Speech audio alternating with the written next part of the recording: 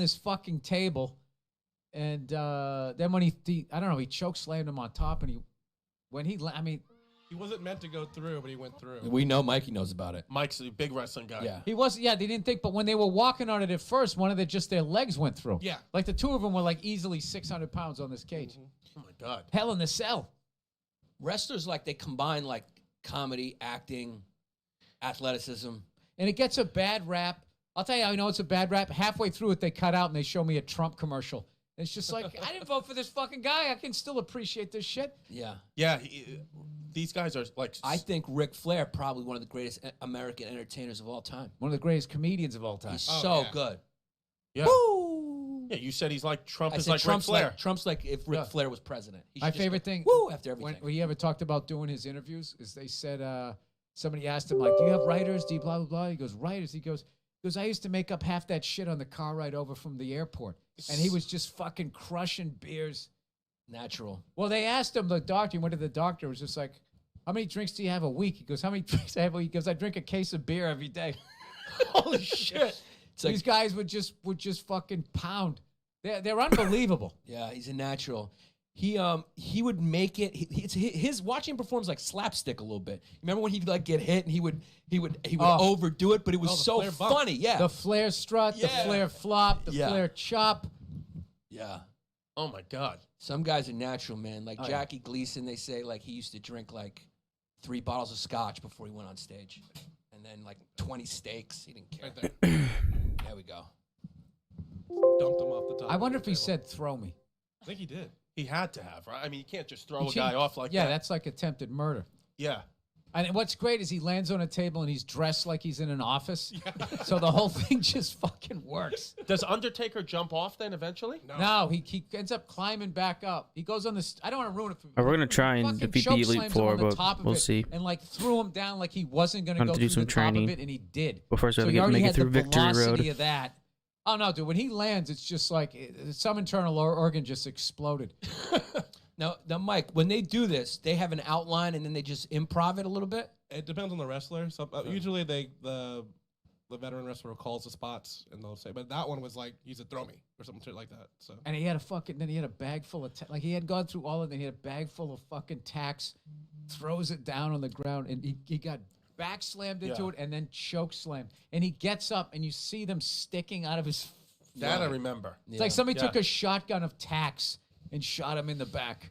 I don't know. It's incredible. His talent was being able to take a beating. He took a beating like a drunk Irish kid. You know what? I opened for him once at Those Caroline's. kids never go down. And you know what? He says hello. He stopped. His meet and greet was like another 2.5 hours after. Like he's talked to every single person, gave every single person like 5 minutes of his time. Yeah. At Caroline's. Now he does stand up, which is No, hilarious. that's why I opened Yeah. for him Yeah. at Caroline's a few years ago.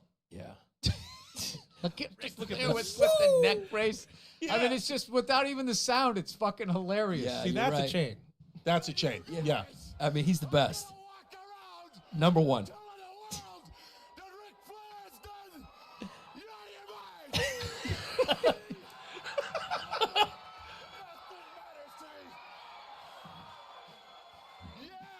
You can't get it off. Yeah. Yeah. he can't-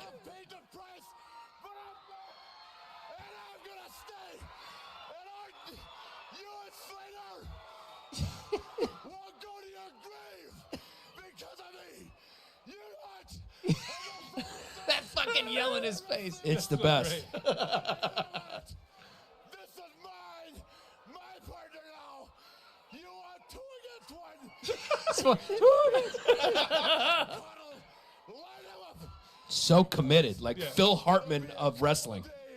In hell, Fortunately, someone has to learn a rock smash. The bat says skull. front of me. This is the greatest thing about the internet because I missed this guy when he came up. He wrestled down south. Try to end my career, and most of all, try to take the greatest sport in the world from me. It's mine. And Race, I promise you, Race, for paying those guys $25,000. He's out of breath from yelling. Yeah. I'll have a piece of you. He's so locked on the camera. But these are the real ones. Yeah. All right, we're gonna go down a rabbit hole Yeah, here. you're right. Yeah. And this is just going to make me feel like, and then people, hey, watch Paper Tiger. It's not half as funny as Ric Flair promos. Ric Flair he's the GOAT. I would say he's the undisputable GOAT. Like, not the best wrestler. You got to go Shawn Michaels for best wrestler, no? Yeah. I think Shawn Michaels. A lot of people think Shawn Michaels. I was say just as far as funniest promos ever, I would say Ric Flair for the old school, and then new school was The Rock. The Rock was good. He was unbelievable. How about Roddy Piper though? He's up there. Yeah, I mean all of those guys. Mr. Wonderful. I liked all of those guys back then. Dusty Rhodes had some good ones. Dusty Rhodes was good. Yeah. Yeah. The Iron Sheik was hilarious just because we were at war with, or going to be at war with Iran or whatever, and he just would come out there with the fucking Iranian flag, just making those rednecks lose their fucking minds. Yeah. I just love I don't know, all the heels just going out there and just pissing everybody off. Like as a comedian, you can learn so much watching those guys. It's true. How come they never did they should have done like a Boston, New York tag team rivalry? That would have been nice. Like, guys come out with Boston fucking hats, and then the other guys come out with Yankees, and they're all 4 meatheads, and they're fucking rivals. Yeah, they would do a bunch I of don't know. that. You got to keep those worlds like separate. Then it would, I don't know. That would just become, I don't know. It feels like the Boston-New York rivalry is just not as it was when we were kids anymore, though. No, Do you it's over. Like over. it's changed? No, it's completely over, right? I'm actually like rooting for the Yankees to win this round because I want to see them go off, against the Astros? the Astros because I want to see great baseball. Hell yeah. So, and also the thing is, like, if you're still walking around as a Red Sox fan hating the Yankees or paying attention to them, that makes like if your rival knows you're mad at their success, then they're like winning. So it's like, we kind of got it all at once, and it's just like, so I'm kind of happy. So I want to see extra innings. Yeah. Yankees Astros. I'll admit, I was rooting for the Patriots for Tom to get another one, which felt weird for me. I have no problem with the Patriots because they're such a winning team, and I'm a Giants fan. I hate the Cowboys more than I hate the Patriots. The Red Sox are the ones that are like, it's hard to root for them. But even now, I'm like, I agree. I'm like, I just don't care anymore. I just want to watch a good game. It was like, it was like a Hollywood ending. These guys are just bullying you, shoving your face in the shit. They go down 0-3, and then like the wrestler, they drop the hand the last time, and he fucking comes up and wins the thing. I mean, that's what we don't remember we beat the Cardinals. Yeah. I think it was Keith Folk flipped it to, what's his face there? Minkiewicz. I think that's what it was. But I vividly remember that whole fucking series and Johnny Robert Damon stealing hitting the the grand base and slam. the grounder going. Damon hitting I remember where I was. I was in the car. I was pitching some fucking show that never went. And I was driving up Universal because I was the closest bar I could get to because I pitched right there. Yeah. I was at like a theme park, and I was driving up screaming. Yeah. Because it was so fucked because it was a grand slam and it was totally quiet because it was in Yankee Stadium. The guy was like, there's a high fly ball way back. That's a home run or something like that. And then the crowd was dead quiet, and I was just like, just losing it. Yeah. my mind. And when they brought Pedro in that game, in Game 7, when he came in for a minute, you guys started hitting. I had to walk out of the bar. I mean, it was fucking bananas. And then I just look at last year when we played you guys. I wasn't like, I believed we were going to win. The whole thing just changed. The whole thing changed, and I'm happy that it changed because I don't, My climax. my father's, 75 years old, die-hard New York Yankees fan, like born and raised in the Bronx. I was just with him this weekend, and I was like, oh, you watching Yankees Twins? He goes, oh, I forgot that was on tonight. I'm like, what? What do you mean you forgot Let's to play see off what this game? He's does. like, honestly, Chris, he's like, baseball's gotten to a point These now works where up a turbulent whirlwind that ups the speed of all. No. You're my dad. You're a Yank. He's like, I just don't like the game. I think it's way too slow for me. They got it. They got to change the rules. 75 years old. They What do you mean it's too slow for you? Every sport has. that's amazing. It's right? like I was like, he was like, yeah. He was like, I swear to God, my father was like, I'm on the phone. He's like, these guys come in, they take their time warming up. I'm like, but that's what it was for you your whole life. He's like, I know, but there's too many things. Like, I got a grandkid now. I don't know. I don't care anymore. I gotta be honest. I fight that. Yeah. And I think the only reason why I continue to pay attention is just being a comedian. You have to know like what's going on out there. Right. So I got to kind of pay attention to pop music, sports. I got to kind of know what's going on so I'm not up there with like old references or shit that people don't understand. But like I went to the Patriots. I was down in DC, so I went to the Patriots Redskins game yesterday, and the music and shit that they were pumping in was too fucking loud. Yeah. When I went to Brooklyn, it was just too loud. And the thing is, I forgot my earplugs. I literally bring earplugs. It's that fuck because my ears are junk from listening to loud music and playing drums and shit. Yeah. And it's so fucking. And the worse a franchise is, the louder the music is. The more they're trying to fill up. They're trying to create an atmosphere. When like the Redskins, you know, unfortunately are 0-4 for Redskins fans. It's just, I don't know. So I understand. Like I miss powerhouse teams, and I miss like this parody thing. You have a powerhouse team, but that's what's so amazing during this non-powerhouse time when anybody could win it. Who knows who's good anymore, right? Right. Like that's why no one's gonna go. Like I don't think anybody goes undefeated again. Because back in the day, it was just dynasty. You got the players, and you could fucking hold on to them, and then you just kick the shit out of people for a half a decade or like a decade. And when I was talking to somebody, I was going, you know why Boston is such like intensive sports thing? It was because the biggest rivalry in baseball was the Boston Red Sox versus New York Yankees. Biggest in hockey, Boston Bruins versus the Canadians. Biggest in basketball, Boston Celtics, LA Lakers. It was always like these epic fucking wars, which we used to always lose other than the Celtics. But then I went to like, you know, what the Patriots are doing right now. We don't have a rival. No. It was like, for a minute, it was the Steelers. The Colts. Or the Colts, yeah. And then the Steelers hate us more than we hate them because they've never beaten us in a significant game, except one time they beat us and they got a shit call. Yeah.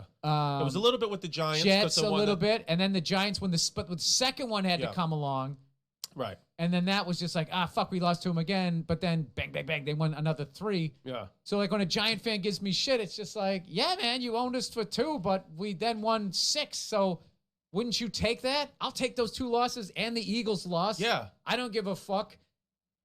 You know, and I'm not going to be a cunt, but if you keep pushing my buttons, I'm going to say we have more Super Bowl rings than you, the Jets, and the Bills. Hey, all thanks 3 New for York following teams Waffle combined. Guy. It's the same way. You can do it. No, do it. Don't want to do that. Let it out. It's no, okay. But it's the same thing that we say. Because I know you're hiding it. Yeah, it's the same thing that we say with Red Sox fans when they're like, "Oh, we won the last 10." But it's like, yeah, but the Yankees are the Yankees. Yeah, But I would say when you guys did that, that was like when Trump went on Twitter and Obama went on the Tonight Show, where it's just like, you're better than this. The Office is better than this. The fact that you guys, when we finally won, the first one in like fucking 100 years, took the time to make 26-6 T-shirts. That was, you guys were better than that. But that's the fun of it, though. No, that's the fun. No, because what that is that's being petty. That's being real housewifey. Where you should have just been like, all right, you know what? Congratulations, you got one, and shaked it off like it was nothing. Like you were sitting on 26. We knew you had 26. Yeah. You know, we got 26-6. It was really bad. I actually saw a Red Sox fan tweet something catty to Yankee fans, and I was just like, hey, you just made it like you made their day. You made their day that they know that you're still because you guys, half of your fucking identity, not half, but a major portion of the identity was our misery. Sure. And then that went away, and you're like, I think you're biased. Huh? I disagree. You do? I think we weren't thinking about you guys that much.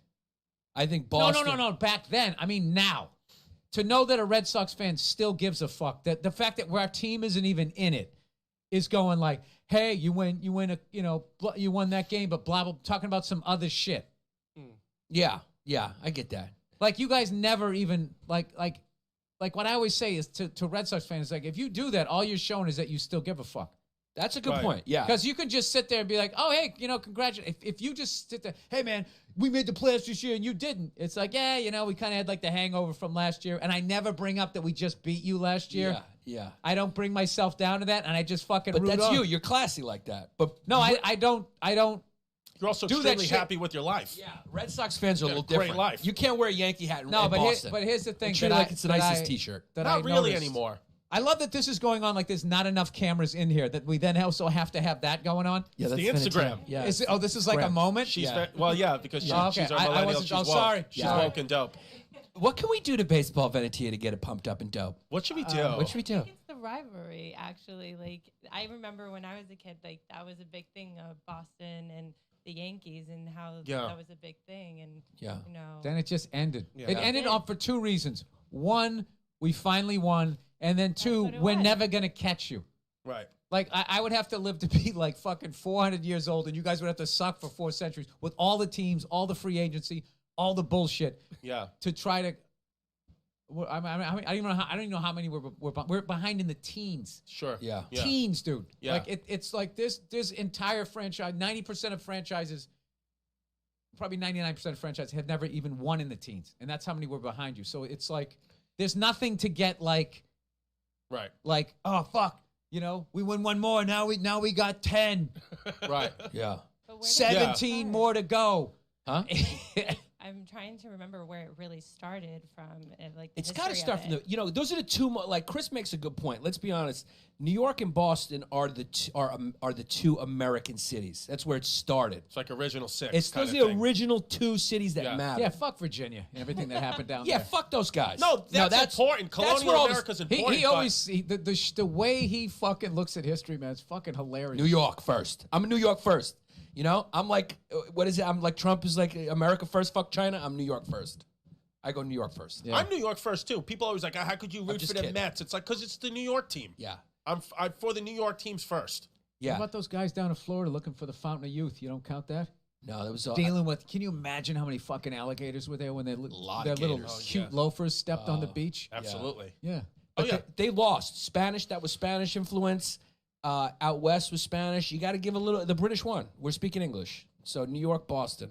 And that's where like, And the that's where Boston the country accent. started. You know the Boston accent. We talked about this. Is the original Is your American. accent Still is the- living off that victory way back then? Yeah. Yeah. Yeah. Battle of Brooklyn, decisive. Yeah. But your accent, your Bostonian accent, even though I know it's not as pronounced, that's 'Cause you're from the suburbs. That's what Americans sounded like in the Revolutionary War. That's what the accent kind of was. say it's the You have closest- the closest I remaining believe that. accent. I think yeah. you did a lot of research and Yes. went on YouTube and you listened to audio clips from the Revolutionary War. And No, you and know. I read a book. 1776. David McCullough, guy, fucking good author. Bill, let me tell you, he doesn't look. I read all these history books. Like my friends think I'm gay. I think but I found your tick when you lie for some reason, like this side of your body got all stiff. No, you just- I read this. Fucking. no, I read the book. I read Kids, you look 1776. fucking jacked. I'll give you that. I got tits though a little You bit. I look haven't worked good. out in a week. No, but you wouldn't know. He's got a PhD in physical therapy. He's a smart kid. He doesn't look it, but he's a smart kid. Listen, don't try to insult him through me. I'm not. I'm just saying that I didn't think he was a smart guy. I could tell by the No, way I'm you not look the See at how him. he smartest just guy. dumped all his fucking issues on him? I'm Yeah. not a smart guy. I don't know that I'm And smart. he's humble. I'm a fucking German. very I got humble. a German mother, and Yeah. it was just about you're not going to end up like your father. So it was an overcorrect. I was overcorrected with school. Yeah. It's like it wasn't going to stop. Overcorrected like a fox. Yeah. Yeah. I hate people who use that expression, so I just want to be a jerk. You guys are, and as you know, we are brought to you as always by our original fucking old G loyal sponsors. We love you guys very much. Lakeside Maple. This is the official trail mix company of History Hyenas. Go to what it is. Channel is Sneakerhead. Out there, it's what it is. These guys, arthritis back. And I'm telling you, it works. Well, I usually don't. Members, we're ending it. Descript. Yeah, I mean Instagram. Oh, and do it at a health Club at the stand, We're gonna tell them at the next Yeah, just episode. midnight. Notreon on live history You guys are coming out. We're gonna of we midnight. say this. I'm It's what alive. it is. It's happening. Yeah, and look, if or point on. Make sure you leave it a review, friend. And Yeah, or add Z to drop out. Yeah, So get them ball. before he gets catapulted over. Thank you. Peace, Veneti the Great. Yeah. I think I got a chance with her if You'll Is Bill Burr gonna come back? Oh, there he is. Irish German kids. Irish. a little too. You guys are a little too punctual. Yeah. You work a little too hard for me. Make me uncomfortable. I like to lay back. I like to lay down. I'm a Greek kid. Yeah, but that's an insult to our time. When you're late like that, Wait, are you're you disrespecting Greek? our time. I'm Greek. Yeah, you are didn't- Greek. yeah. I didn't know that. Yeah, if you don't even know my name, you can just look at my eyebrows and you get it. Yeah, you just They know look you're like Greek. caterpillars that are gonna fly No, off they my didn't. face. Those things are manicured. They're manicured. They're Yeah. At threaded. your age, because the thing about at your age, once you get into your late 30s, Thank you. yeah, Bill. once you get Thank there, you. that's when Yeah. it all starts going fucking crazy. Yeah.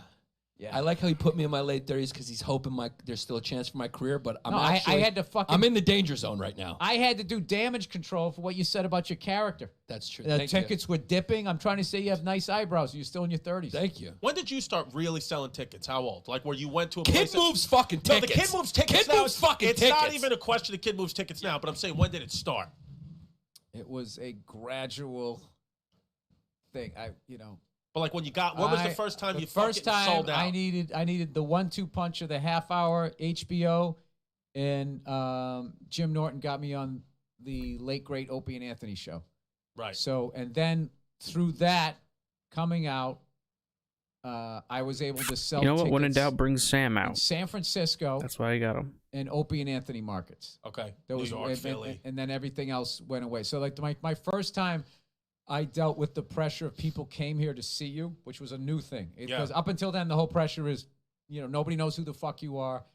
It's, can I go up and get these people? Got it. Can I follow the local reference headlining feature act who just stirred these guys up with this reference to a part of town I don't know? So I was doing Rascals in New Jersey. First time I met Verzi, and the first time I went clean and sold out 2 Friday, 2 Saturday. And Before you even got there. yeah, and it was Without a wig. and there was a whole. Well, no, they promoted the shows on Opie and Anthony. Right. Like it was fucking what Opie and Anthony did for all of those comics was incredible. They would basically cut commercials for your stand-up gigs. That was them paying you back, Yeah. and we got paid handsomely. But then some soup finally was like, "These are free commercials. They're not paying for them. You can't do these anymore." So then you had to. But then they would still talk while you were on the air, and they found this middle ground. They always looked out for us, which was great. So, and I went there, and that was the first time I heard it's a different sound of people excited to see you versus like, hey, we're out and we got some free tickets. Let's go see this. So that was the first time I dealt with this. Like, I'm finally doing well, but I could lose this all tonight. Like if I eat my dick on 4 shows, it's just you get all in your head. It's gonna spread like wildfire. He wasn't as good as what he did on whatever the radio show or TV, and it's all going to go away. So that was an adjustment period of about 3 months, and I was actually get relieved when I would go down south to like the Punchline in Atlanta, and I was only drawing like half the crowd, and I was like, okay, so it's not right. Yeah, I kind of needed a break from like that because I had never experienced it. It was new. Yeah. How much did That was 2005. How much did the 2005, Philly okay. thing? Because the Philly thing was like huge. That was like an unintentional, like somebody. I made was a video. mortified after it. Yeah. I thought everyone was gonna laugh that I got booed. I didn't get what had happened. Yeah. I didn't get it. I was riding back with Bobby Kelly, and he's going, "Dude, do you realize you just told the whole city to go fuck themselves?" And I was like, "I know." And all the clips were and all these unflattering clips were ending up on fucking YouTube, and I was just like, oh my God, every comic I know is going to see that. I didn't know that people were going to look at it in a positive way. Well, because it's the same thing that happened, in my opinion, to Jim Jeffries, because both you guys are good comics, where it's like something happened like that when Jim Jeffries got attacked on stage. Yeah. It goes viral. It says, oh, who is this guy? Then you go check him out, and you're like, oh, he's really funny. Yeah. Now I'm a fan. You know what's funny about that? I saw that clip of him and then knew him for like 7 years and never put 2 and 2 together. And then somebody did the reference. I was like, oh, that's the same. I remember that. I watched that. And Yeah. Of course, there's a clip of a comic getting punched in the head. You know what I forgot to give you shit about? Was like when you. I don't know. Is there anything left? Yeah, Jesus that's one thing. Christ. No, the one thing I forgot was like when you were giving me shit about shitting on Philly, and then it hit me. I was like, you did a whole fucking 20 minutes of shitting on Philly. Wait a minute. Yeah. I just love that you carried. That was a text argument. Yeah. This guy carries shit. No, great. welcome to my life. I had to just fucking remember that. I got a woman's brain. Yeah, but apparently. they were booing me. They weren't booing you. You were just shitting on them. Just shitting on them, no problem. In a very arrogant, I'm from New York, therefore I'm successful just because like you chose to be born here. Yeah. Yeah. New York, New York. Yeah. What I said was like, it looks like New York, and then New York. Giannis Papa's drinking the smoothies. Yeah. Put the wig on, make us some money. That's it. But I said, if That's how he comes back. Yeah. yeah, Giannis. No, was it Marissa? Marisa. Marisa. But you know, Marisa. Yeah, guy. If we take a dip in ticket sales and you don't think I'm you're coming putting out on with that the wig. fucking wig, you got another thing coming, guy. You're putting on that fucking Guy, wig when we put and the- getting butts in those seats for When us. we put the ticket link up and we don't fill it up, you better believe I'm doing a promo on Cameo. I swear I'm to going God. straight to Cameo. If this Gramercy Theater show November 9th doesn't sell out in a week, you're putting that fucking wig on. That's all we got. If you don't think that you think that's going to work, you got another thing coming, because I'll tell you what we're going to do is we're going to lie and say Bill Burr's going to be there. Yeah, it's Let's gonna do it happen. like it's Granite I like fucking Comedy The Club. Hyenas and Bill Burr for the New York Comedy Festival. That's what's going on. So come check us out. Yeah. I'm just psyched I saw that bit live. That's my favorite bit you guys do. Yeah. Oh, my God. Because yeah, people thanks. said that where I grew up, and then also it was one of my favorite Judas Priest songs. It works on Yeah. a bunch of levels for me. Yeah. Yeah, that's Yeah, we'll get our fans will send us wild ones, and then sometimes we're like, Jesus Christ, don't say yeah. it. Just Yeah. as long as no fans make a compilation clip of Where am I gonna? of us feeling awkward with Bill for this podcast.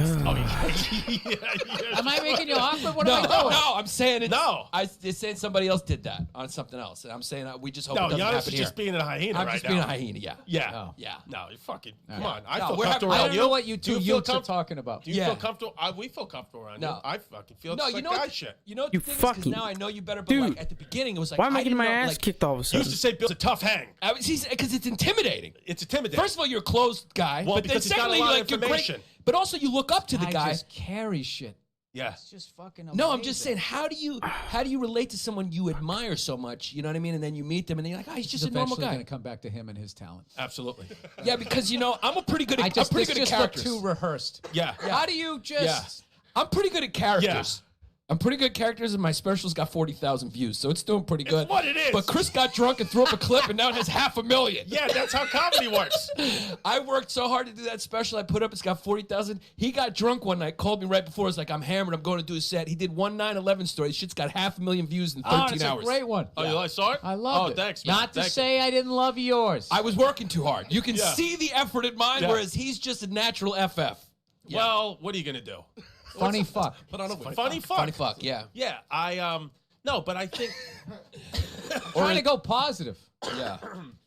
But no, no, things are positive now for us. Come on, things are great. with the hyenas, it's getting No, positive we're- now. this podcast Guys, is doing can good. I tell you something? Yeah. Don't let this business tear apart what you have here. No. This magic. I'll crawl on wouldn't. this fucking lap. Okay? No, you know what keeps us The connected? My comedy daughter. that you bring that is so needed during this comedy climate. To have your friendship destroyed Fuck you, over bitch. clicks. Barry, It's not gonna We happen. wouldn't. Not with us. Tommy, us. I think cunt. you guys need to start taking a yoga class together. We are. He- Owl's Head Yoga, Bay Ridge. Shout out. Right before you do, We this should. show to take all the energy out of it. This is Yeah. my fear. Losing He, a Pokemon Just right before drive the it into league. a sandbar. He actually got serious about yoga and got yoga socks. Yeah, I got yoga socks. That became a T-shirt of ours. Yeah, it's called the No Fumes T-shirt. No we got it Fumes at historyhyenas.com. Yeah. Wait, what are yoga socks? It's because I got hammer toes, so my toes cross over each other. So it's a sock that puts. If you look right here, That's- they keep each toe individually. Like Now, does that know what I mean? mean that you don't have to deal with you don't have to go to a podiatrist someday and have the operation? Will it yank it back? according to Giannis's father-in-law, I will need the operation eventually when it starts rubbing on the top of my sneakers, but it's not there yet. I'll just start to get constant. So why don't you bunions. just get it now so it's not as damaged? Because I got to get a tonsillectomy too, so I don't want to go fucking toe and tonsils back to back. I want to just wait and space them out. I got to do my Comedy you know, Central special, and then I'll take a you break. You need your voice. Yeah, So I think you can hobble through that. Your fucking toes. yeah. His I'm feet all are fucked. actually, they're shaped like they're in high heels. They look like isosceles triangles. Yeah. Yeah. It's probably from all those years open. playing hoop with no sneaker contract. What did you have? You have the feelers, like what's his face? Yeah, And bullshit feelers. Yeah, those that's things exact- almost ended Grant Hill's career. New Balances too. My high school is sponsored by New Balances, which is a good shoe, but it was, they're dated. I feel like the Detroit Pistons did to Grant Hill what Golden State kind of did to Kevin Durant. What do you You mean? know what I mean? Like, they just kept pushing him out there because he was moving tickets for that team. He was the only bright spot. Whereas, like, he needed to rest that ankle. You know Well, what I no, mean? it was Kevin Durant's decision to come back to come out allegedly. I mean, they could have been like, no. They could have been like, you can't. See, I disagree. You know? See, when we They, were they talking, knew he was a free agent. Guys, let's not do this. Let's not. Okay. Let's I'm get back to joking. Boston. I'm joking. Oh, I, yeah. was I was acting like the fucking kid watching the parents argue. Oh, yeah. Go ahead. I want to hear this. Yeah, What's your theory? My theory is they knew he was leaving. They knew he was leaving. Oh, this is going dark. So this is going they knew he was leaving. So it's like they were like, yeah, you're good. They were like, you want to play? He was like, I want to play. All competitors want to play. He was like, I want to play. And they were like, yeah, we think you. So you think he was a pawn in the big game, like Shane Gillis? Yeah, that's what you think. Yeah, he's a pawn in the big fucking atmosphere. Big fucking game. Yeah. Because for the injury to happen that quick on nothing, on like absolutely nothing, he was way not ready to play.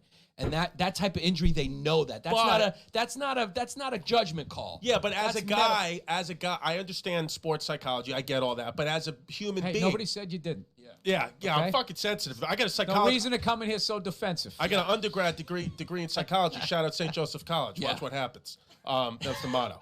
Your mother's very proud of you. My mother is proud of me that I went to St. Joseph. She's very proud. You're a doctor. Well, technically, You're pretty much a doctor. I got a clinical doctorate degree. Yeah. But you can't tell. Watch What Happens is the greatest That's what fucking it is. ever. Yeah. It really is. SJC. Watch what happens. Yeah. It's like cocky. Yeah. And Watch then what happens. I I like it. And the president of the valedictorian of my class died of a heroin overdose in 2009. Swear to That's God. what it is. So 3 years. Watch what happens. Fucking funeral time. Yeah. So I think Kevin Durant made his decision on his own. Yeah. And as a man, as a guy who's worked, he was the one putting the shots up in the gym. You can tell all these people could say whatever they want, contract, property, blah, blah, blah. It's like he's the guy playing the game. He makes the decisions for himself. But I you believe that. don't think if he still had years left on his contract guarantee, you don't think they would have protected him for the I don't future? think you can. No, I think they probably tried to, but Kevin Durant said, "I'm playing," and then he's going out and Is playing. that how it works? I don't know the ins and outs. I don't know. This was like a great courtroom drama, and I was watching the closing arguments, and you just tapped out. Like, I mean, is that how it works? Yeah, I should have just pretended like Yeah, I you know. should just Like, go, that's not Come the on, way your it works. family's lawyers. Yeah, that's not the way it works. Yeah. Leading the player. Yeah, I am a know-it-all. I should have just kept going with it. You're not a no. Well, but you do know a lot of stuff. That's the thing. Not really. Yeah. There's a He's lot not of saying you're smart. He's just saying you know a lot of stuff. There is Yeah. a difference. There's a huge difference. Yeah. I'm not a smart kid. None of us are really smart kids. I don't think comedians. You have a circle that I'm as a fan of yours that I'm waiting for you to bust out of. You need to stay. You stay in your safe areas. Yeah. Give me more. No, I need this. No, I'm gonna leave this Yeah. hanging here, So I can put a gun in my Knowing- mouth. I'll yeah, put a gun in my knowing- mouth. Dear Bill Burr. knowing that you're gonna take like Yeah. in Yeah. fucking years. Yeah, I'll be Yeah. dead. You're gonna come up to me being like, "Do you feel like Am I out of the circle? am I out of the circle? Yeah. Did I leave it yet?" Am I outside that circle? And I'll be 66 and I'll be playing at Governors and you'll be like, not quite. You're like still in the you're circle. like a country farmer that's afraid to go to the big city, but you grew up in the big city, Yeah. and you're just sitting there in your little turnip farm here, and you're afraid to I don't know what it is. You got this thing where you feel like you need to stick up for your city when no one's really trashing it. Nobody cares. Yeah. You're sticking up for Greeks. That this country doesn't have a policy right now that's aggressive Yeah. towards the country. Yeah. You're going after Philadelphia and Yeah. and Boston. It just is. And me, one of your good friends. Yeah, one of your good friends. I almost 3 times. I almost saw your wonderful friendship end on this episode. Yeah. You're like a fucking uncle to my daughter, man. Yeah. The baby. B-A-B-I. Yeah, she calls him Aunt Giannis because she saw him once with the wig on. She doesn't know if he's a man or a woman. I swear to God. She calls him Aunt Giannis. She's confused. And my kid's mom gets mad. She's like, "You're confusing our daughter." I'm like, Giannis is confused as a person. Yeah. He's a they. He's a they. I'm a they. We'll teach her that. That's my preferred pronoun. They. They in a circle. Yeah. Bill, what does that mean? How do I get out of the fucking circle? Dude, I don't know. I'm just fucking with you. Do I got to move to LA? Is that what you're What is I'm that- doing is I'm busting your balls, acting like I have the answer to the riddle, and I know. don't. Yeah, I there's- don't. No. You're gonna take it home, and you're gonna put a gun in your mouth. Dude, I'm gonna kill myself, and if I do kill myself, I'm definitely writing a letter that say because Bill Burr Yeah. didn't tell me what the circle meant. Well, what you have to do is on your suicide note is part of your brain's got to get on the note, or it doesn't look real. It looks Yeah. like a plant. So I blow it from behind. yeah. I just lean down and blow it from behind. Yeah. To make sure. You just offset Yeah. that. If you do that, then that's a weird place. Yeah. And I see the courtroom drama. Now, if I was to kill myself, I would hear. Yeah. I never understood the gun in the mouth. Like No. you're just gonna blow out your throat. Yeah. You know what would be a great way to do it? To ruin like the rest of his life? Would be like put up a YouTube clip of him and pause it. Yeah. just like one of his great specials, and then just blow my brains against his set. And it's And the set all just, over. I'll never be this good. Oh, Dude, you know what's then fu- you'd kill my career. Be like Yeah. that fighter that killed somebody in the ring. Yeah. Never punches as hard. See, that's how Greeks know how to use guilt again. That we learned that from our parents. Yeah. I'll He's hurt myself. back in the circle. Back in. Back in the circle. fucking You know, circles. like the in the Greek circle. circles. My mother did it. like 3 years ago, I got pulled over because I think I went through a red light or something, and I got pulled over. And like there's that nervous energy where like you get pulled over and you're like, fuck, what I do? And I had Sirius on, and you were on one of the few specials ago, and it was that bit when you talk about like the what are you Trashing fag? women like I do all the time. Yeah. No, but literally Such a range in my act. I literally had the volume. I had the volume on, like a good, volume. And as I'm rolling down the window, I just didn't even think to turn my music down because, I'm just nervous for the cops. And he goes, license and registration. And perfect time. You go, what are you, a fag? that bit when you go, well, that's the last thing your friends will hear when you die and you hit the face off the syrup banana. Oh, you got bananas as pancakes. What are you, a fag? Yeah. And the cop just took him over and he goes, license and registration. He asked again. I was like, it's Bill Burr. Yeah. You got a ticket, right? Oh, I got a ticket. Yeah. He wasn't a fun. If he was a fun guy, like a fun, he would have just been like probably let me off. But he was fucking some cuck. Yeah. How do you? Here's the thing that this special you did is amazing. I think it's one of the best. I just think it's one of your better ones, and that says a lot, obviously. But like, how do you keep like when you're famous? And let's be honest, you sell tickets and you got a little bit of money. kids And don't all have that. But us too. I'm in a great place though. I'm in a great place where like people don't fuck with me. Yeah. Like Right. I just like there's different rooms of this shit. And you can be that guy who has entourage and security and then going to a club and like, oh, we got a VIP this and just making this spectacle of yourself. Or you can just fucking walk around. Like I've I don't want to name names. I don't want to fuck up their shit. But I've done a couple acting gigs with like super fucking famous people and they don't behave that way. At least the guys can. Women have to have security because there's so many fucking creeps out there. But like the guys just fucking... If you just fucking walk around and act like it's not a big deal, then that you get rid of a lot of that. Right. Because when you take that fucking ride, that you just cut the cord to any sort of reality, and that's when you're sitting courtside with sunglasses on and doing that shit with your whole Ed Hardy outfit on. Yeah. With some lose chick who touch. doesn't love you for texting the whole time, right? The Oh, yeah. Louboutins, that whole fucking the front row of a hoop game is not where you want to end up, unless you're like some crazy. Right. I don't know, super fan. I'm not saying they're all bad, but in general, Yeah. that's like usually, I would say, the first sign that you're starting to slip away. And then you're fucked. Right. Then you're fucked. Do you consciously try to do that? It starts with the American Airlines lounge, Yeah. and you cut the cord from regular people trying to stand in line and get a fucking Starbucks. It starts there, and then it's how far you go. I use the lounge. Yeah. I'm not going to lie to you. Yeah, Every that's- once in a while. Right. Yeah. I treat myself. Yeah. But like it's such a fucking process and like all of that shit. And you constantly got to update it. And it's just all the jokes are out with the fucking, all the people are just fucking, all the animals. You got to hang with the animals or else you don't have any material. Well, what you have too, and what like a guy like you or a guy like a Jim Gaffigan's career, I love it's all the powers in the fans. Like your fans are the ones that, they're fans of your work, where some of our other peers that we know, they're fans from big TV shows. It's like the network is the thing. So they're like, they just want to grab them and they don't even know they do stand up. They're coming to see them because they saw them in a movie or a TV show. That's a different kind of But thing. either way it works. Those are both two mountains you got to climb up. Absolutely. If you're going to do the grassroots, I'm just going to keep coming to fucking Wichita until I sell this room out, which was the way I had to do it. Because who's getting who? The Hollywood's not looking for a balding redhead. Like, that's the guy we're fucking putting the movie on. So, and then there's the other side where, like, you then have to, like, book a TV show, which was really hard back in the day. I don't know about now. There's so many of them, but it still is hard. And then it's got to be a fucking hit. I think But that's it the doesn't do hard anything part now. anymore. Yeah. Yeah, because it's so...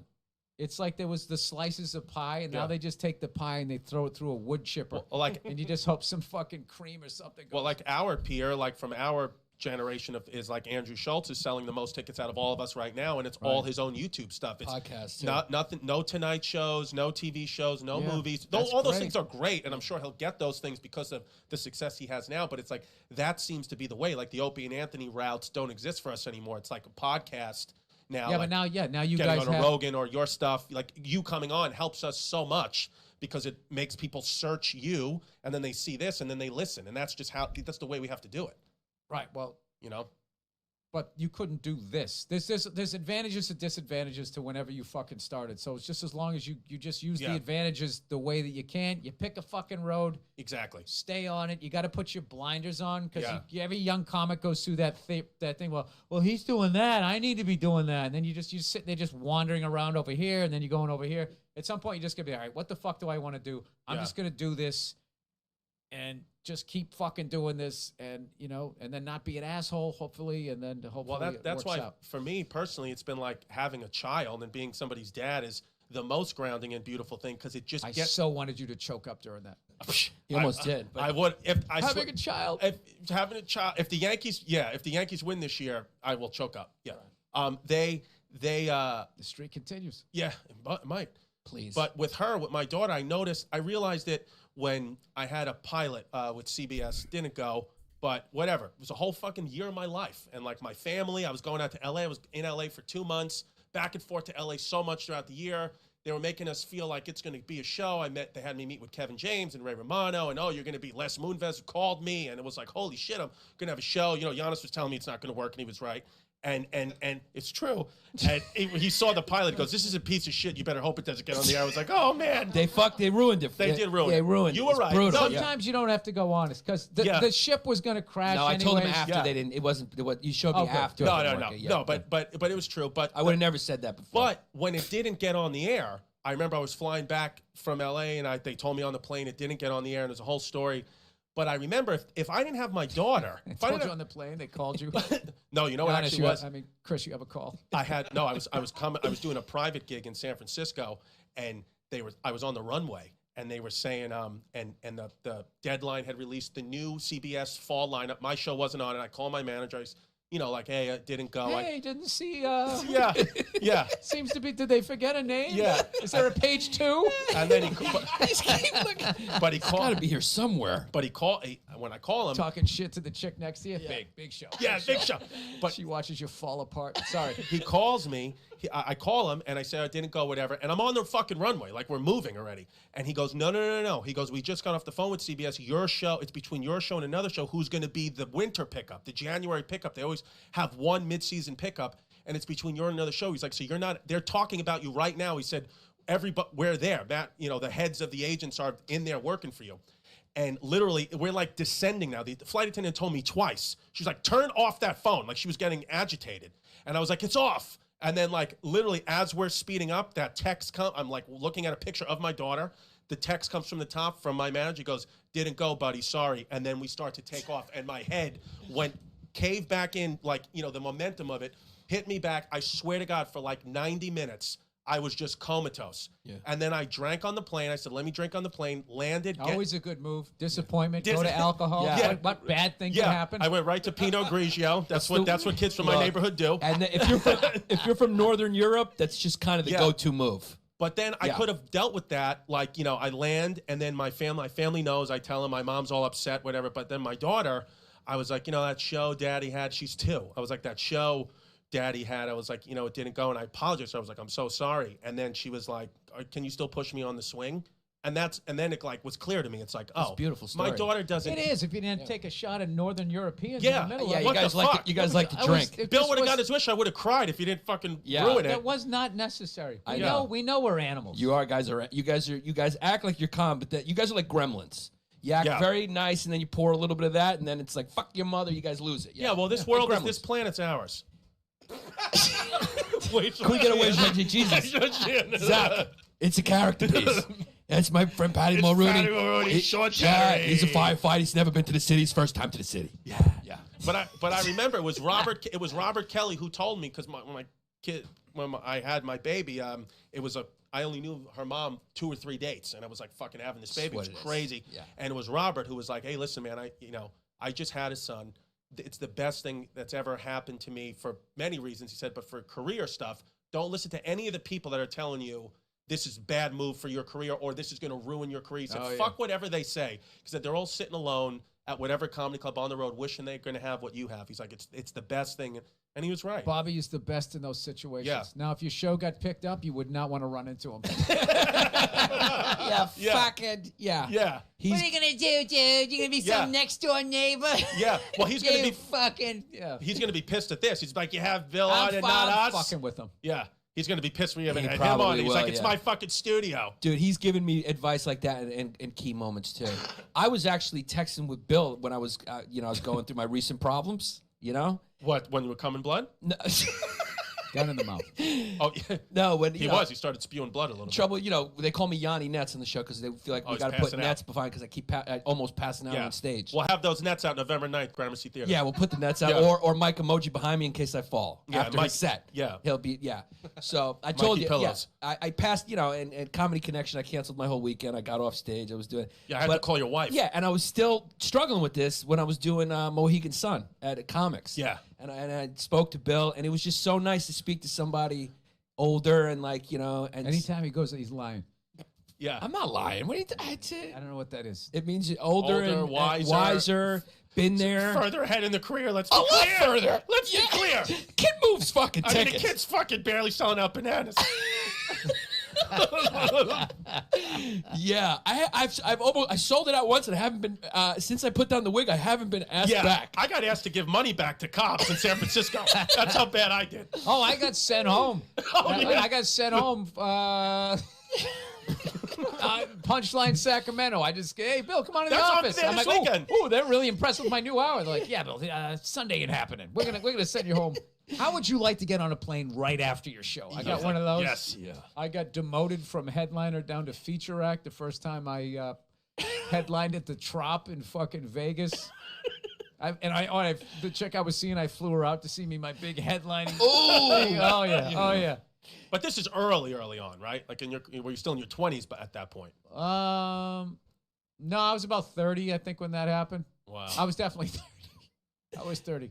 When I feel they hit to the chest, that felt like in your 30s. Yeah. 20s, you can shake them, but you get a young running back. You still got young legs. In your 30s, that's when they start, like when the Lions go after that one buffalo? Yeah. They Yeah, start slowing them down. Yeah. That's kind of what was going on there. Yeah, me and Angelo tried to do a theater with Maurice Ampanos in Philadelphia, and we sold about 50 tickets in like a place that fits 700. I was there. I did that. So they moved us to the bar area.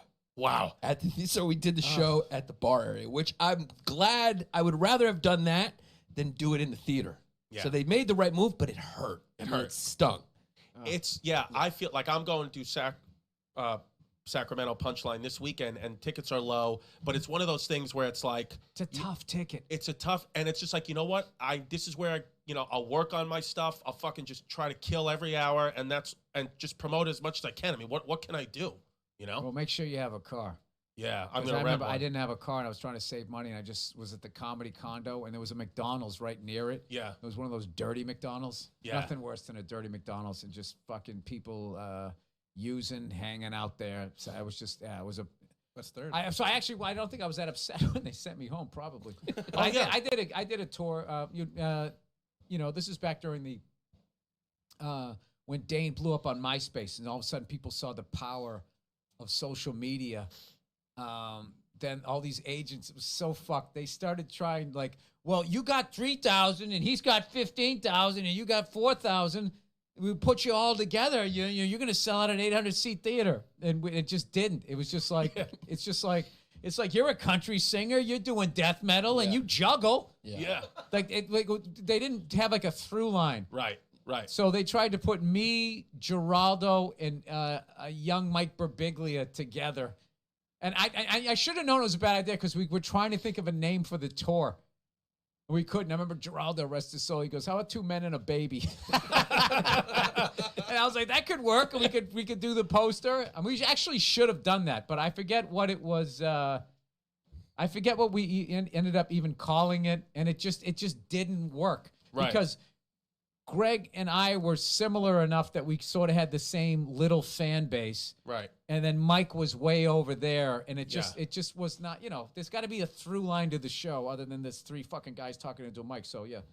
That's funny that they were just trying to combine they're trying to add your numbers together. Oh yeah, They'll do anything. Don't build the act. Yeah. Don't go that route. Let's get the money now, burn them out, and then Yeah. fucking ride the next horse. Shoot these in the head.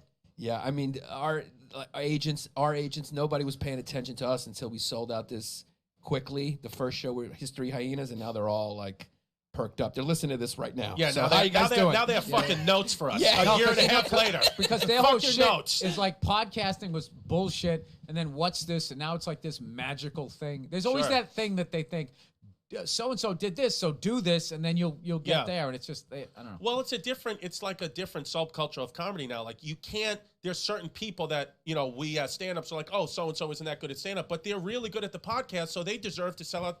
Like people go see them and they love their show. So it's like sometimes other comedians want to hate. It's like, well, that fucking person's good at that. Yeah. They're not good at the stand-up, but they're good at the podcast. And I'll be honest with you, I really think that the conditioning is changing. I feel like people's sensibility is changing because of podcasts. I think like stand-up almost seems a little contrived now.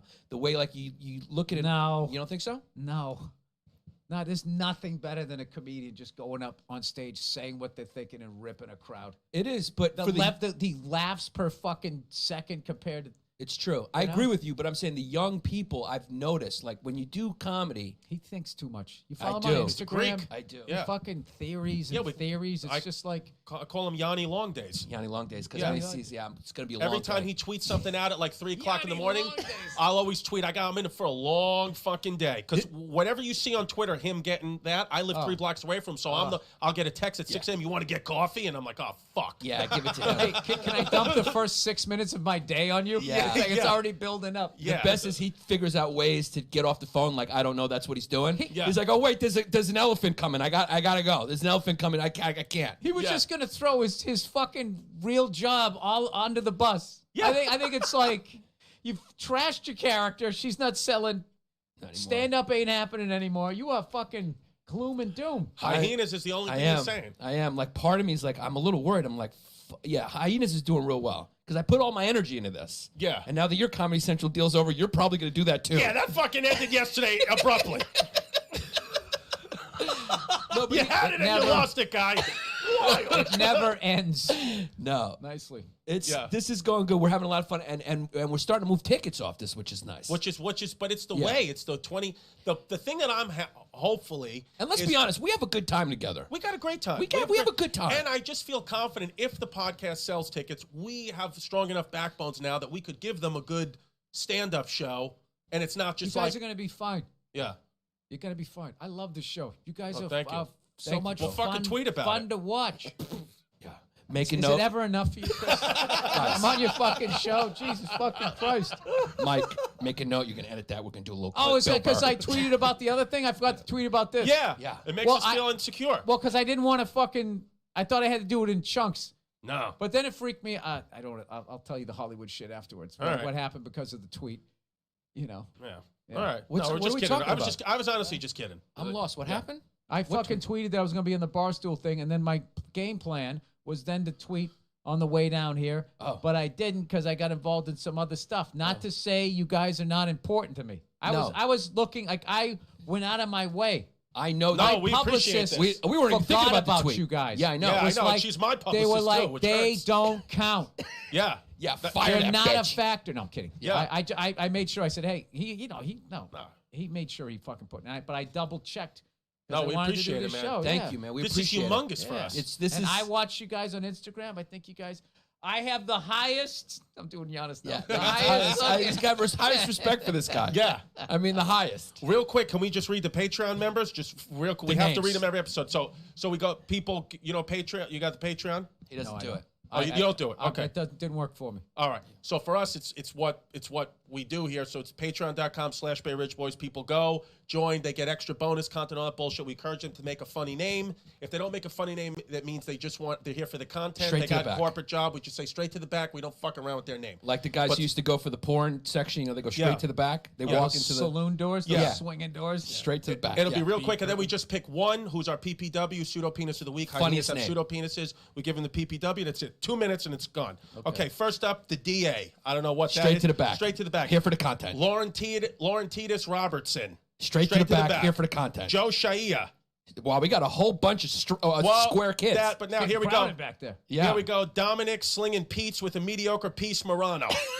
There we go. Good one. Yeah. Steven, put your fancy clothes on. We're going to Olive Garden, Kelhauer. That's another good nice. Yeah. Then we got Rachel, one name. Yeah. Here for the content. Then we got Anna Heed from On who? Anna Heed. I don't know, just one name. Content. Here for the content. Straight to International appeal. International appeal. yeah. Sandra D. Sandra D. Absolutely. Kyle, my mother wanted a daughter, so I tucked it Crowley. Then we got Anthony Jalapeno Piece Ortiz. Yeah. Yeah. Harrison Barber, straight to the back. Straight to the back. I'm here for the content. Then we got Charlie, Patty Mulrooney, finger blasting my mom's booty, and it's just what it is. 10. Matt, the half wasp, half sauce monkey, 100% for the cause. Yeah. Wow, here we go. Here we go. Then Coming closing strong. Then we got G&D. G&D. Here for the. Then we got. Or he's promoting his plumbing business. Okay. Yeah. Then we got. Bubblegum Brown. Funny name. He went for it. He went for it. But Bill Burr's here. You got to come strong. Gotta come strong. I like Bubblegum Brown. That sounds like an old school pimp. Really likes it. Harlem Globetrotter. That is a good one. Yeah. Then we got Tanner fell in love with the toot. Funny one. Yeah. Johnny Stevens here for the content. I'm here for the Straight content. to the back. Straight to the back. Victoria, make no mistake, doesn't want to get sent to the back.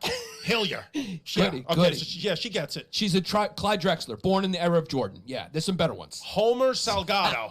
It's not her fault, though. It's not her fault. Yeah. Homer Salgado. It's a funny name. White Walker. Yeah. Yeah. Andrew, Chrissy tucked it back and sat in my lap, Houston. Reeves. Good one. Funny. Yeah. Yeah, a lot of inside jokes. Yeah. There. Dennis, raincoats are for quitters. Blake. I like the kid. Yeah, it's good. Yeah, Not bad. He took a swing. Then this kid just gave his Instagram name, Vicer_rocks. Straight to the screwed back, in, but yeah. screwed in. He's Yeah. putting his Instagram name on. Yeah, he's promoting. Danny, this lap was made for Chrissy D's Fanny Nieves. 10. Yeah. Then we got Jessica, Jessica, ex-toot, current trash monkey, a bit on the autistic scale, F&B. Wait. Jessica, Give it from the back. Yeah. Jessica, ex-toot, current trash monkey, a bit on the autistic scale, F&Bs. Pretty good, So but it's your all read, one word. It's too much. it was good. Yeah, your read kind of killed it. I don't know. I don't know what to do. It's funny. It's funny. Clyde Drexler, Next born in one. the wrong era. You know There's it's a few more overrated, judging somebody's intelligence by how they read out loud. Go ahead. Yeah. It's one word. So the brain is designed. The brain is designed to break it up into syllables. That's why I the still English. think you're smart. Go I ahead. appreciate And it. I believe you because you're a doctor. Absolutely. You're a yeah. doctor. Next one here for the character piece. Here for the character Funny, piece? Goody, yeah. An Irish kid who's got a great family and career, so I'm headed in the right direction. White. That was funny. Yeah. Yeah. Goody. Luis Toot is my pronoun to Stefano. Goody. Luis is just a funny name. Luis is good. Is that Coke? Huh? Toot? Coke? Toot. No, Toot is a the prostitute. Prostitute. But we call Oh. toots people who sign on, people who don't sign on to our Patreon, we call them toots. People who are on a Patreon are non-toots. Non-toots. But we just call everybody toots. If you listen for Toot free, you're a was toot. fucking cocaine when I was Yeah. a kid. It could be that. Yeah. That's the T-U-T-E. Toot, riding the rail. Yeah. Lisa Dunn. Lisa Here for the Dunn. content. Here for the content, straight to the back. Sean shot so much rope it clogged the drain. Mio. Yeah. Yeah. Isaac just a misdemeanor Brown. Yeah. Okay. Okay. All right. He went for it. Screwed in Irish Mick cleaned out by the holy priest piece. Yeah. Mikey low-key Mexican hoping for the wall because I like my job. Yeah, 10. Chris deep throat but not like Watergate DeStefano. Okay, yeah, he deep went throat for it. because he was Took a a political swing. thing. Ken Aaron- Burns. He went Ken Burns on it. Yeah, he went for it. Then this guy just put Julian fuck Anderson. Okay. Okay. Kid had writer's block, and Yeah. he just let it out. Yeah, Chris, one word. Yeah. Big Relio. Luke, no fumes, even though it burns. Pretty good. Pretty Yeah. good. Jennifer Jasper, Andrew, Chris Murphy, Ryan Ramirez. Then we got Fitz jerking my pseudo penis to become a TBG, Hyena Patrick. TBG's a true blue gay. True blue gay, yeah. Then we got Alex cracked open and cleaned out his pseudo peen on the NHS with warts. It's a goodie, but to run-on sentence. Okay. He tripped himself up. I We're think. almost done here. Yeah. I think the fuck was voice text. It might have been Could have voice been. text, Could have yeah. been a voice text. Yeah. Carrying a hot plate. Yeah. Could have been. Could have you been. know, Yeah. Took something out of an oven. Yeah. And Then- And set it down and then said the last name. Then Yeah. we got Tara's good Irish Catholic kid, Gregan. okay. And then we have one that, buckle up, Jakey's not a toot, but might crack open Chrissy's cute little poop shoe. Yeah. Wow, That wow. might be it. Okay, Gerald Rubin Jr. Yeah. Content. Jenny Double D, make no mistake, I'm moving vegetables. Yeah, that's a good one. Ku Klux Kobe, the third Reich will rise again. Sheets. I mean, you got to stop with these names, guys. Yeah, it's your fault. You know it can't is. do that. Yeah, it's your fault. Rory King. Then we got I got a tickle in my sphincter. Chrissy punched me through. Sean, not a sauce monkey. Pazza Louis. You're a fucking sauce monkey. Yeah. Sauce. That's what we call Italian. Italians. Sauce monkeys. Yeah. Then we got purple-headed yogurt slinger. I And then we got Luke Guidry. And then we got Kenny and Non-Toot with a good lap drill. So thank you for those are the newest members of the I Patreon. mean, that was Who's a the Hall of PPW? Fame team. Who's the PPW? Is it Jakey? Cute shoot? Cute poop Well, shoot? that's, I mean, Bill, do Bill, you does have a anybody favorite? stick out for you? Did you, dude, did you that stop was- listening? There was like Too many. 9,000 of them. Yeah, it's well, okay. and then also you got your own your own jargon here. Yeah, they got their. We got Yeah, a well, so language. that's it's good. They We're got a hoping it language catches all on. their own. Ernest Borgnine. All right, who are we going to give it to? Trucker, right? Who do you give it to? Who do you got? Who do you got? God, I can't even. Yeah, there's so many so good fast. Okay, we had Dominic Singing Pete's with the mediocre Pete's Morano. ones. We have Mike, you're the Bubblegum best. Brown. But yeah, Bill liked that Yeah, one. Bill liked that Bill one. liked that He one. said sounded like a Bill pimp's liked name. Bubblegum Brown. Yeah. But I think this is the wrong list. Then Like for the like I wouldn't put him as far as the, Got it. yeah. Right. Jakey's not Great a toot. guitarist, wrong band. Right. Perfect way to describe it. that. Yeah. Yeah. Jakey- I like cute little poop shoot. Yeah, that was my favorite. I like the Mexican. I want my job. I want my job, so build the wall. Yeah, I like that one guy. I like the He's a Mexican low-key kid. Mexican. Yeah. Venetia, who do you like? There's also There's Screwed In, something. Irish Mike cleaned out by the Holy Priest piece. That's another Right, goodie. that's another good Irish one. kid. But I like Jakey's because it is almost a poem. What is it again? Jakey's not a toot, but might crack open Chris's cute little poop shoot. I like the one It about flows. shooting so much rope you clogged up the That drum. That was another good, too. one. Yeah. That's Yeah. a good one. I mean, We got to give it to somebody. let's give it because we're honored today to have Bill Burr here. Let's let him pick. Shawnee shot so much Let's rope let it him clogged the pick drain up high. deal. That was the one, Bill? Bill, you want which one you like? You like to shoot Oh, the you rope? gonna put it on me? Yeah, it's your. Come It's on, on you. it's your You're silly gonna make thing. this fucking kid's life. They don't get a car. Yeah. I mean, it's Oh, fine. all right, then I'll go with the rope clogging up the drain. Yeah, Shawnee, read it thought- out. Yeah, Shawnee, thought so much rope, it clogged the drain meal. I couldn't hear it. Nice. I don't know. I feel like I picked a bad one. No, No, it's no, good. no, that was That was a good. good one. We We'll laughed reel it hard at down, that too. one. Yeah. Sauce All right. Slingers, Like it. great. Yeah. Bill, thank you so much. Paper Thank you for Tiger on having me. Netflix right You now. guys are fucking awesome. You guys are awesome comedians. Stand up is not over. Thank you, Bill. Literally, the baton is being passed to you. Thank you, sir. You're right in the age where you're going to do the best fucking shit you're ever going to do, and you're walking away from it. You know why? Because you're afraid, man. You're going to start selling tickets in Des Moines, and you're going to have to get out of your circle. Yeah, I don't want to get There's out of going that to be no circle. Greeks out I there. know, Yeah. man. Alicia Keys didn't write a song about Des Moines. Moines, yeah. That's it. I'm ready for the challenge. I mean, I want to get out of this Look, goddamn he looks like circle. he's holding a fucking blanket right now, doesn't Yeah. he? Yeah, I'm yeah. ready for the challenge. He's already pulling the covers over his Yeah, head. yeah.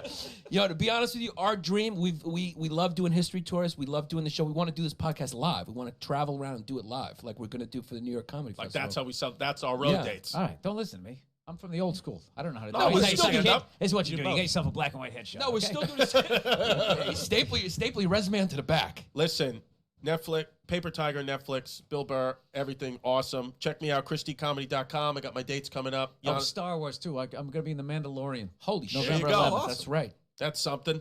Don't That's- blink.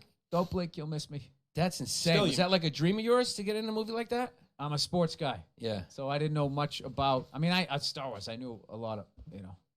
Look at his face right now. I know. I mean, this kid, he's almost. No, but I'm He's enjoying crying. meeting Star Yeah. Wars fans. They're Yeah. like really fucking cool. Are nice, you crying they're right nice now? people. No, Are you tearing Mike, up right now? Mike A just little shot bit. his fucking rope on my knee. tearing up right now. well, Is that I'm- my imagination? Is he tearing up? I am Because getting I hard, caught the way he was but- looking at Bill. He couldn't believe that he's meeting trying someone in to- Star Wars. You know what? I'll clock that, and I'll see next time I come do the show if you'll have me. If I tweet about it, Maybe.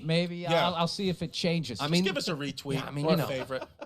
yeah, I I, mean, know, tweet it I out. can fucking move my thumb. we'll give you a check little our heart there. schedule. Appreciate it. We'll check our schedule, All see if right. we're available. I All love right. what you guys are doing. Thank you so much for having me. Thanks. Thanks, yeah, Bill. I appreciate it. Thank you. One of the greats. Thank you, Bill. Absolutely.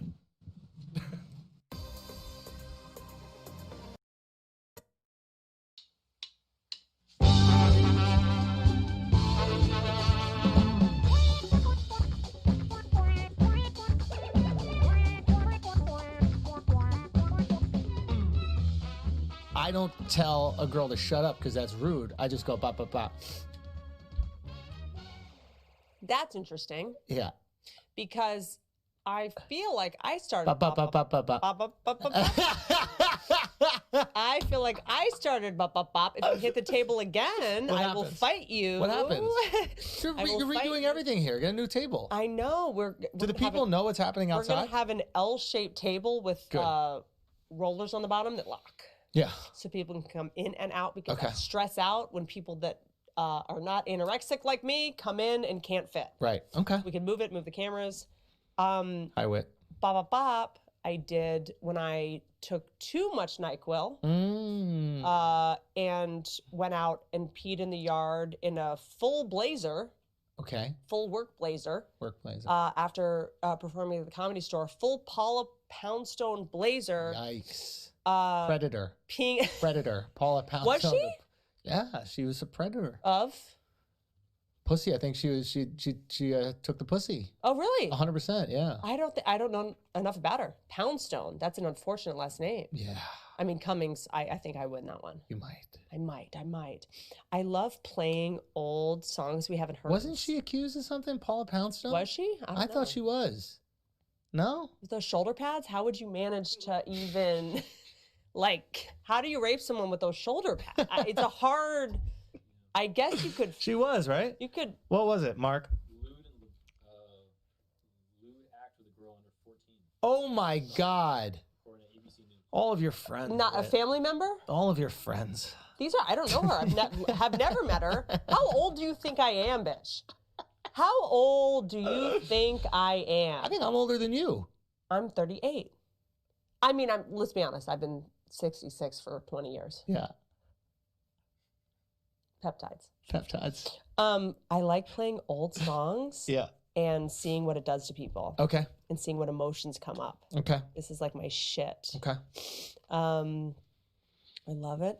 But were you a 90s, you were 90s New York. I'm 37, so When 90s. you yeah. were 18, what were you? Listening to? Who knows more of the lyrics, me or you? Let's see. Okay. Okay. Okay, let's see. We're gonna It's gonna be tricky. Should have got my. Let's see who's gonna win this one.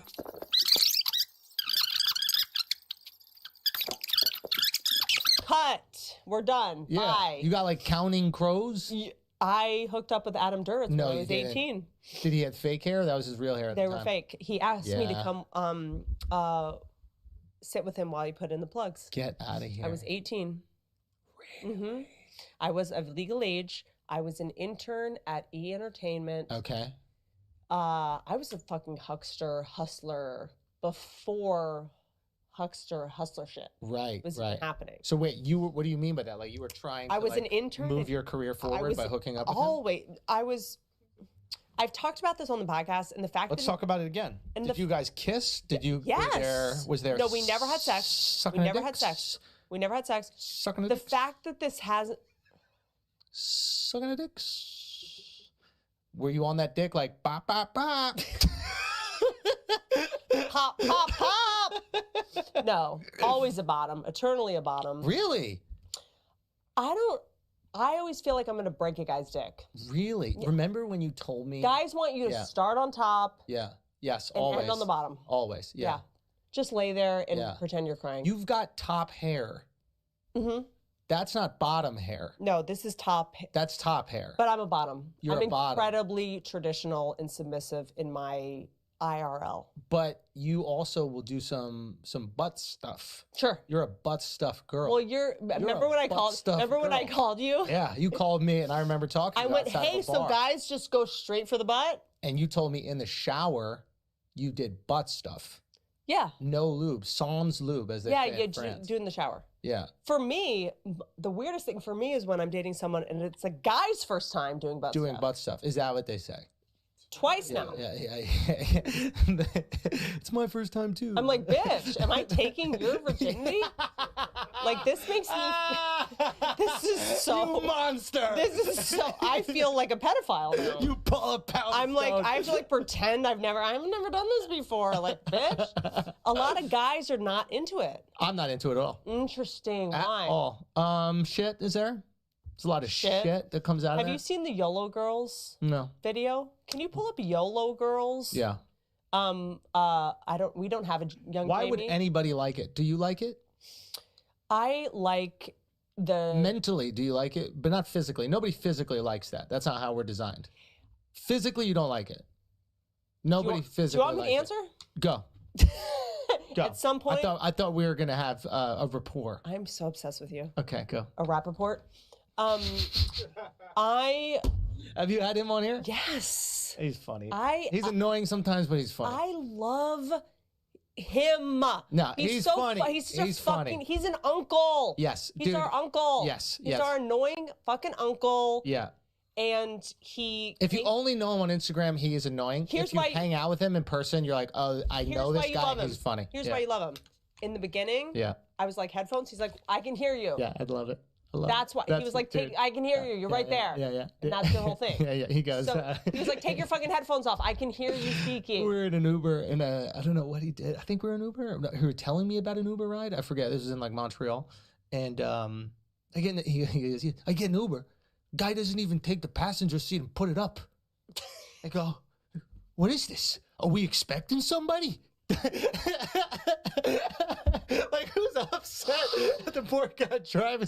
They didn't just slide the seat up 6 inches. He's such a beast. Well, he actually, when he came on the podcast last year, he was like, when he was on Charlemagne's show, he was like, Lauryn Hill has not made a hit in 20 years. Yeah, she doesn't do I it. went and saw Lauryn Hill at the club Nokia, which I Okay. did with Rogan and Jim Jeffries for an Australia fire. Remember when we cared about Australia fires? Do you want me to be honest or not? No, please. I mean, don't. What kind of bitch ass rhetorical question is that? I'm just saying, do you want me to be honest? Do you want me to go with you? If you don't know me by now. I'm just saying, did you really care about the fires? Yes. I remember when you were trying to save that giraffe. You know that I was in a fire. You were trying to save I was a in a giraffe. fire as a kid. You were trying to save a giraffe. Yes. And that shit made me laugh for about a week straight. There's a video, and I hope it's still up. You're like going there, like after Bitch. the fires have went through Bitch. the animal farm. It's what is it called? A farm? Petting zoo? A ranch? Whatever it is. And you're like, what's the name of the giraffe? Cherokee? Stanley. Stanley. Yep. Yeah. Stanley was here. As you can see, the wood is burnt. The fires have ravaged this area. You're like bringing up like pieces of the ground. You're like, definitely fires. I have a came through folder. here. Oh, do you want to see my folder? I have a folder. What are you doing? Oh, bitch. I have a What folder. would you do if you could save Jeffrey? You don't what think- would you do? Where would you go with it? Do you not? Where would you go with I'm it? still You'd write it? By the way, still working on it. By the way, It's been 6 months. He's dead. They switched him out. It's been 2 years. They switched. No, him. there's another one named Jackson Silmar that they're trying to He's get. dead too. No, Yes, they're they dead. are in a box in Silmar. They're in a box under the ground. They are dead. I have Those giraffes- tabs on them. Oh, that one's cute. I have look at this folder. Yeah. I'm tracking animal abusers. This Yeah. is my kink. Yeah. This is what I do. Yeah. I am like the Sherlock Holmes. Would of you do anything? zoos. This is going to be a little bit gross. Would you ever have a romantic relationship with an animal? I mean that. Like, have you ever loved the animal so much you just wanted them to feel pleasure? No, because yes, I do. You have. Yeah, go say it. Because what you're doing it is you're saying it. Go. I do scratch my dog's Labia. dicks. Dicks. Yeah. And I'm not a lesbo. I'm not a lesbo, Pat. lesbo. I haven't heard that word. It's like porno. What do you mean you heard that word when you got your hair lesy. Look, what's the worst word? Lesbo? What's the worst word? That exists? Yeah. I mean, I think we all know. I'm not going to say it because Yeah. Don't say it. Yeah. Yeah. That's the word. I mean, like, There's one. Why would That's you- the only. Is there any word that's worse? That's worse than that? Yeah. My friend Dove used the K word for Jewish people when he got cut off. He got cut off, not circumcised. Yeah. Are you gonna circumcise? When you have a kid, are you gonna circumcise him? I don't know. There's a I lot. don't know. Boy or girl depends. Girl, I definitely won't. Like There's 100%. that's good. Won't Good circumcise call. the Good girl. call. We'll circle back. Yeah, yeah. Well, not at all. Like we're not going to circle any. We're not going to do anything with the girl. Let the hymen be intact. The hymen's intact. I don't think you circumcise If that. you slap that table one more fucking Is it because they can hear it? I have listeners can hear it? misophonia, Misophonia. which means God, you don't know Whitney. something. Oh, I God, know Whitney. something you don't know. You know everything I don't know. Which is that I hear things because I grew up in an alcoholic home. You guys know this. Yeah. I can, and women. There's not one woman in this room. This is my favorite shit. Just like Yeah. a bunch of men staring at me, underestimating me. Let's fucking go. We're underestimating you. We're in a fucking estate. Okay, that none of us live in. Nobody's underestimating you right now. You're clearly renovating. You got signs of the occult all over this place. Signs of the occult because I did the craft screen. But we didn't know that. So Mark is out there videotaping these like 666s in a circle, going like, "What's going on by the way, here?" don't Like, get me started on the workers when my dog sliced his hand open, paw open, and there was blood everywhere, and there was like pentagrams everywhere, and the workers were You're like, called sacrificing the animals, police. dude. You're sacrificing I animals. would never. That's why you want a giraffe. I That's would how you stay young forever. If you could sacrifice a giraffe, This you is stay young forever. adrenochrome all day, bitch, all day. Why do we get along so well? I don't know. You're just fun. It's weird. Yeah. Why is it weird? Why are you hate acting and you're such a good actor? Ugh, I hate it. Doug doesn't think I'm a good actor. You're wrong. Can I tell you? But you're the best director. I know. I've said this to you before. I know. You're the best director, and it's almost to the point like, if anybody asked me to do the movie, if it was really short and I really liked it, maybe. If it was a full movie and you were directing it, I would do it. But most other people, no. I mean that sincerely. I'm not blowing. I just don't care enough. It's boring. I agree but with you. It literally feels like, here's the line that I think is really funny. Do me a favor, say that line. If you think of something else that's funny, try it. We should have got Blake here. Griffin, Yeah, yeah. because that was the scene. But like you would just let me do other things. You're like, yeah, we'll figure it out in the edit. Yeah. It was just great. That was just so much Yeah, fun. like comedians, we are all about what's the best. It just has to be the best. Yeah. There's no egos, we don't stick to shit. And Yeah. we heckle ourselves, bitch. Do you know what I'm saying? Yeah, So we just want the best thing all the time. Yeah. But you're the best. You're the best director. I'm not just saying that because I criticize you a lot. Well, you know that the next thing I want to do, What's that? my plan is I want to be Walt Disney. Yeah, you could do it. You could do it. I want to create experiences. You could do it. You created a Jeffrey Epstein's mansion downstairs. I mean, I believe it. You know what I mean? There's a I fucking did lamb fly on hanging his upside plane down. numerous times. The snacks were delicious. Did you ever get asked to be involved in anything like that? I had never heard of him until Tim Dillon. Timmy's. Shouts to Tim. I know love there was like Tim. an Andre Balaz connection. I knew Andre know who that Balaz. He's a hotelier in New York City. Oh, New York? I don't Really, know New about- York? I don't know about The hotels. Standard. I live there. I'm I sorry. We don't stay the at hotels there. Standard. I live there. Whatever. What's your ancestry? Like what do you mean by that? Like, where are you from? Scotland. Really? Yeah, my mom was born and raised in Scotland. Have you? Okay. Uh, Scotch, Irish? No, Scottish. Mm-hmm. Yeah, just the Scottish part. Have you not done your ancestry? No, I don't want to do that. You should. No, because what if I find out my mom was just like a hooer? You know what I mean? And Or then like, was my dad's not. raped? Because Yeah. But what if I find out my dad's not my real dad? My dad's my hero. I don't want to know that. Your dad's my hero. He's a pretty good guy. The fact that he was a news Yeah. anchor, Yeah. that's a plot twist. Yeah. And like the coolest stories. Did the first ever story about hip hop music. Wow. You know, for NBC. Mhm. Produced it. And then So you inherited, here's the thing, you inherited all these good, amazing things. curiosity from him for sure. Curiosity, Yeah. pacing, Mm. hip hop, all of it, right? Right? Yeah. Investigative journalism. Yeah, he's super curious. But yeah. you also inherited negative shit. Yeah. What's that? What are those? From Nothing- your grandparents. Nothing negative about Scottish. me. At all.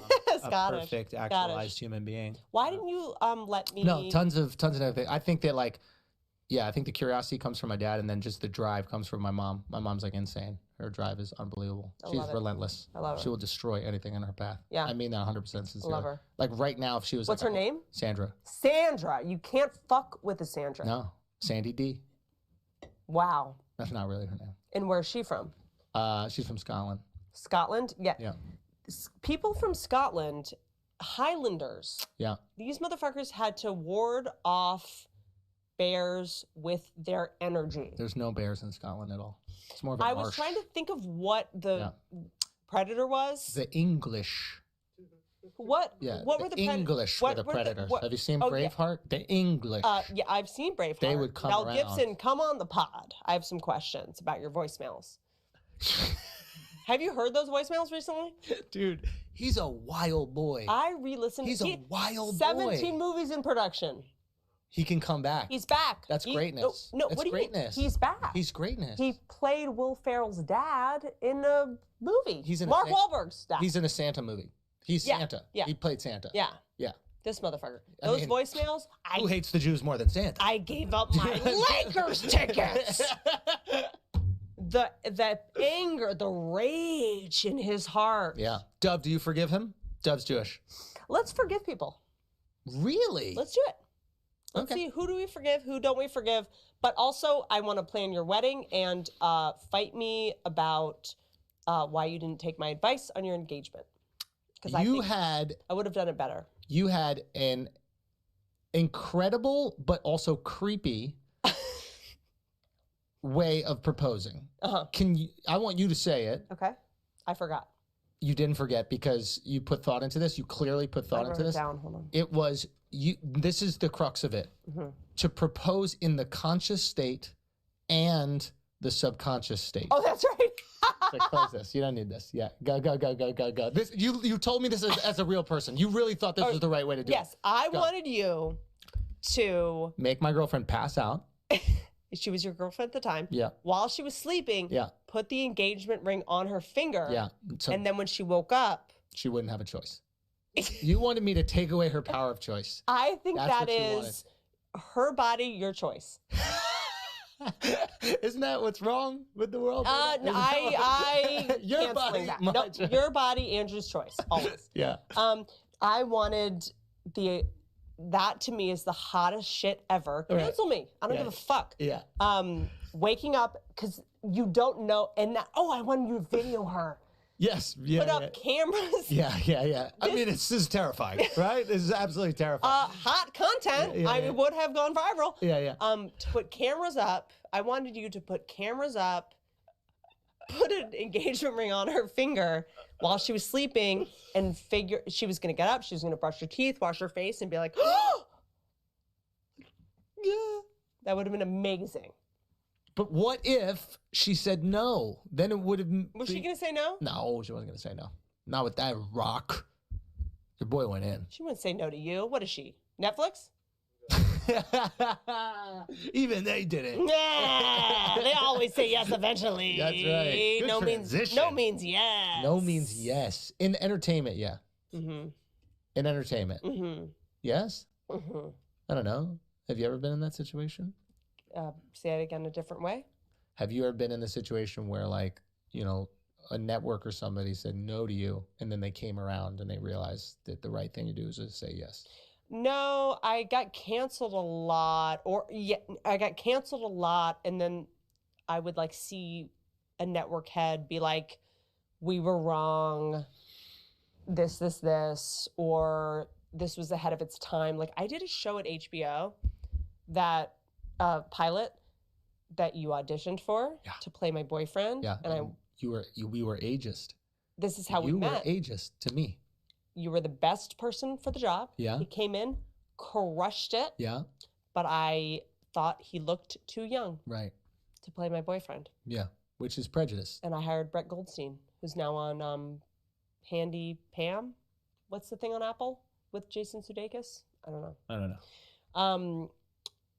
I don't know. Cut it out, Apple. You know what it was? We're not watching anything on Apple. I was... Cut it out. Do you have anything in production with them? But cut it the fuck out. You see the stupid Apple with a bite out of it? I'm not watching a TV show like that. Do you have something in production with them? Do you? I have Bunga Bunga, the story of Silvio Berlusconi, Berlusconi, who you are very similar. the Italian Mhm. prime Trump. minister. Trump. He's a, But he was a bad motherfucker. he was Trump before Trump. Trump Really? got his playbook from Silvio Berlusconi. Interesting. Bought all the airwaves. What you want to say? Say that it, might Dove. work. Say it. Dove, I Say think it, that Dove. Say it into the mic. is that my Once we get the truffle started, we call him the truffle pig. the truffle pig. Yeah, he's Oh, the truffle pig. bitch. But you can talk into So it. You can Silvio talk into it. Berlusconi, Yeah. he bought all the airwaves, Mhm. controlled all the airwaves. Dove used to make TV shows and films in Italy Mm-hmm. for this Italian company Uh, until I stole him. that's what you did? Yeah. Oh shit. So he knows a lot about this. Oh, you know Silvio. Indiana Productions is the name of the. I hosted Bunga Bunga, the podcast for Wondery. Oh wow. You haven't listened to it? No. Do you not know who I am? Yo, he's not underestimating you. Girls on every flight. Dove, bitch. Yeah. Jesus. He came to the middle of nowhere. I So- don't know where we are. You said that last time. I still don't know. We're near Rogan's old studio. Okay. We're at my home. You're my family. Deal with it. Thank you. Deal with it. Thank So the engagement, we'll get back to Silvio Berlusconi in a second. Apple. Yeah, I mean, look, there's going to be a point where people just go Google to watch a show and the networks don't exist. Doesn't matter. It doesn't matter. Yeah. So whoever's financing it, it doesn't, you know,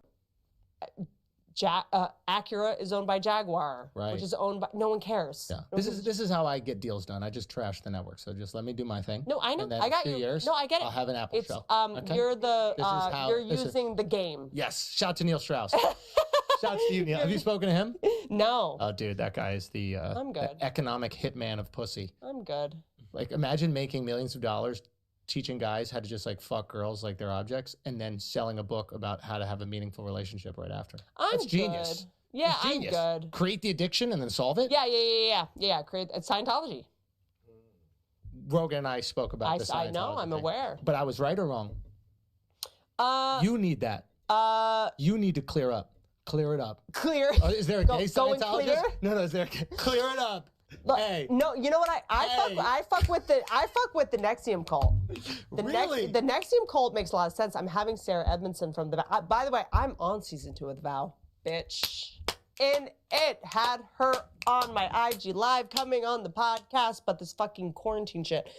Do you have any notes on my podcast, by the way? Because Yeah. no, these are my notes for you. Oh, okay, God. You don't know who Keith Raniere is. I know about the Niceum or Nexium or whatever it is. Because you're a cult leader, so Yeah, you should I'm you all should about study it. them all. All about it. You can have a good cult. What's You wrong with a should good cult? study them all. Yeah. That's him. He's not that bad. No, he's worst cute, guys. but he's short and bow-legged. That's the problem. Yeah, Yeah. and a malignant narcissist. Yeah, the narcissist. You know what I mean? They're tricky. He's like, and his body, all really, like the despots mostly were short. Napoleon. What does despot mean? Despot, like the didactic leaders that were oppressive. Just real quick.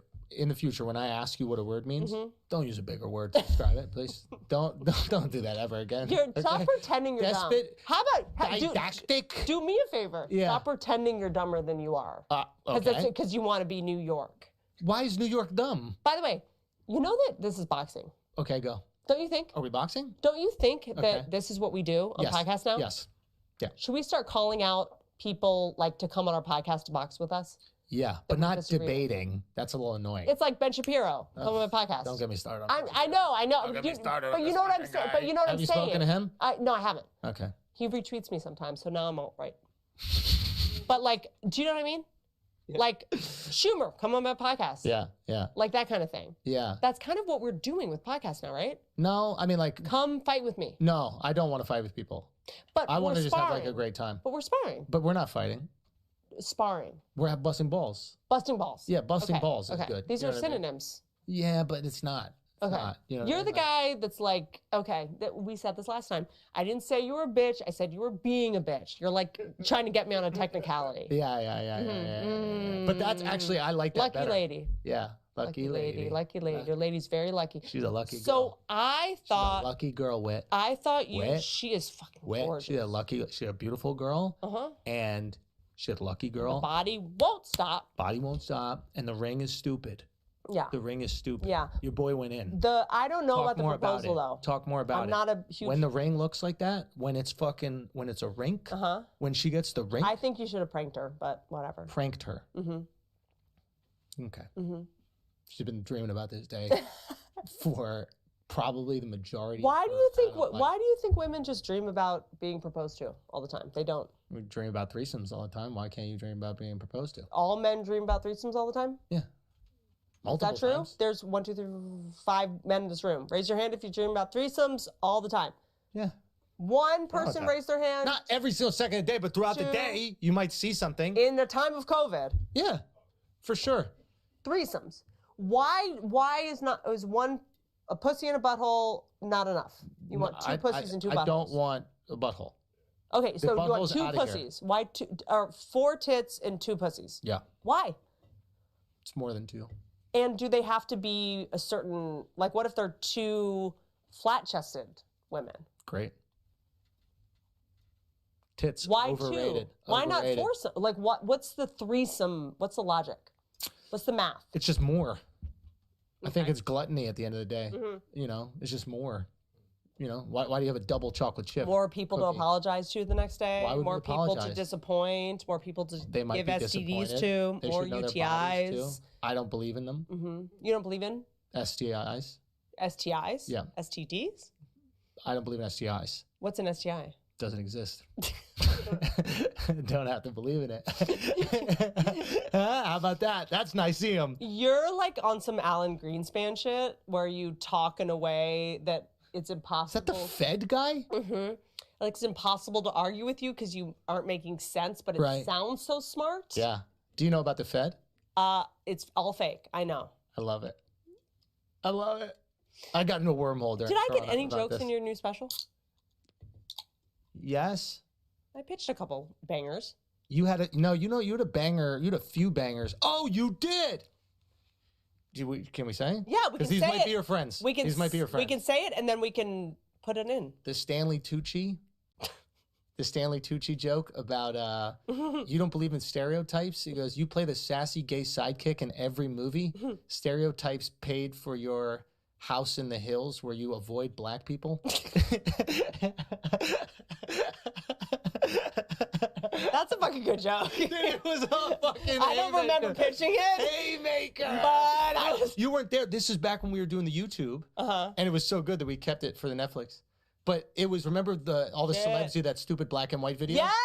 And literally, we're like, oh my God, Yes. we need something for, and I didn't know Tucci. None of us knew these people. Yeah. Right? And I called you, and you were like in the middle of doing whatever the fuck you're doing. Yeah. And like, things are like banging in the background. There's like pots and shit. You're like moving around. Crying. And then maybe crying. And then you just start doing these like really like harsh roast jokes about these people. And like at first we're laughing, and at the end we're like, I don't think Whitney likes these people at all. Like there might be a personal, but it was Tucci. It's like all it the was jokes so good. I'm not allowed to say. Exactly. I literally think I'm that. at the. I'm a roast bitch. Like No, that's you're amazing. That's my thing. Yeah. You're That's my amazing. thing. Yeah. People don't know that, but you came in and you helped us. You were there for like 2 days. 2 days? I came in for one full day and then you took me out the next day because everyone needed to rest or had COVID or something. Yes, but we didn't go in the next day. Mhm. Yeah. But you came for a day and then you really helped us, and I thought it was so sweet, and I threw your shoes out the window. I loved your. That's right. I loved your.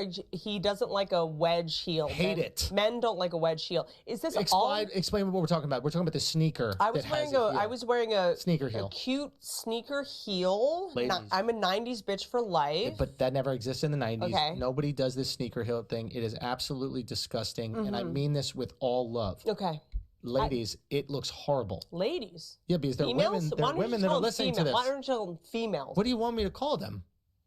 Ladies isn't what you want to be called? It's just- Zim? You want Zim? Is that it? Zer? No, I'm just. Zay? They, them, her, she, his, was. Whatever you Elliot? want to be called. Elliot. Oh, dude, we have her in the special. Oh yeah. Yeah, it's really funny. There's like a line, I forget what is it. It's like, see, the thing is that white males, and the picture that pops up is Elliot. Do you know her? Him. Whatever with this. Come on. You're allowed to make one mistake. Like, I'm joking. No. Oh, we're gonna forgive people. Yes. Hold on. We're gonna go through who we should and shouldn't forgive. okay, him. Are you? She. Whatever. I do not know is Elliot. he is brilliant Brilliant actor. because he got all the Frist. money at every stage of the career. Like when he was Inception, straight, right? Yeah. when he was a girl, Yeah. he got the money. But now he's the oppressor. He's the patriarchy. Wait for it. Then he got the gay money from Vice. He had a show about like traveling around as like a gay person around the world. Mm-hmm. It was literally, there was like gay in the title, right? And then flips the switch to trans guy, right? And now is going to get the trans role. I mean, it's genius. But It's brilliant. cannot. I was asking Benton about this. I was like, She's still on can the show. Elliot not play a gay man? Can Elliot not play a gay man? Why? What is she into? She's into chicks still? Straight man. She's a straight man. Dates women. Dates women. Yes, exactly. Can't play a gay man. Can't play a gay man, but can she play a woman like she's playing on Umbrella Academy? Or is that stealing a job? Is that stealing a job? Who gives a fuck? I've been saying that for the greater part of my career. Literally, who gives a fuck? I do not. People have 3 jobs and they just want to go see a fucking movie. They want to be entertained. They want to laugh. They just left Target. The fucking overdraft fee. I'm on the phone with the goddamn cable guy who won't show up, and I just want to be entertained. I don't give a fuck who's playing it. Make me laugh. Make me feel something. You know what? Entertainers, we're your babysitters. My kids are on the fucking couch. I need to go run some goddamn errands. Yeah. I need to go into the fucking shed Yeah. and get the fucking oil to put in the car because I fix my own car and I'm my own handyman of my home. I'm fixing the screen door and I need my kids to look at a fucking thing. Yeah. I don't give a fuck. I think they assume. I think everyone assumes we're all fucking pervy predator freaks. No, They no, don't- no, no, They no, don't no, care. no. I We're don't, good boys. not We're us. good boys Not over here. us. We're good boys. I mean Hollywood. They're like, just saying. yeah, we know you're all perverts. We don't care. Do you think everyone's a pervert in Hollywood? I don't like generalizations like that. I don't. Didn't you just make a generalization? No, but you know what I mean. No, I don't. Everyone in Hollywood's a pervert. I think everyone is a pervert, and we all have to sort of clamp it down. Okay, you think everyone's a pervert, I mean, and everybody has to clamp it down. I think sex started being. What does that mean? I think Everyone's a pervert. Sex started being consensual like Do you 20 think years Mark? ago. You think Mark is a pervert? Mark. What is Mark, pervert? Define pervert. Let's agree on the definition of pervert. Mark co-wrote the show with me, the Netflix show, Mhm. right? He co-created the show. Can I say something real Can I quick? say one more thing? He has been with one woman his whole life, and he is married. Is he a pervert? That's pretty sick. Sick in a cool way, or what? Because I can't tell with your No hair. straight man would ever love a woman that much. Whoa! Shots fired! Grab the mic! That's Grab like- the mic, that's like- Mark! That is completely true. That's like me and Benton. What is Mark the new Benton? Maybe. Yeah. Your kink is like the same pussy every time. Yes. That's like your kink. Like no one's ever fucked this pussy before. Yeah. Like the same one. Yeah. Every fucking Yo, you're such time. a bro, dude. You're such a bro. What a bro. It's the best. It's like wearing sandals that are only yours that you wear for years. Your feet fit perfectly into You're them. comparing your wife's vagina to sandal flip flops. But nice, like Birkenstocks or rainbows. Not like shit. Not like I have a great. What's her name? Alicia. Alicia. I have a divorce attorney for available. I'm just saying, not everybody's a pervert. No, My I crew is pretty responsible. Everybody's got girlfriends with fiancéed up, wifed But up. we except are- Dove. Uh-huh. Dove will only be with Jewish women. Oh, interesting. Only be with Jewish women. Do you have to because you're family? Eventually, but I haven't up until this point. That's why he's not married. But he'll only marry and have a family with Jewish women. He will not be with someone who's not Jewish. I'm into that. That's fine. Whatever. I'm only need the into guys culture. that They're what? don't challenge me. They don't. So what's the difference? I'm just saying, don't you think that he should maybe expand his search a bit? I think you should stay in your lane and let him do whatever the fuck he needs to do for him. No, what is that? What is this? What? This is my friend right here. Mhm. It's my business. This is my business. Is it? I've known this kid since I'm 18 years old. Okay. Yeah. You talk like me. I say that since I'm 18. Is that New York? That's East Coast. Yeah. You're trash from Florida. No, I'm trash from Virginia and West Virginia. Oh, sick. Appalachia, motherfucker, which is Scotch-Irish. Are you Scotch-Irish? Yes, I'm Scotch-Irish, West Virginia, coal mining. Do people know that? That's why I can direct movies and do all this shit at one time, because these women were in hollows, in mountains, barefooted, fighting, getting raped, and fighting off motherfuckers like with their just crazy. Yes, they fought them off with their crazy. With their crazy, with their eyes. Yeah. All they had were their eyes. Dude, on their stance and their energy. Like women, the only way they could protect them. Bro, it felt like you were practicing. It really did in that moment. You're like, no. I'm just saying, like, the 48 Laws of Power 101, like, you have to let people know that you are crazy. That is the only way to have any power. Is that right? Mm-hmm. You're not a Robert Greene person? No. That's shocking to me. Charlemagne is such a Robert Greene person, Yeah. so I feel like I get it all I through had him on the him, podcast. like It was fucking osmosis. mind-blowing. Charla? No, Robert Greene. Ah, and what did he say? What the fuck does he know about power? What power has he had? But he studies despots. Remember what that means? Yes, a Our new word? didactic. Yeah. Yes. He studies great, powerful leaders and how they became powerful. Machiavelli and My girl's coming up. Napoleon.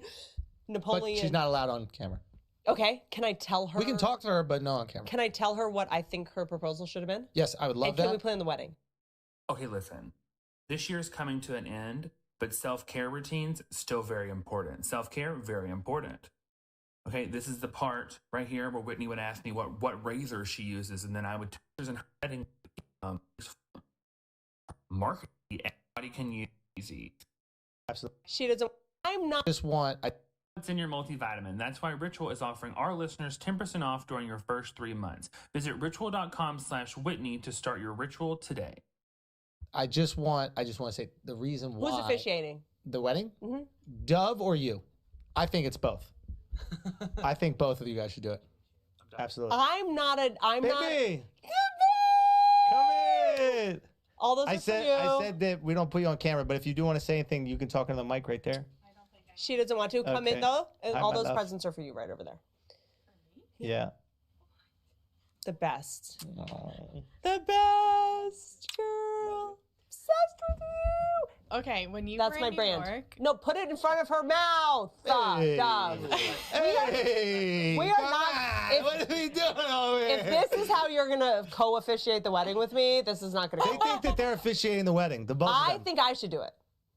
if we have a wedding, Yeah. I feel like this is the least wedding-like thing to happen. So in that case, I'm okay. She doesn't want a traditional wedding. Yeah, no, you shouldn't. Yeah. Yeah. You shouldn't. I got it. I'm on it. She wants to go to Portland and just sit around food trucks all day. I don't want to go to Portland. No, can I tell you something? Hey. Weddings are not for you. Oh. Right? Okay? They're for your friends. Mm. Okay? And you know what it is? You know what it is? It's not about you. The wedding's not about you. And it's also the great Kevin Christie used to come with me on the road, comedian, artist, the best. He said, you get married, because when I was engaged, I was like, I don't want to do a wedding. He's like, no. You have a Love wedding. you.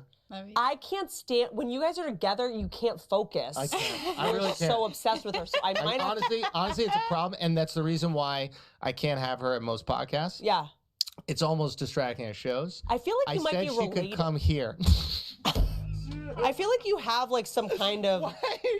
You might have some kind of ancestral. No one can be happy.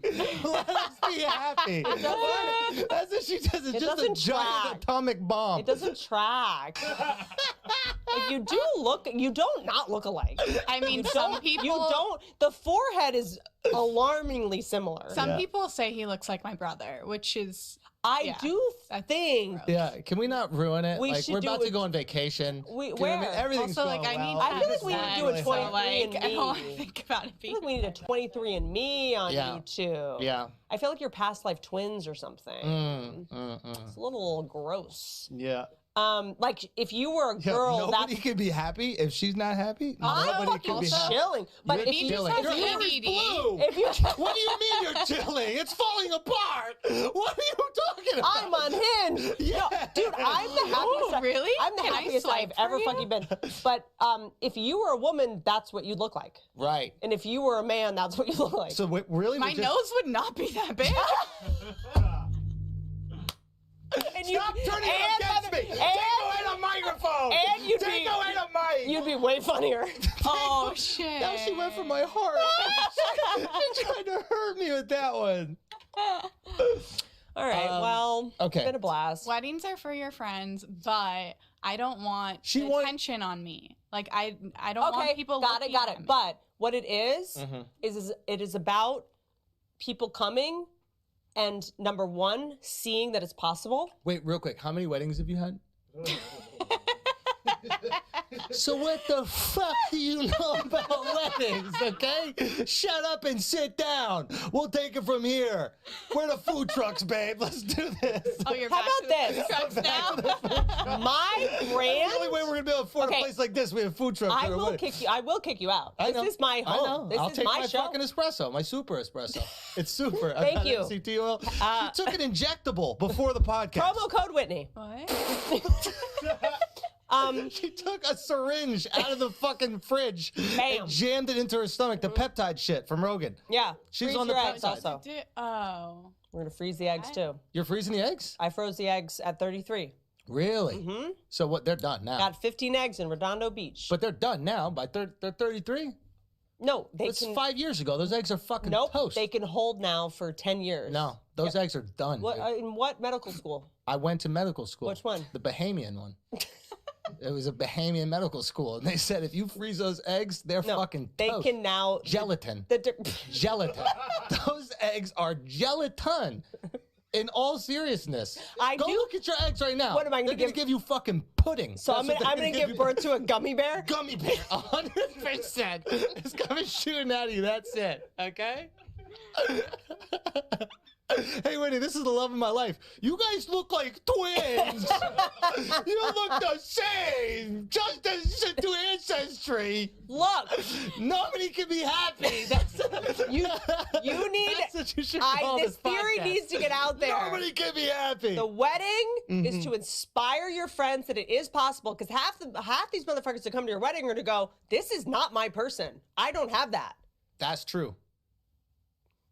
You know what I'm saying? A meme just happened. That's I true. felt a gift just happen. That's like, true. You know what I mean? That's you are true. providing a space where people can come and go, no, I want that. Lizzie Kaplan, bitch, I went to her wedding and I was like, oh, you get to see an example of, so people will come to your wedding and go, oh, this person isn't the one. I'm gonna change. I'm gonna. Can I ask you a question? Do you take Corona seriously or not? I do. My mom's in a nursing home, but Oh my god, that's I'm so sorry about that. well. I mean, Way to make it about you.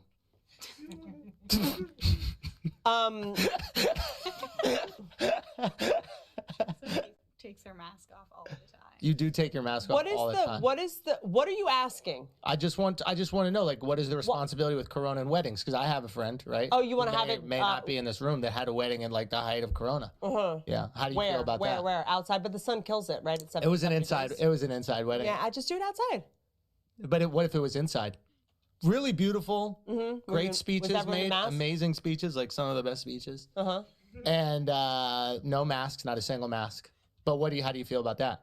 And guess what? Nobody got Corona. Not a single person. What state? New York? Take a guess. Texas? Florida. Florida. Yeah. No, there wasn't a single case. A single case of Corona. But did they get tested? How do we know that? They got tested. Not a single Everyone at the trace. wedding got Everyone tested. got it. Both of his grandparents died 3 weeks later. Unrelated. I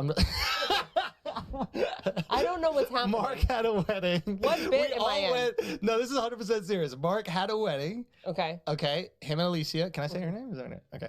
I already said it. Okay. They had a wedding. This is height of Coronas. Okay. We all go down there. Corona doesn't exist in Florida. 100% convinced. Does not exist in Florida. Well, there is the sun. There's a lot of vitamin D because people are in the sun a lot. But also, LA is vitamin D. Yeah, no, true. But let me ask you. Yeah. But are they? I don't know. I don't give a fuck, dude. We're comics. I'm not a doctor. I don't want to be a doctor. I don't want to be a politician. I don't want any of that shit. Yeah. I'm just fucking. Let's go down this path. Yeah. I'm happy to be wrong. But are they getting tested? No, they're How do we know? Catholic. They believe in God. They might and God think protected they them. might think And they you have need to the find flu or a God. cough. You need to find I God. have pentagrams God upside is down. my plastic surgeon. He crushed it. He crushed it. His name is Garth Fisher. Garth? Who Garth. a guy named Garth? Dr. Garth You Fisher, got titties bitch. from Garth? Yes. Dr. No Garth way. Fisher. He said, "Hi, my name is Garth. I'm going to put plastic in your Oh, body." he doesn't do any of that shit, dude. What does he do? He's done every tit you have jerked off to, he has done. Babe. Sorry. I mean, is she right? Like, I don't actually jerk off, to be honest with you. I jerked off once recently. We've talked about that before. Why? Yeah. Why you were did watching jerk off? when your special came out? I didn't want to have sex at 3 a.m. when you came home from shooting Netflix. Yeah, we were shooting a lot. I was coming home super late. You had COVID. and I had Corona. I was super hot. Like, I was really attractive. We did fuck during Corona. We did fuck during Corona. Actually, that's kind of when he had it? No, I Did you found get it? out. Never. How'd I find out, babe? How'd I find out that I had Corona? Shit. She's like, I didn't get Corona. I did get herpes. You can tell this from nothing. I found out that I had symptoms by going down on her. Because you couldn't smell her pussy? And I was like, where's the flavor? You know couldn't taste her pussy? Yeah. I was like, it's time for Flavor Town.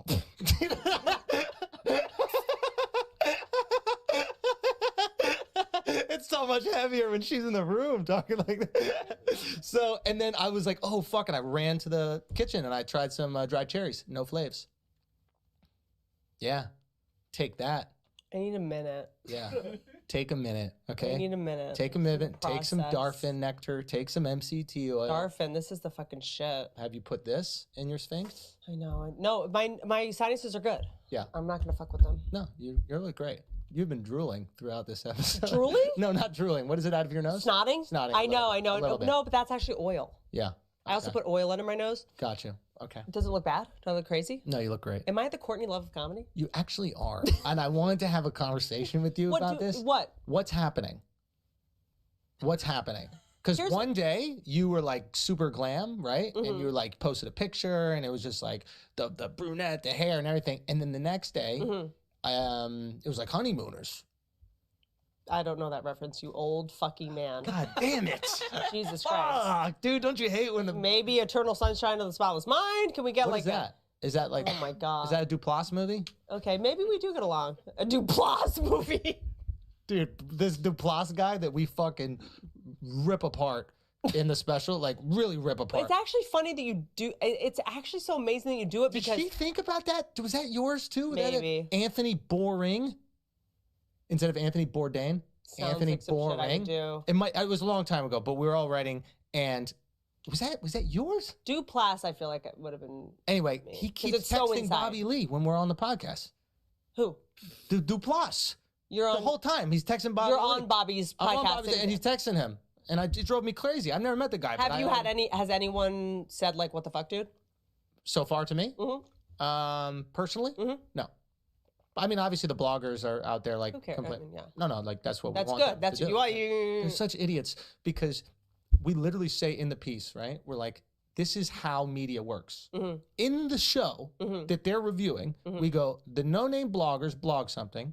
The news stations react to the no-name blogger and make it a real story when it's not. And then the bloggers react to that. And literally, the no-name bloggers are reviewing the special. They're not even self-aware enough to know that they're doing the thing that we called out. And we're sitting back going, thank you. Thank you so much. Thank you so much. Being a sheep. I appreciate Being a it. sheep. Because when you say something's horrible, everybody goes, oh my God, that's so bad. But I gotta watch it. Thank you.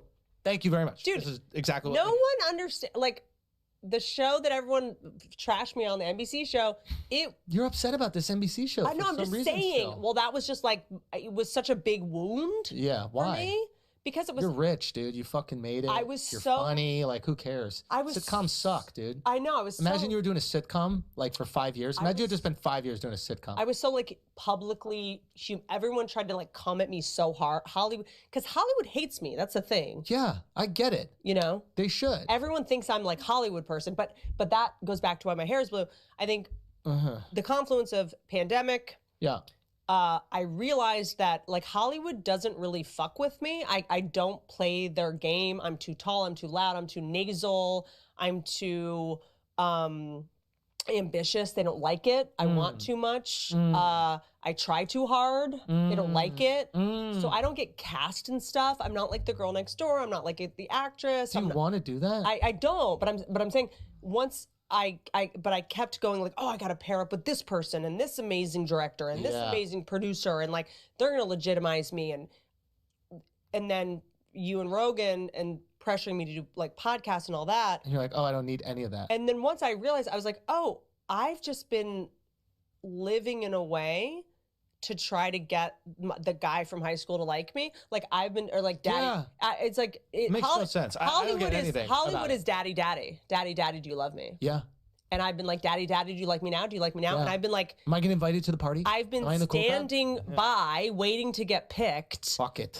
And then I was just like, fuck it, dude. Well, I dyed my hair because hair and makeup people are losing their. They're losing their health insurance. Yeah, so don't go a Tom Cruise thing right now. So are you gonna do the Tom Cruise thing right now? Are you gonna go on a rant? Are you gonna do a Tom Cruise thing? I said, what's the most expensive thing you can do? Do it. Really? Why? But you still made them work. You wouldn't just give them money for free. You were like, you're gonna work for it. Well, yeah, I don't think people want free money. Yes, they do. People want to earn it. No, they want free money. Disagree. They want free money. Like people don't go, I don't want free money. Nobody said that ever.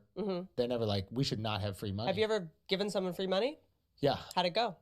They accepted it. They're like, thank you very much. And then how'd your relationship with them go? They were a homeless person. They didn't have a home. Oh. Yeah. So I have given people money, just here's money. Yeah. And then they hate you. It's only a matter of time before they start hating you. So that they don't have to pay you back.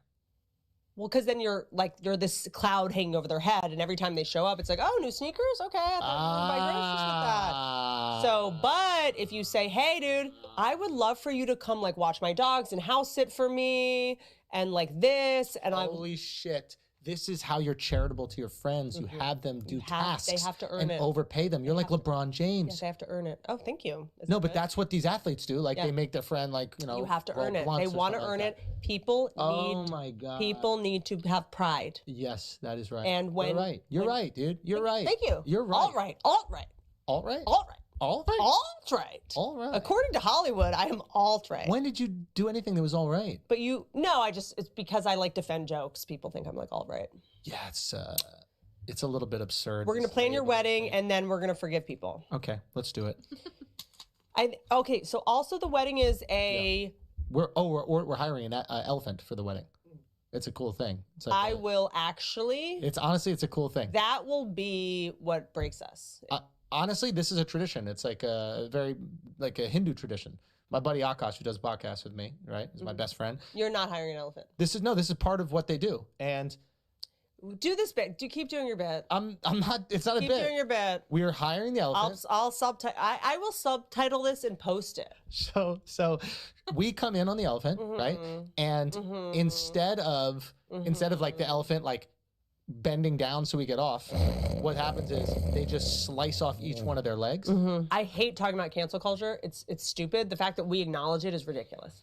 Yeah, but it's fun. It's like clickbaity and shit. Yeah, but it's just like gossip. It's high school gossip. It's like we get dopamine and adrenaline from it. And we're sports reporters. Yes, it's. Do you think there's any logic in cancel culture online got worse when sports was taken away? Yeah, I think everything got worse when sports was taken away. In life in general. Yeah, we lost our ability to have the Roman Coliseum. Yeah. What do they say? Give them bread and circus or something like that? Yeah. Bread, I think that's it. We need to.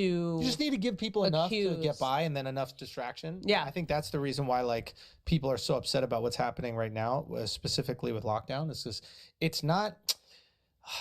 We just don't have enough things to do, right? Like if they took away something else, if they limited our ability to do something that like didn't affect our distraction, we'd be okay. But eating out is integral in like so many people's lives. Yeah, Like it's a ritual. For me, it's how I socialize. Like I'm not going to a fucking Marquee, the nightclub, right? Like I'm just gonna go out to dinner with my boys or go out to dinner with my girl. That's just what I do. I don't even know how to socialize another way. I would go so far as like, if we're not at work and socializing that way, it's just food. Hey, you want to meet up and get some food? You want to meet and get some drinks? How did you know your girl was your girl? The moment, when did I know? Like I remember you said when you were first talking about her, it was so different. Like I felt it. Like I knew. Like I feel like your guy friends, platonic girlfriends know first because you talk different about her. And you said something. You were like, I was talking to her on the phone about something, and she was like, "Oh, let's not talk about that now, so we have something to talk about when you get home." Yeah. Right? It was something like that. And you were like so impressed that she was like siphoning out her like I want to have things to talk to you about like throughout our day, you know, and like what happens when we get there. And you were like proud, you were like so impressed by that, because I remember like when we were first becoming friends, you were like, "There's no wives out there," and it was like blew my mind. And I'm fascinated by why when. I mean, for me, it was like I wanted somebody that I could feel. When did you know? A specific day? I want to know, yes. Well, I was a bit of a coward at first. Why? Because I was unsure that this thing existed. Yeah. So I was like super concerned to like get in and fully kind of commit verbally to her, right? Verbally. Like I was committed physically and emotionally before I was verbally committed, because I had to go through this like trial period with my own mind. Where I was just like, okay, I'm in a relationship, but I'm not going to tell her that. How soon were you monogamous? Like, how soon were you together? I mean, pretty early. Yeah. I mean, like you kind of. It pretty early. I mean, like for me, I just kind of wanted to hang out with her, so there wasn't really any need to like hang out with other people. And then it just kind of happened organically. It wasn't like a conversation where she was like, "Yo, stop seeing people." And I think like if you have to have that conversation, yeah, like I think it does happen. Happens and but it doesn't have to happen like in the first second.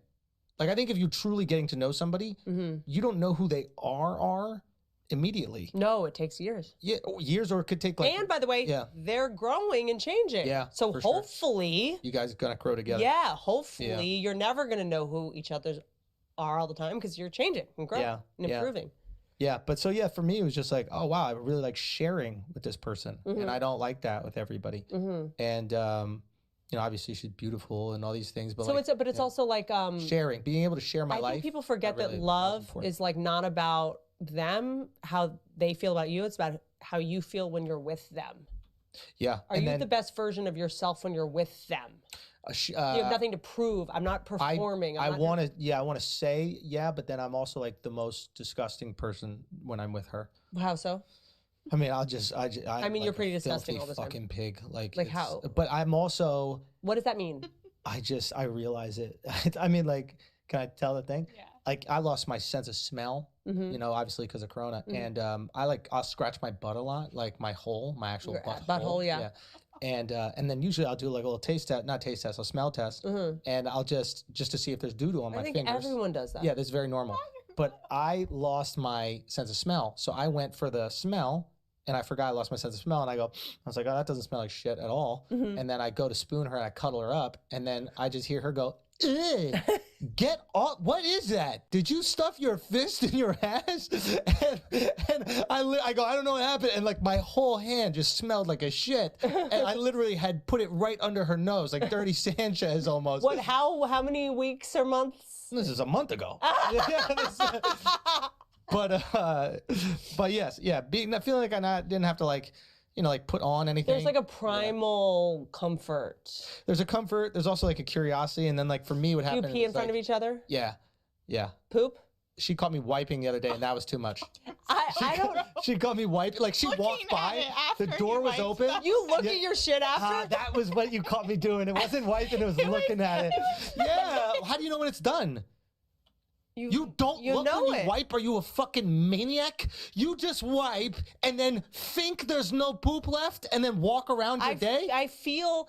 Well, I'm going to blow your mind. You're a crazy person. I'm going to blow your mind. Oh, my God. If I know that I'm going to have... Anal? Mm-hmm. Yeah, I knew you were Sometimes I'll put my finger in my butthole and scoop out poop. Yeah, you have to go there. You got to go there. No, you got to go there. Push it back up. You push it back, you pack it in like a cigarette. You can just like scoop it out. You can go in and scoop it out. You know, and like people like pack some Marlboros. Newports. Cools. We're like the same. Yeah, you're my sis. Okay, you guys know that I'm an athlete. I do athletic things, okay? I drink Athletic Greens, which is the most comprehensive daily nutritional beverage I've ever had. They take all the guesswork out of trying to maintain effective nutritional habits because, listen, we're busy. We have a lot of things to do. We have TV shows to watch. We have busy schedules. We have a lot of sleeping. Sometimes we don't even do that good. It's too much work, so they take a lot of the guesswork out of it. They can help you because their all-in-one superfood powders are your nutritional essentials. One tasty scoop of Athletic Greens, one tasty scoop of Athletic Greens contains 75 vitamins, minerals, and whole food source ingredients, including a multivitamin, multi-mineral, probiotic, green superfood blend, and more. They all work together to fill in the nutritional gaps in your diet, I have a lot, and increase energy and focus, aid in digestion, and support a healthy immune system, which is great because I know we're all sick of some stuff. That's wonderful. Simply visit athleticgreens.com/Whitney and join health experts, athletes, and health-conscious go-getters around the world who are making a daily commitment to their health every day. Daily and every day, guys. Again, simply visit athleticgreens.com/Whitney and get your free year supply of vitamin D and 5 free travel packs today. That's awesome. Listen, we all love coffee, I'm sure. That's a generalization, but it's the truth. And if you like coffee, you will adore Super Coffee. Okay, it's an indulgent, healthy, ready-to-drink alternative to sugary coffee drinks. It's made to power you the entire day. It uses a combination of caffeine, healthy fats, proteins, and you don't have that jittery, gross, like after caffeine feeling.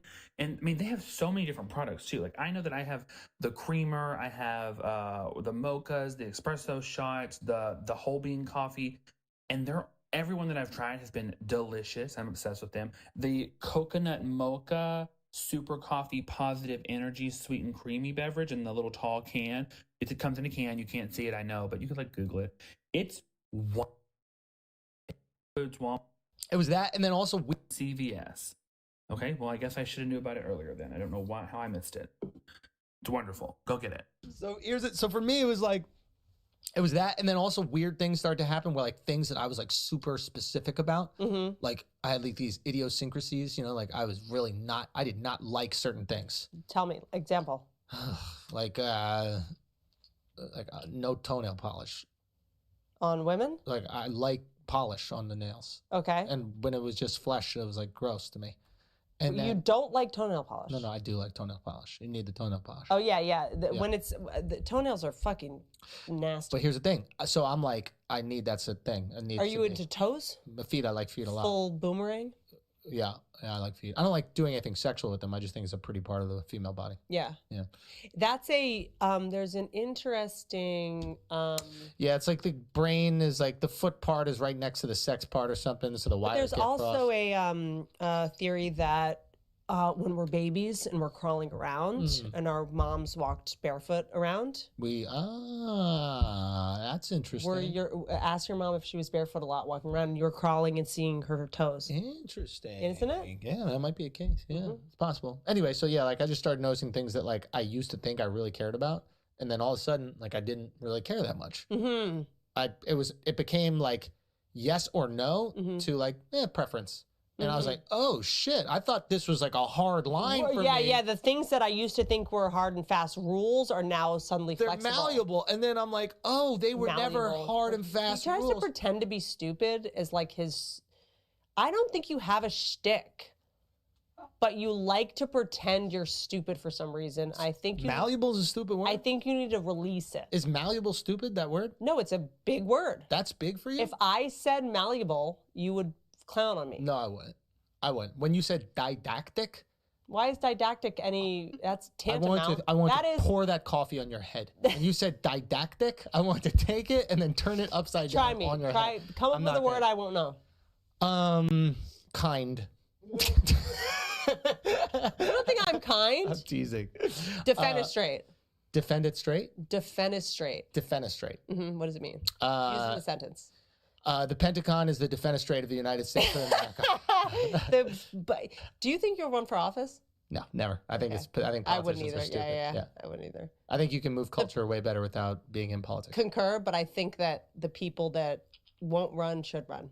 Yes, 100%. And I think if there is a point about cancel culture that you want to bring up that isn't just like us comedians crying that we can't do jokes, I think that you'll never have, well, not never, but like you're not going to have the right person for the job to be president because they're going to go through their lives and find out they said something rude to somebody in 1990, and then that's going to make them they're going to completely eviscerate their character. They're going to make them so radioactive that they're like, I don't even want to be part of this. And I think that now we're just going to get like Mike Pence's of the world, right? Who just are clean, but you're clean, so you got no flavor. You know, Trump was an anomaly in that regard. He was just like, yo, yeah, I'm a fucking piece of shit. What's up? Is Trump going to go on Rogan? I think he should. Should he? 100% he should. 100%.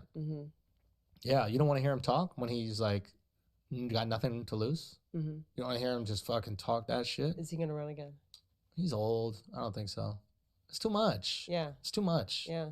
You got to listen to the Silvio Berlusconi thing. He's good? He's the man? He basically, Silvio is Berlusconi, Prime Minister of Italy. Like He's the mafia guy, right? Yeah. Yeah. Did he believe in a what he dart said? just hits me in the neck. If people believe in what they say, well, I mean, not all people, obviously, you can take this out of context, whatever. But like, if people really believe in their shit and they truly believe like what they're doing is the right thing and helping, there's a little bit more respect for that, even if you disagree with it. When somebody's like a grifter, they're just latching onto a movement so that they can like gain power, like popularity or fame. Then I'm just repulsed by you and you're disgusting. Should podcasts be funny or interesting? I think the funniest stuff is interesting. Like to me, the best conversation is a serious one that then veers off to funny. You know, like we'll have on our podcast, Flagrant 2, right? Like we'll have these conversations that are like start in a serious place and then they just become the most absurd, crazy conversation. Tangent, and that's the funny to me. But like, because if it's all just like slapstick, after a while, it's just like it's stupid. Is there anything that you're like, oh, hope that doesn't start getting a trend circulated?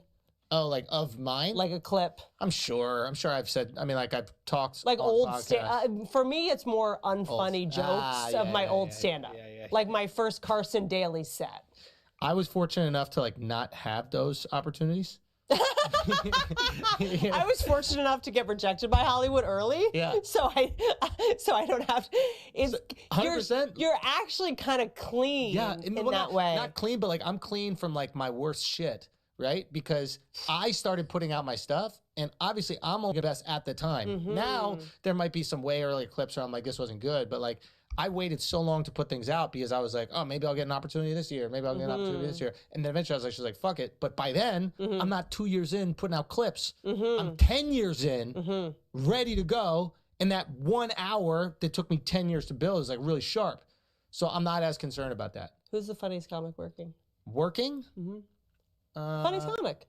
The funniest comic ever is Patrice O'Neill. The funniest comic working right now. When he wants to be funny. Would Patrice be funny now? Yeah, he'd be the best. Of course. Not a question. Patrice is the GOAT to me. And it's not even like a close conversation. I think, to me. It's like for the type of comedy I like. Yeah, he's the Floyd. He's the Floyd. 100%. I mean, if Chappelle wants to be funny, if he wants to turn the switch on, I think he's the funniest right now, probably. Yeah. But what is this new trend where comics now have to be vulnerable and serious and political? Insincere. Yeah, I don't know. We gotta ask. You gotta ask Dave about that. You should talk to him about that. Yeah. Like what the point of it is. Like I don't know. What do you think it is? I don't know. I don't want to lecture anyone. Yeah. Me personally, I want people when they click on me, they know they're gonna get Santa Claus. It's gonna be surprising and funny and silly and dumb and interesting and like remember those Cracker Jack boxes where there was a prize? Yeah. Like I just want to do that. Yeah, you're a Cracker Jack box. Thank you. Yeah. Cracker? Are we allowed to say cracker? Yeah. Okay. He's okay. Yeah. I asked the black person in the room. But that's our word. That's our word. Yeah, he I'm can't taking say it back, honky. Yeah, you're a honky. Dude, I got to start calling white girls honky. You know about That's redneck. hysterical. Redneck. Oh my God. Yeah, this honky cut me off the other day. Dude, honky's back. the best. Yeah, we got to do honky. Such a, like, we need to bring honky back. Yeah. Oh, this is great. Honky's like in. this, I love etymology shit like that, like redneck and hillbilly. Yeah. You know, like redneck actually, I don't know where it was where I said redneck on something and they were asking me about cutting it and I was like, no, redneck actually, like, what do you think redneck means? Redneck means person working in the fields and their neck was red because Why? of the sun. The sun.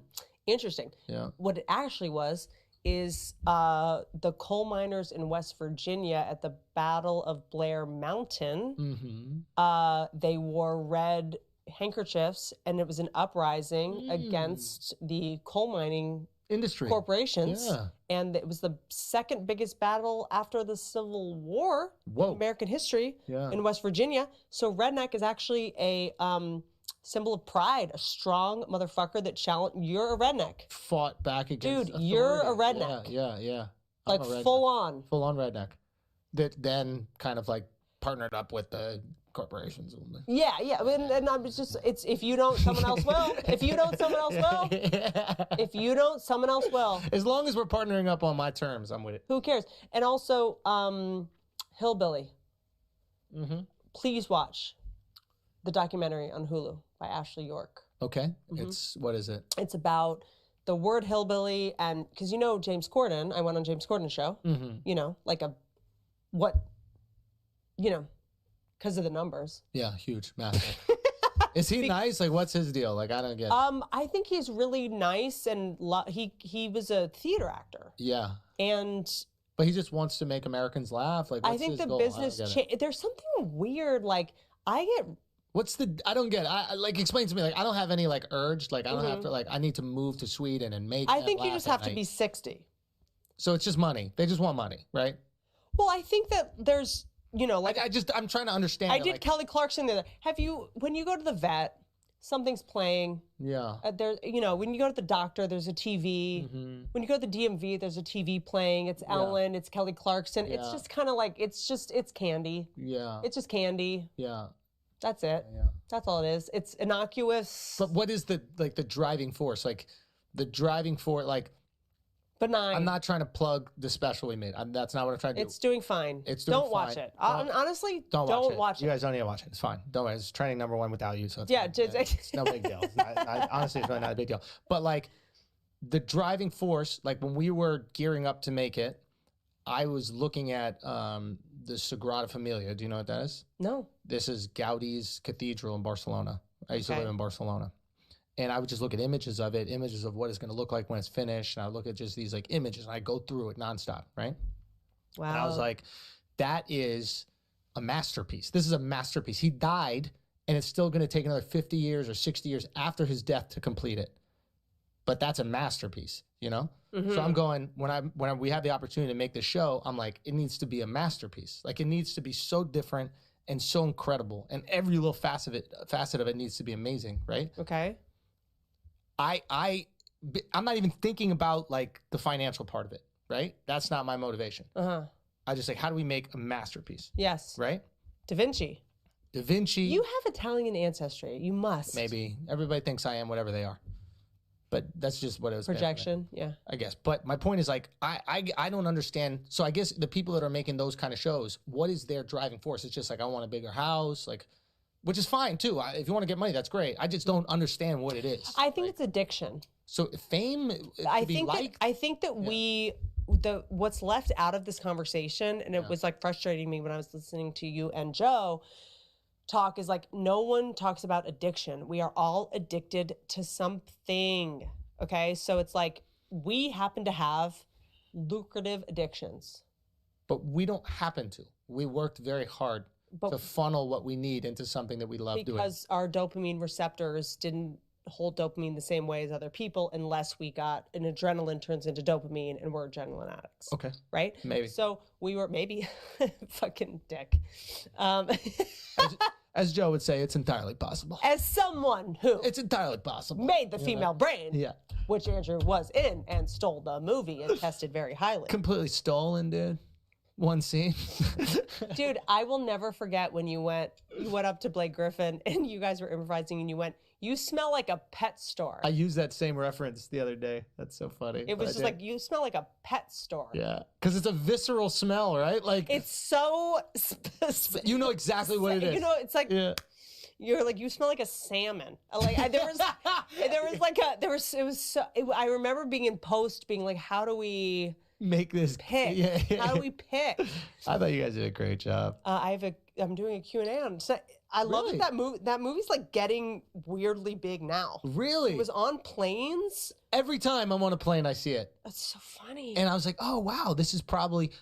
Is that big money to be on planes? Not for me, but maybe the financiers. Oh, you weren't the financier? No.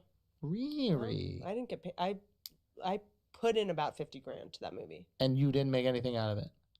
Don't you get paid back as one of the financiers? No. What's going on here? No, I lost money on that. Respect. That was an investment. Just show people, yo, I got this. Labor of love. Well, no, I mean, I couldn't do it. I did it. We had 14 days. A couple of my friends have gone QAnon. Yeah. And watching it, I watch them and I go to their Instagrams and I watch their thing. Righteous. Like there's worse things to join than like a group of people religion. That wanna, it's its own religion. Yeah, but like there's worse religions out there. Like they literally are like, we should stop pedophiles. Like they're not the worst people. But yeah, a lot of people who are attracted to that were sexually abused. Yeah, that's why they're drawn to it, of course. Exactly. Yeah, I'm just saying, like, in the special we have like a piece about QAnon, but like I'm very empathetic. Like when we wrote it, we're like, I think we should kind of like understand these people and not just make fun of them. Oh, trust me, yeah. And because one, there's no way you're going to get them out of it, right? And let two, them have their anesthesia. Either let them have their anesthesia or don't act like it's ridiculous to believe some of the things they believe.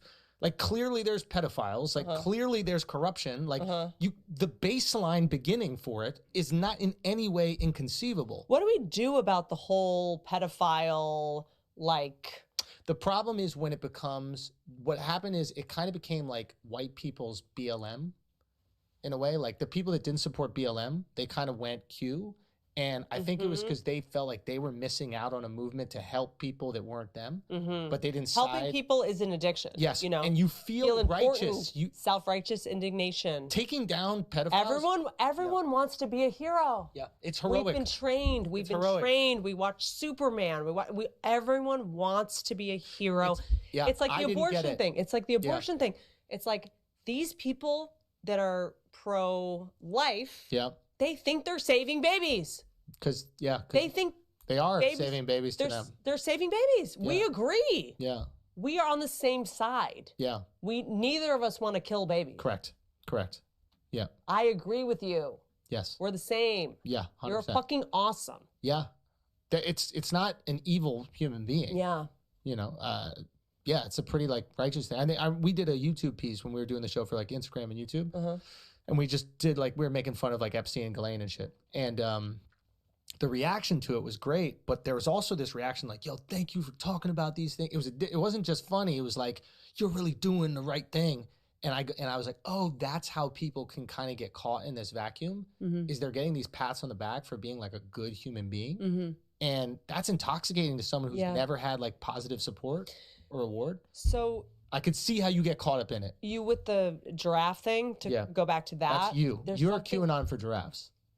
You're QAnon for animals. I'm You're an Al-Anon. You're what? Al-Anon. What is that? That's my 12-step program I'm in. You don't drink? No. Al-Anon is for adult children of alcoholics. Adult children of alcoholics. If you grew up and your parents were alcoholics. Yeah, but everybody's parents were alcoholics. I know.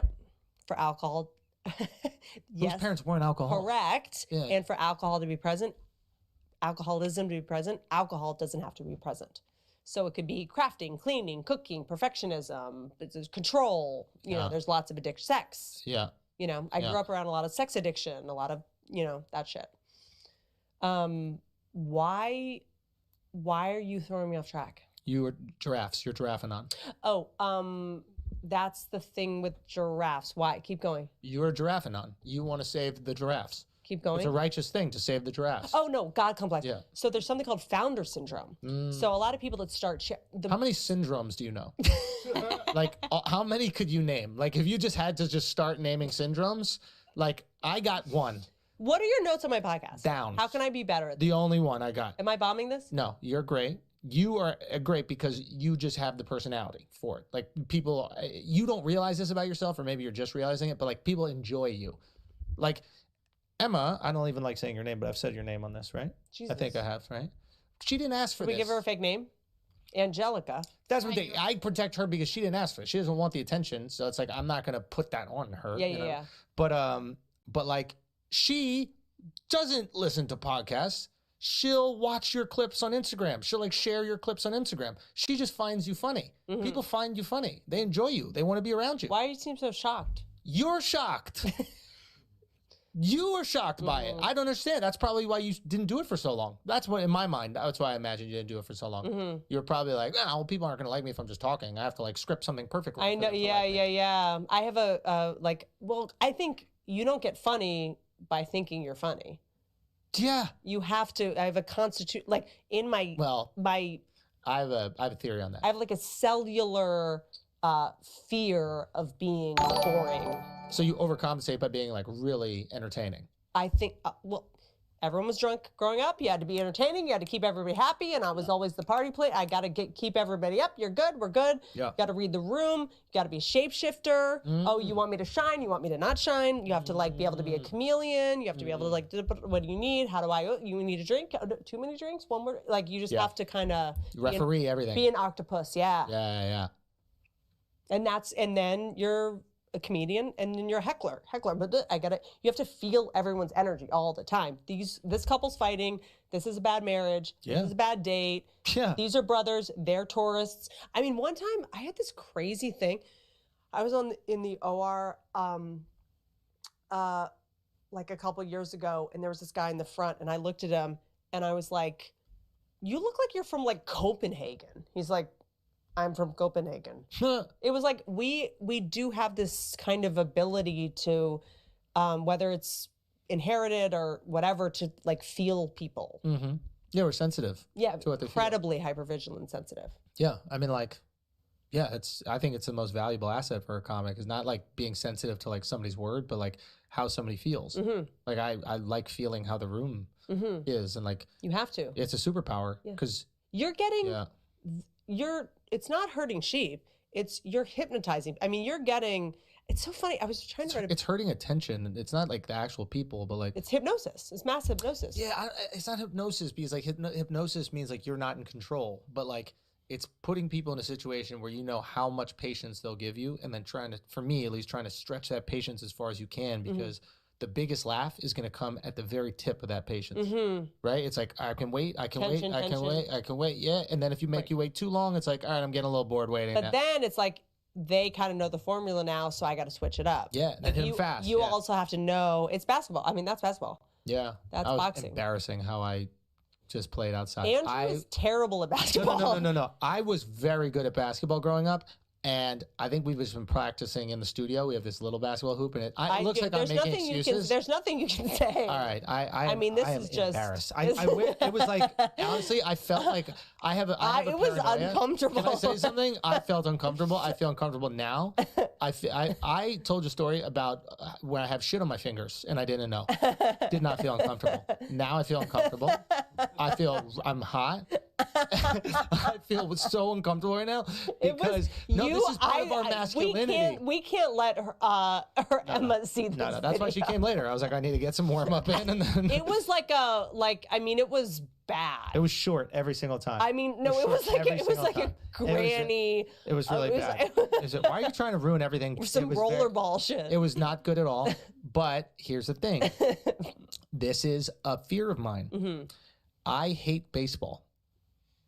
Okay. You don't hate anything. You're right, but it's just better to be more passionate. Yeah. Like if we speak reasonably about our feelings, it's boring. Yeah. Right? I have a lukewarm opinion of baseball, right? Like, you know, here's why I fuck with baseball. Oh God, it's the most boring sport on the planet. Okay. But I like that you could be like 40 and fat. Yeah, and eat. You can consume food during it. Yeah, I like these old, just racist fat dudes playing ball. Like they play one every 4 games. That's it. Yeah, just hang out. It's just such a ridiculous. Yeah. It's so dumb. It's absurd. But I have a fear that if I don't continue to practice throwing a ball, that when I have my child and I want to play catch with him, her, they, them, Zim, Elliot, when I'm playing catch with Elliot, right? I'll throw like a girl if I don't continue to work the arm. There is and can I tell you, I think podcasting... Terrifying. Seeing a dad play catch with his kid and throwing like a girl. Whew. There is imprinted in us is the need to pass. Grab her boobs? Did you see that? I do that. I know. I do it sometimes. Is that how you think? You're like, what's the word? And you just squeeze it out. I had a mole removed. Oh. And I have like a bandage. So what was the mole? Your tits is going like this. What's that? Do you know that? What? Super, come on, guy. What is it? Superstar. What is it? What happened? She smells her armpits. Oh, I always do. Oh God, guys, stop it with this. They smell awful, which means I don't have COVID, and you can't smell it anyway. I stopped using deodorant, even though the aluminum thing, a doctor just told me that's bullshit. Yeah, of course. They're not putting aluminum in deodorant. Yeah. Why would they do that? Aluminum's expensive. It's not. Did you taste it? Did I look down? No, I don't taste. I've tasted boogers before, but not my. Yeah, of course. I do have BO, but it's fine. None of you were platonic. Okay. Where were we? Yet, Dove could crack those cheeks wide open. Did you see the new exercise I'm doing to get a big butt? Wait a minute. But did you mute me? What the fuck? What? Did you mute me? Yeah, I muted you. Jesus Christ. No, I didn't mute you. Why? Because or my stories. You don't watch my stories. I do watch your stories. I told him that we have the same dermatologist. So, Dr. Lancer. You go to Dr. Lancer? Yes, I have forever. Dr. Lancer is my dad / side piece. But I saw your butt jiggling thing in your I did. I started doing this machine that exercises your butt for you. Yeah. Mm-hmm. Okay. So that it's equivalent to 20,000 squats. Okay. So get ready, Dove. Dove. Get ready after this. After we Let me tell you something. That thing is cracking back. Okay. She might crack you wide open with that thing, Dove. Okay. Bop, bop, bop. Didn't I say bop, bop, bop to her on the first episode that I came on here? Did you listen to that episode? I didn't listen to that one. It's tricky. You can also do it on your abs as well. Yeah, I've seen it. So that I did that thing. Yeah. It's good though. But the wedding. No, what was where were we? You were saying that the Netflix special is a masterpiece. And, it was unbelievable. And this has been such a smooth. Feels jazz. Rollout. Yeah. Oh wait, for the special. I thought you were talking about us. Yes. Like that this, too. This us. podcast. Yeah. Yeah. We have some kind of weird thing. No, it's just comfort, dude. Yeah.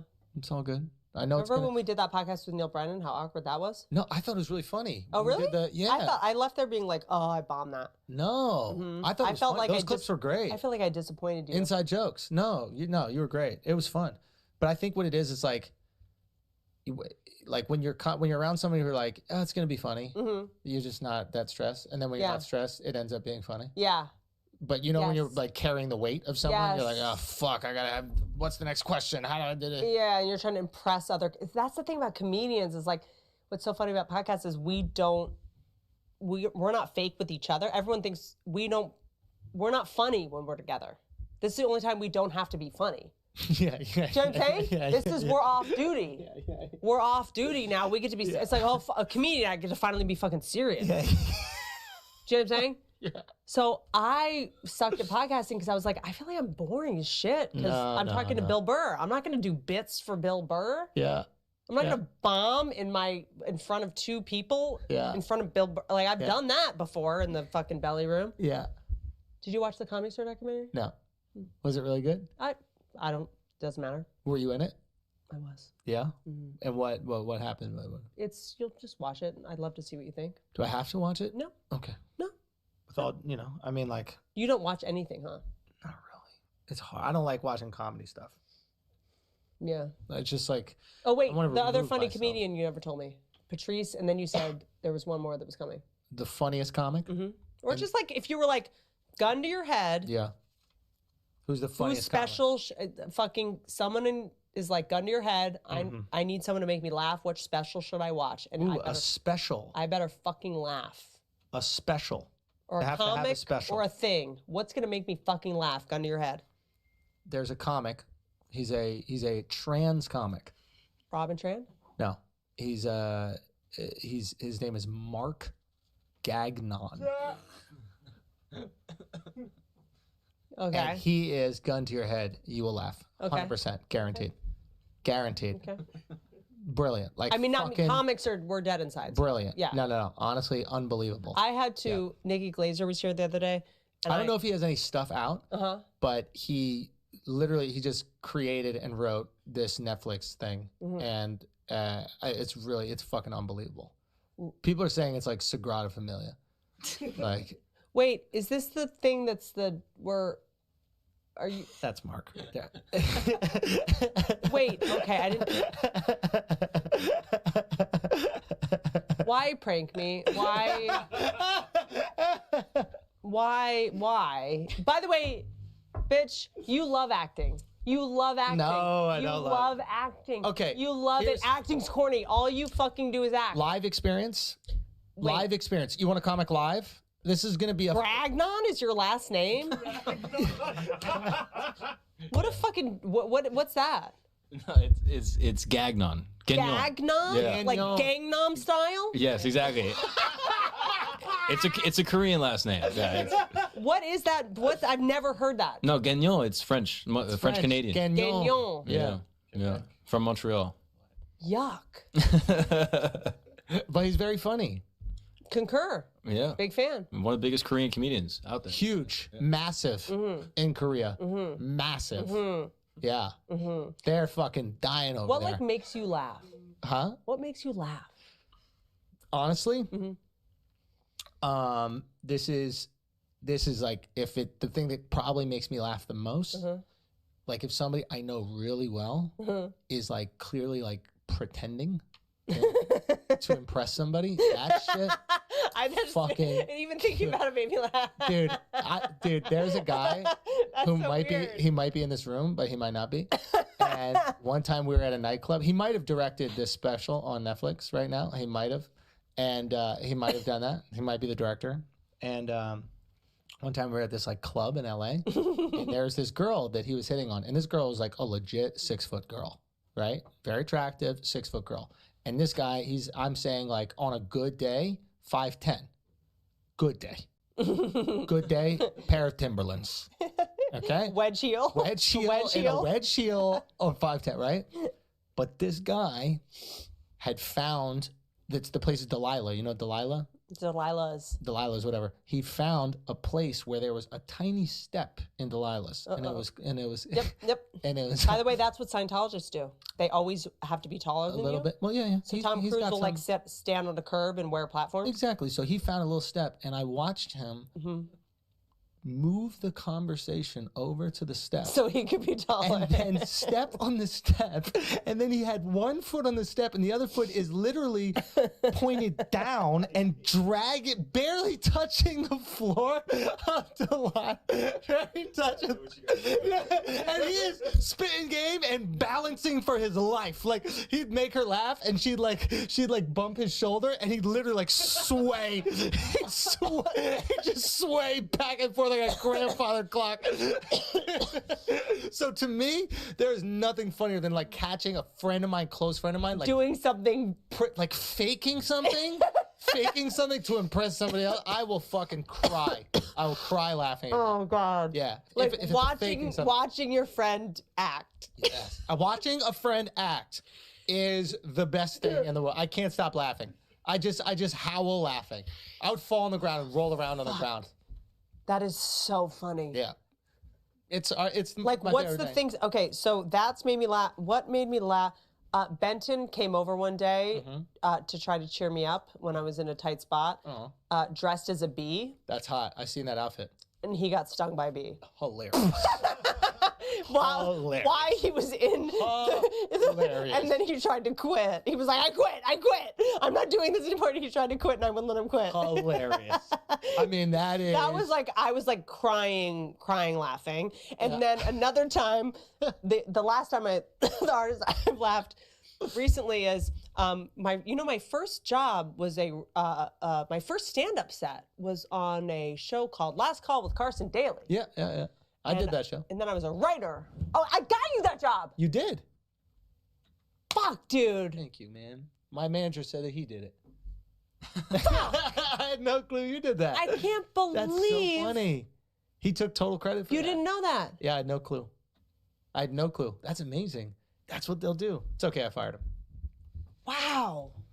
Thank you. What is better than like the fucking family when comics like support each other? Yeah, I'm surprised you didn't ask for the credit. You must have thought I was a douche not saying thank you. I don't need the credit. Yeah, I want the funny people to win. Everybody. Yeah. I just feel it doesn't help. Do you know what I mean? Yeah. Managers push unfunny people. Yeah. Only comics know who's funny. Yeah. Who are these bookers that decide who's funny? It just doesn't make any sense. They used to have like a system where they could just do that. There was like a guy that went to advertising school who would pick the comics. Yeah. But that used to work because the system, like the structure was so perfect that like you could put almost anybody in it and they had all the power. Like the people that just should have the power, just like some random person on the street. They should go to a comedy club and just go like, who do you think's funny? They do now. Look at us. Like a stranger. Yeah, strangers decide.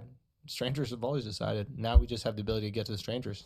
The last time I laughed so hard is I had a Thanksgiving and that was my first job. I was a writer on that show. Yeah. So I was also pitching comics to Nicole Yaron, Booker, who now does the fucking voice and she's just a beast. Yeah. And she goes, I was like, remember when Carson Daly used to wear a Livestrong bracelet? And she goes, oh, he still does. Today. No. Carson Daly. Respect. Today. Does he still paint 2 nails? Still. He painted 2 of his nails. Was that a thing? Yeah. Still wears a Livestrong bracelet. You gotta love it. On the Today Show. But yeah, like why did we stop caring about cancer? Coney 2012? I paid for that. Swear to God. I got the DVDs and everything. Swear to God on my life. Coney 2012. I swear to God, I got the DVDs What was and everything. that? Joseph Kony was a like evil dictator in some African country, and some kids in San Diego decided that it was up to them to get him the fuck out of here. So they put out some video, maybe it was on YouTube or something like that. I don't know where I saw it. It was on YouTube. Sure. And they're like, you can go support and we're going to raise all this money. And it worked. And I was like, I got to fight the good fight. And then that kid, I think they made him go crazy. He randomly was just running naked in San Diego, butt naked. And then they shut that whole thing down. But I literally think, and I'm not like the big conspiracy guy, but like, I think the American government was like, yo, too many people want us to do something we don't want to do. Yeah. So let's get rid of this leader. Let's just make him look like a maniac. And he was found running butt naked in San Diego. And then after that, they just shut the whole thing down. And then where did the money, where'd your money go? I don't know. But I got like stickers. We were putting the stickers up. It's really wild how we are such, what is that? Schools of fish? What is it when you... Yeah, I think I was a little bit more... I think I was that, but the contrarian version. We're so emotional. Yeah, but like, so there's some people that like just gravitate towards what everybody's doing.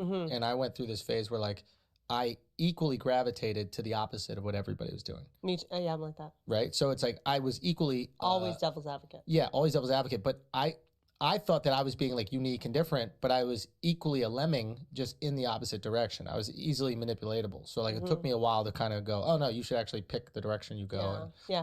And it's also, I think the days of like, it used to be when people disagreed, it was an interesting conversation. And now you're like an asshole. Do you know what I mean?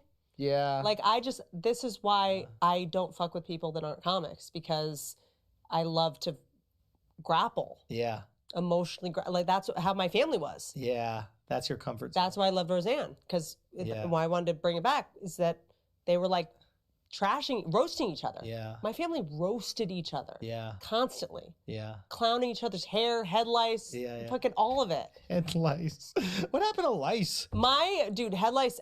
Yeah. Kids used to get lice all the time. Dude, like every year. pink kids eye. had Pink eye. Pink eye still exists. Lice. I had head lice. I used to fucking pull bugs out of my hair like in class. Really? Yes. That's gross, dude. Yeah. Nicks, remember? No. RIT, R-I-T, RIT and Nicks. Those were the medicines you'd have to use. I didn't know. I never got it. Do you remember John Roberts? The North Carolinian senator or whatever? John Roberts He was running for president. Like he had a girl that he was fucking on the side. No, yes. They got exposed. So John Roberts, this was like the first guy that did YouTube videos. The Christmas tree video. Mm-hmm. You ever seen this? Let me see. Okay, so this guy, did it spill? Okay. Should I drink it though? Is there anything with flavor? Drink it. Yeah, it's strawberry. Okay, so this was my favorite video. I watch it. I know it all by heart. This was in, what is it, 2004? 2004. This guy, John Roberts. What is MCT oil? I just need to know. You're friends with Rogan. You should know. What is it? Do we know what that is? It's the goji berry. Oh, so I'm good. It's acai berry. That's it. It's like a whatever. I can drink it and it's not anything crazy? No. Okay, well, keep going. Just start shitting immediately. Go. So, no, but I want you to really watch this because this is important to me. Okay. This is... Sorry. Oh, wait, hold on. The volume's not on. Why not? Mute? It's on mute? Unmute. Mute? Volume? How come I can't play this? Mako, can you help me? What's going on here? Oh, sound's off. Sorry, that's me. Yeah. Okay. Did y'all see that? Alex? Sorry. Mark? What? Make fun of me with the technology stuff? I'm like, my brain is not. Okay, ready? See? Yeah, come over now. Hurry up. We're going to get the tree. Come on. Come on. We just got the tree. It's gorgeous. Yeah. Come on. You got to see it. We just got the tree. You got to see it. Oh, look at that tree. How long is this? If it says tree on it, How long ago is this? 2004. So this is pause. Uh-huh. This is shit moms say, shit dads say, shit Persians say. This is the precursor. Interesting, yeah. And they've tried to make a sitcom. They did one with Shatner. But no. Yeah. I remember that Twitter account. But what I'm saying is, like, you know how those videos will go viral, like, what is it? I don't know how to describe it, but like things Persian people say, and it's all the things that like stereotypically that turned into memes, yeah, like your, Italian. Your mom on Christmas, we're going to get the tree. Yeah. It's cool to see like the first iteration of that. This is like is like the original YouTube, like TikTok. Like this is like John Roberts. You love this guy. Love. So what happened to him? This is like my Mr. Rogers or something. Like I can't explain it. He's on BoJack Horseman now, like as a voice. Watch. Come over, we're going to get the tree. Yeah, come over now. Playing his mom. Hurry up. We're going to get the tree. Come on. Come over, we just got the tree. It's gorgeous. Yeah, come on, you got to see it. We just got the tree. Oh, look at that tree. Hey, if it says tree on it, that means it's decorations. It needs to come down. Yeah, we're going to decorate the tree. Come over. Make it nice around the tree. Come on, make it even. Make it nice. Come on. What's happening right now? Don't turn on the tree. Don't turn it on. Go ahead. Turn it on. Oh, wow. Look at the tree. Oh, look at the tree. The presents under the tree. Are you pranking me right now? No, I just want you to watch it. Get away from the tree, please. Get away from the tree, please. Would you get away from the tree? This is what's interesting. Okay. So, because I think John Roberts was kind like you two. So this, look at this. Hey, get the hell out of here. So this, when he started doing this, YouTube at whatever this timing is, that was the cover. Thumbnail. So he started putting good thumbnails. So he, at this smart time code, he would always have like a eye-catching thumbnail. This is before you could personalize thumbnails. Correct. That is brilliant. I know. That is absolutely brilliant. So this is on some Andrew Schultz shit. Whoa. So he knew that this was going to get more views than a woman in a wig or a Christmas tree. Oh my God. He found a way to hack the system. So he knew that at the time they pulled like whatever at 0.56 seconds. That's brilliant. That's the image they would use as a thumbnail. So he That is fucking brilliant. edited it accordingly. Because this makes no sense. But now you're like, okay, Breaking I got to see character. why this guy is. You know? Interesting. Because this is out of... That's nobody. It's not. This is breaking character and not as funny as the other stuff. And you spoken to him about this? I'm trying to have him on next year. Yeah, that's really good. Isn't that wild? That's really smart. So he sort of was the first person to like, now when we're always trying to like hack the algorithm and get in the algorithm, you know? That's what we did to Netflix. Yeah. We hacked it. Okay. Can we just finish it? Yeah. But then I want to tell you what we did. Here. Why isn't the tree on? Come on, turn on the tree, please, for me. Turn on the tree and pick up all that shit. Hey, come on, everyone. We're going to take a picture by the tree. Everyone get in the den. Come on. Hey, what do you May mean? not take a picture by the tree. Get inside right now. What's Bailey's? Come on. Help me clean up Got the tree, please. Such a Mess. I Oh, love that tree. That was a good tree. Oh, next to you. Pick that up. Bye, tree. It's cold. So that was 2004. That's great. Really smart, though, to think about that. The way that it's cut, the way that it's, the way that it like hits your emotions. Yeah. There's just something interesting about what. It's great. Ahead of his time. Yes. Sometimes what happens is, But I've no- probably given this analogy before, but like, are you familiar with Dogtown and Z Boys, the skateboarders? I am. There was a movie made about it. They were like the first like real street skateboarders. They would like go to these pools in people's backyards that had been emptied. and Yeah, they'd, like, In the skate there. 70s? Maybe it was the 70s. In 80s? San Francisco? Or? No, I think it was LA, San Diego. Like, Yeah. It was LA though, specifically. What is the thing? Doesn't matter. Point is, they were the first people to do it, but sometimes the first people to do something are not the ones that get all the credit, notoriety. Leif Erikson, Christopher Columbus. Yeah, perfect. So it's like Tony Hawk, who's like the fucking sweetest guy in the world, came out kind of after them and then blew up. And I think most people attribute like this meteoric rise to popularity of skateboarding to like Tony, and not only the video games, but also just his look. He was I like love this how in Rogan typical- you were like, oh, I watched Bill Maher, and I was like, oh, I can do that better. Yeah, much better. Like, I know what to do. Yeah. Like, got it. Yeah. Way better. Like, not even close. Have you ever spoke to him? No, but I'd tell him. Yeah. It is what it is, bro. You can't be great, you know what I mean? Like, but it's like, it is what it is. We're better. And there's 4 of us. He's probably got a team of 40 people. There's 4 of us. And it's a way better version. I love that you say when you do press about your show, you say we. It is we. That's fucking... All of these, all like the cool ideas we come up with. Very few people do that. We. Yeah, well, they shouldn't. Most people say I. I mean, look, I'm sure I've said I, and I'm sure I've taken credit at times, but like, I try to say we. When we speak about it, it's we. We're all, sacrificing for it. We're all doing it together. I mean, but that's really, it's really... But also, like, in my stuff, like, everybody has a piece. Like, nobody just works for me. Like, everybody has a piece of it. They have, like, own some equity. Even if it's little, they own something. So it's like, everybody has skin in the game. Yeah. And, like, I don't know. That's how I want it to work. But it's, maybe that's from playing sports.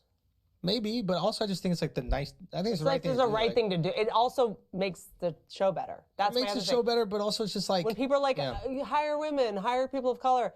Not because you have to. It's just gonna make it better. Honestly, that's the only reason I do it. Real talk. If you want the best argument for that, 100%. Like our writing staff was like, and just in general, like it's super diverse. We never tried once. It just happens to be. But what ends up happening is the jokes become nuanced because of it. And you see things you wouldn't have seen, mistakes you would have made, because there's someone there who knows. Fresh eyes. And then all of a sudden, we had this joke. We were in the special about it was like the body positivity movement or something like that, like about people abusing the body positivity movement. And then we said these big body jihadis came out of nowhere and started screaming "a la snack bar," right? And there's a cupcake, right? And there is Arabic writing that looks kind of like the ISIS flag writing on a black cupcake, one of those Hostess cupcakes. And the Arabic writing says, have a great day. But you think it's the ISIS flag, right? But then people who actually speak Arabic go, oh shit, I can read that. It's that would only happen because we had a kid who's Muslim on the show, and he's like, yo, we should make sure we don't use the ISIS flag, but why don't we put something in there? It's kind of cute. So I'm not like this like crusader for like, make sure your staff is diverse. Like if you're a reasonable guy that like has curiosity about people's opinions, you will gravitate to those people. But also, at least in our situation, a lot of people just want to surround themselves with people that agree with them, and it makes them mediocre. I get that, and I do get that, but like, I don't at all. No, I get why people do it. I don't fuck with anybody everybody that fights me.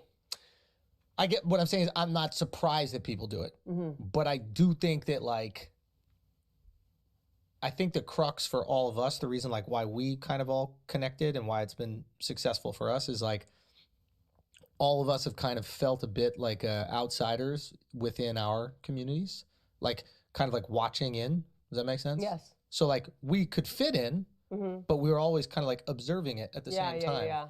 And I think a lot of comics are like that. So naturally, we're all coming from these different walks of life, but we all kind of relate to this like way of kind of like observing the things around us while they're happening. I used to obsess over, like I remember as a kid, I would work on a typewriter in my aunt's basement. Now I turn the volume on. My aunt's basement in Virginia, and I would like get obsessed with what things are named, you know, like jumbo shrimp. Aren't shrimp small? Like I would get like obsessed with like little things that didn't make sense to me. Yeah. You know? There's this girl on our podcast, Taylor, and she said the other day, she goes, she was like, I don't know, sometimes this stuff doesn't make sense to me. And I'm like, what do you mean? And she goes, like, why is it called a building? Shouldn't it be called a built?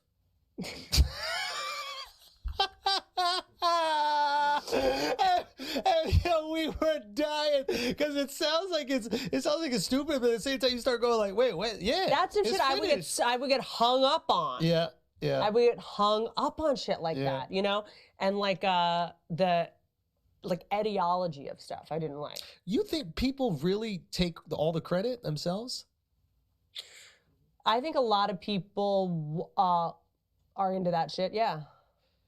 I don't know. I just feel like I can't do it without them, so it'd be weird for me to take the credit. No, because you're not a malignant narcissist. But I assume if there is somebody out there who's taking all the credit, they feel like they can do it without them. I just don't think I can. Yeah. So like for me, I would feel like a fraud if I did. Yeah. Does that make sense? But a lot of people are fine being frauds. Yeah. But I also think that like... whatever it takes.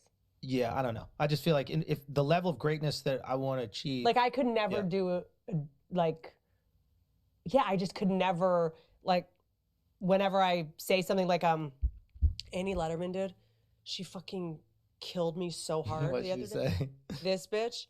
I was wearing like a nude bra, and I was showing her my thing. Yeah. And I hold up, and she goes, "Where did you get that bra? The Holocaust Museum?"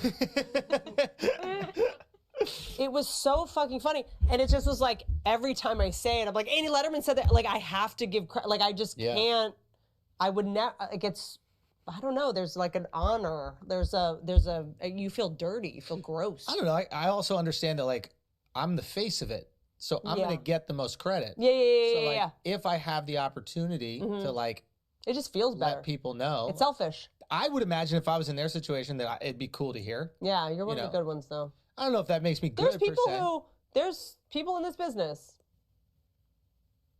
who say they're directing specials and then someone else directs them and does not get credit on the screen. Yeah. There's people who say they wrote books. And to be fair, they did Alex didn't direct it. He's just black and we needed a black guy. Love.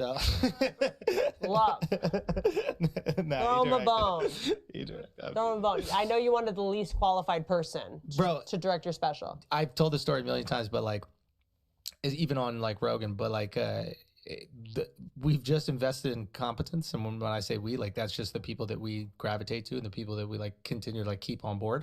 But like Al has never directed anything that is on a streaming network or anything Even like that. better. Yeah, I know. Even better, because you're not going to be stuck in patterns and bad habits from other things, and you're not conditioned. He didn't know how to use Premiere. Great. Even better. This kid was in college a year ago. Love it. Love it. He was in fraternity Benton parties. worked at Sephora. A little different their responsibilities, but still. No, it's perfect. You've worked in. Benton's dad was handicapped and had to take care of him all the time. Yeah. So that's what you pick somebody that was like, okay, if you could take care of a handicapped person, you can take care of me. That's brilliant. You understand HR and hiring. That's what you understand. I know a winner when I see one. 100%. No, I'll be honest, and I'm not saying this to like toot my own horn, but like you saw it in me before anybody in the industry. 100%. That I am bad at so many things, but knowing who's going to be at Crystalia, like knowing who's going to make it is like Beanie Feldstein. That is my thing. Yeah, I would say me too. Like I can tell if people got it or they don't, and I can tell like exactly what they're missing. And I can be like, yo, you're great. I know Benton thinks I should be a manager. But then I know. I don't want anything from people. That's the other thing. That's the other. Yeah, I do it for free. Like I do it. I'd rather just help you for free. There's this weird thing where like people are like, yeah, you should like sign all these podcasts and stuff like that. I was like, I don't want to own anybody. Yeah, I just don't want more emails. I don't even want to own my shit. Yeah. I'm just like, guys, do you want to own something? I just want to have a fucking blast. Yeah, let's have fun. We can all get rich. We're really good at this. I think we're the best at this because we were doing it with nobody and we managed to like kind of change the way people put out content. Like we really did. Do you think you're going to ever sell it? Sell what? Your podcast. No, maybe. I don't know. If I do, sure. If not, right now I'm not thinking about it. If Spotify came to you, yeah. I don't know. I mean, like that deal would have to be like so far down the line. Yeah, like, yeah. What it is, like it's the new syndication, really. But yeah, like I just think like let's have fun. Let's create cool things. I demand a lot from myself and obviously from them, but at the same time, like let's enjoy it. Like they're here with me just because, like, yo, we should celebrate this. Let's go. Let's go meet fucking Rogan. You know what I mean? Let's go watch Chappelle and Rogan do stand up. Let's have some fun. This is how I think you should. Who should I have on my podcast? How am I doing? Give me notes. You're great. You don't need notes from me. You have an incredibly successful podcast. Are you having fun doing it? I have to have fun doing everything Me too. I do. I don't have any. I say no to people that I know would do huge numbers, but I'm just like, I don't have anything to say to you. I'd rather have you on again or fucking. We rarely have guests because our thing is just like it's kind of just a hang. Yeah. We're not against guests, but we don't want to be dependent on guests. I was going to do your podcast when we were in New York. Remember? I know, but then you leave. I know. But I want you to be like you. I would have on because you're part of the hang. Yeah. But having random people on, like just to interview them, to me that would be like a different project. We want to have people on there like part of our kind of circle, family, exactly. Like we want people to get it. This is what I was going to say, and I forgot to say. Oh my God! Do you remember when she walked? Who did she rip? Effe. Oh my God. Oh my God! I can't believe I didn't tell this story. Oh, dude, Whitney is the biggest. Where's the camera? She is the biggest bully I've ever seen in my entire fucking life, dude.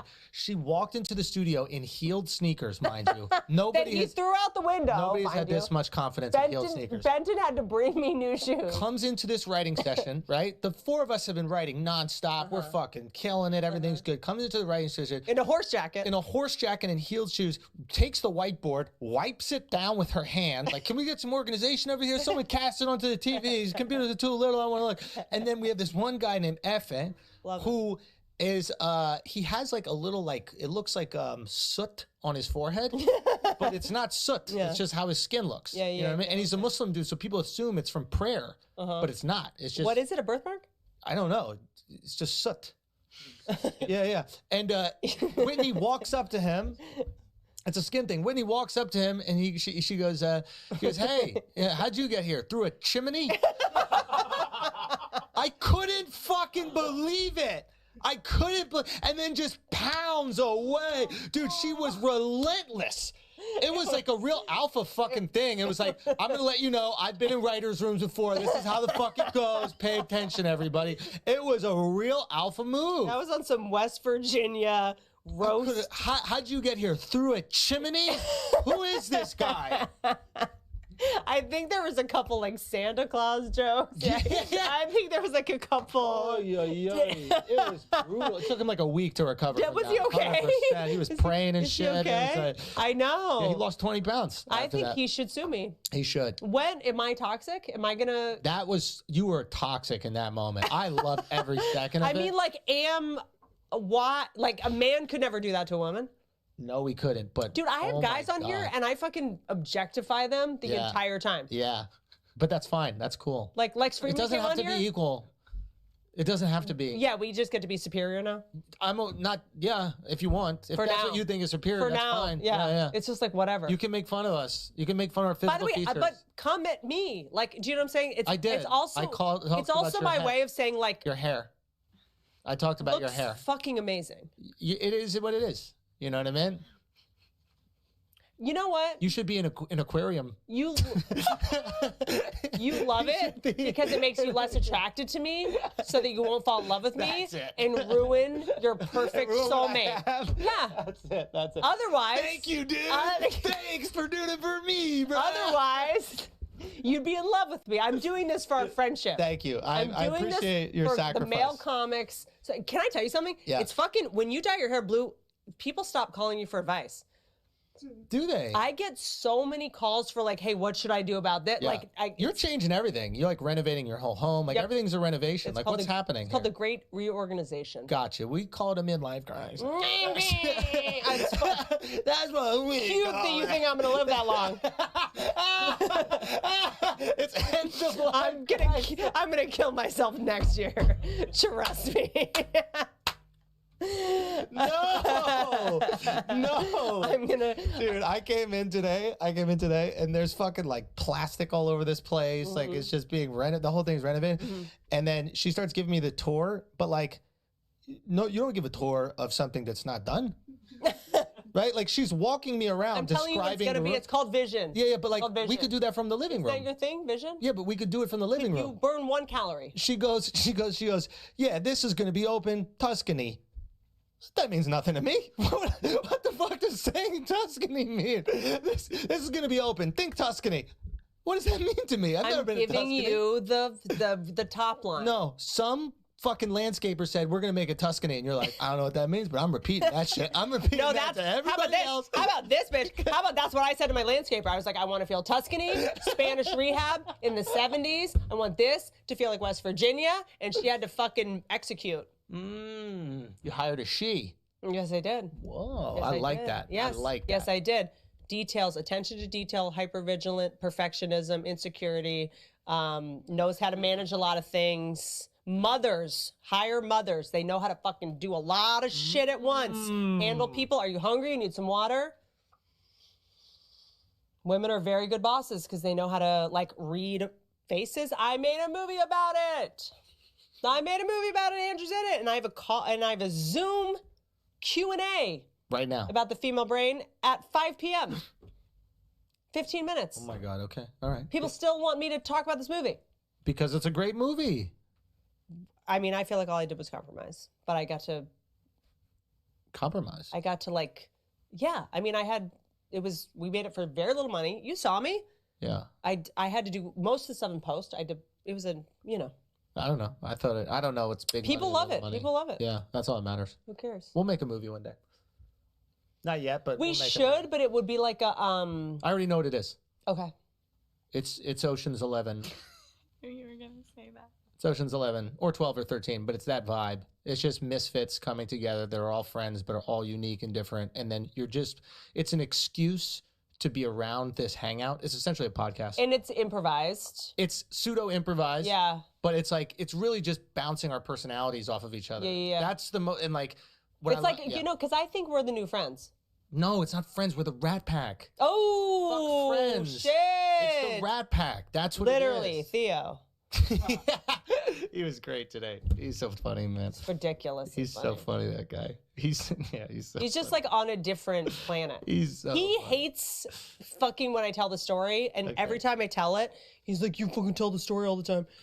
Dude, I saw him in an airport. You know when you see a comic in an airport at like 5 a.m.? You're just like, You're just like, what's up, dude? Even if you like don't fuck with each other, you're like, say what's hi. up? Yeah, Like yeah, we were in like making a connection in like, Tulsa or some shit. Yeah. I saw him at like 6 a.m. and we're the only people in the fucking, what is it? I haven't been there for a gate. Yeah. And there's the chairs and he's behind me. Isn't it the gate? The gate? What gate? What gate are we? Yeah. Is that what it is? And he's like behind me, how the chairs are back to back. And I look over and I see Theo Von. Like, I'm like, yo, dude. He's like, yo. And there's a TV in the corner playing VH1. It's like VH1, like Best Week Ever. Best Week Ever. I was on that. I know. And Theo Von, I just go, hey, what's up? And he looks up and he goes, VH1. Talk about a network without a game plan. He didn't say hi or it was anything. like nothing. 6 a.m. network without a game plan. Like it was just such a wide. I was just like, your brain is just a different brain. Today he said, "Yeah, you ever have one of your friends, try to do a piggyback from the front?" Oh, what? Oh, think about it. Instead of the piggyback, you're facing each other. And he goes, "Yeah, just lean your head on my shoulder. I'll take it from here." Dude, the other day he said something about he's like there was that thing. It was like a food with a bunch of salt on it that made a little squiggly square, a pretzel. Like it was something. I'm not even doing it good enough. Like, but it was something. So it was like a braided thing with some salt, a pretzel. Like it was just. His mind is wild. Yeah, and it's authentic. I think that's something that like people don't realize. They're like when they just see a short little bit of it, they're like, "Oh, he's doing shtick." Mm-hmm. That's how. No, he he is. 24/7. Yeah, it's real. I remember. I love like working on jokes like in the the parking lot of the Comedy Store. We're like fucking around with he said he wore to a funeral. He had to go to a funeral. He wore a costume. The bit where he wore a costume, and I was like, "Yeah, dude, you went to Spencer's Gifts," and it was like I had a knife in the back. And I was like, little spiders coming out of the pocket and shit. Beetlejuice. He wore the Beetlejuice outfit. Yeah. Like we were like nothing is better than working on jokes with comics. That's what's most fun about this whole, the show is just busting balls and like figuring out funny things to say. When are you leaving? Well, we're gonna go away. So my fiance is from a little bit north of here, and so we're gonna spend some time there, and then we're gonna go to Hawaii together. Nice. Yeah, Lanai. Have you ever been to the I island have. of Lanai? Yes, you know that Lanai was where it's the pineapple. Yeah. Who was the guy? Nope. Annapurna. Oh, Ellison. Larry Ellison. Oh, Larry bought it. Bought it from Murdoch. Yes. And I have been there to that Four Seasons, Lanai. And good? They have parrots. They have the whole thing. I went there right after we wrapped the Female Brain with Joel Silver. Don't do that. With Joel Silver, I went right after we shot the Female Brain. And I was like recovering from all that shit. Yeah, that's basically what this trip is about. We need a little time to recover. Yeah. Phones off. Phones off. Phones off. You. What's the last big fight you had? Honestly, it's been a while. Yeah, big one has been a while. Over how shitty the proposal was? I thought it was good. Why do you think it was bad? Because my idea was so much better. That's what she told me. In my sleep. Yeah, like putting the ring on your finger in your sleep. No. What if you woke up and had the ring on your finger and were like, just saw it? No. Yeah, the other pitch I was. I feel like people do that. Huh? Oh, she called your shit hack. Hack. Stop trying to Seen put us against each other. She's trying to put me against you. I love Whitney. Seen it, by the way. She's like, all shit you're doing, already been done. Been done. Walker did it. Who did that? Anthony did it. Really? Yeah. What about But it didn't fit. That's because he's Latino. No. That's funny. But is it also because he's Latino? He doesn't take no for an answer. Like you and. What were you gonna say? I was gonna say also my other pitch was. Yeah, what were you gonna say? I know. I stalled. Me and what? You know that I know. I was gonna say Netflix. I was gonna do that, but then it was we had already done that joke, and I just the spinning wheel on your computer when it rebuffers stream. Yeah, if you watched our special, you would see that. Yeah, no, our special. You Our special. are special. Yeah. The other pitch was in a photo booth, and you do a photo booth and ask her in the first. Oh, that's cute. You In know the what? first photo. You know what an asshole she is? What? She never said that to me. You're making this up right now. I thought I pitched it to you. No, you didn't. You pitched it to somebody else, probably. No, I Yeah, probably you did. didn't send because you have You a pitched it. Samsung or some shit. You got that green bubble. Bro, I'm trying to link up with Tim Dillon. 2 texts went to green. Put the phone down. You don't want this that bad. No, that's Ben. Ben is Samsung. I got him off it. Okay, good. Tim is where Tim's. There was 10 no min- service or something. He's I think 10 there was minutes no from here. service. He's There 10 was no minutes from here. service. I decorate his tree. Go to his I house. saw that. Yeah. Yeah. Do you want? You literally go there now. He's 10 minutes away. Tomorrow we're gonna. Okay. I love you. Love you too. Thank you so much for having us. Don't. You know, this is the first time that she's ever been on a podcast. Love you too. I'm obsessed with you. I knew you guys were gonna. I feel like we're gonna like have babies at the same time. I feel like we're gonna be like. You're gonna have your I'm gonna little. breastfeed your children. Yeah. You're gonna breastfeed my surrogate children. Nope. You're gonna I'm gonna take some of your eggs. I'm gonna put some of my eggs. Like you're gonna be my surrogate. Like I feel like we're gonna have some fucked up. I'll see you in court. She's a parasite, dude. She's like slowly moving her way. Like I'll see you in court. Whitney, thank you so much for having me. I love you. I love you too, but you have to have your call. Yeah, I know. Bye. Is this too long? What's too long for a You podcast? do whatever you want with it. Don't ride elephants.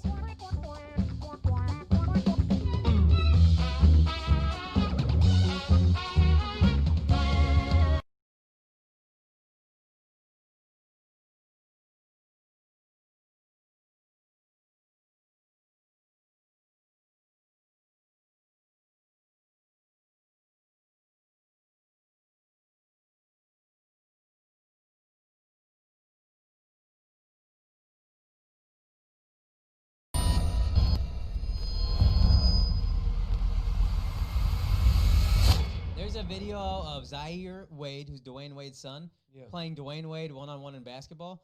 And it's so funny because Dwayne Wade just backs him down every fucking play, which is just such a dad move.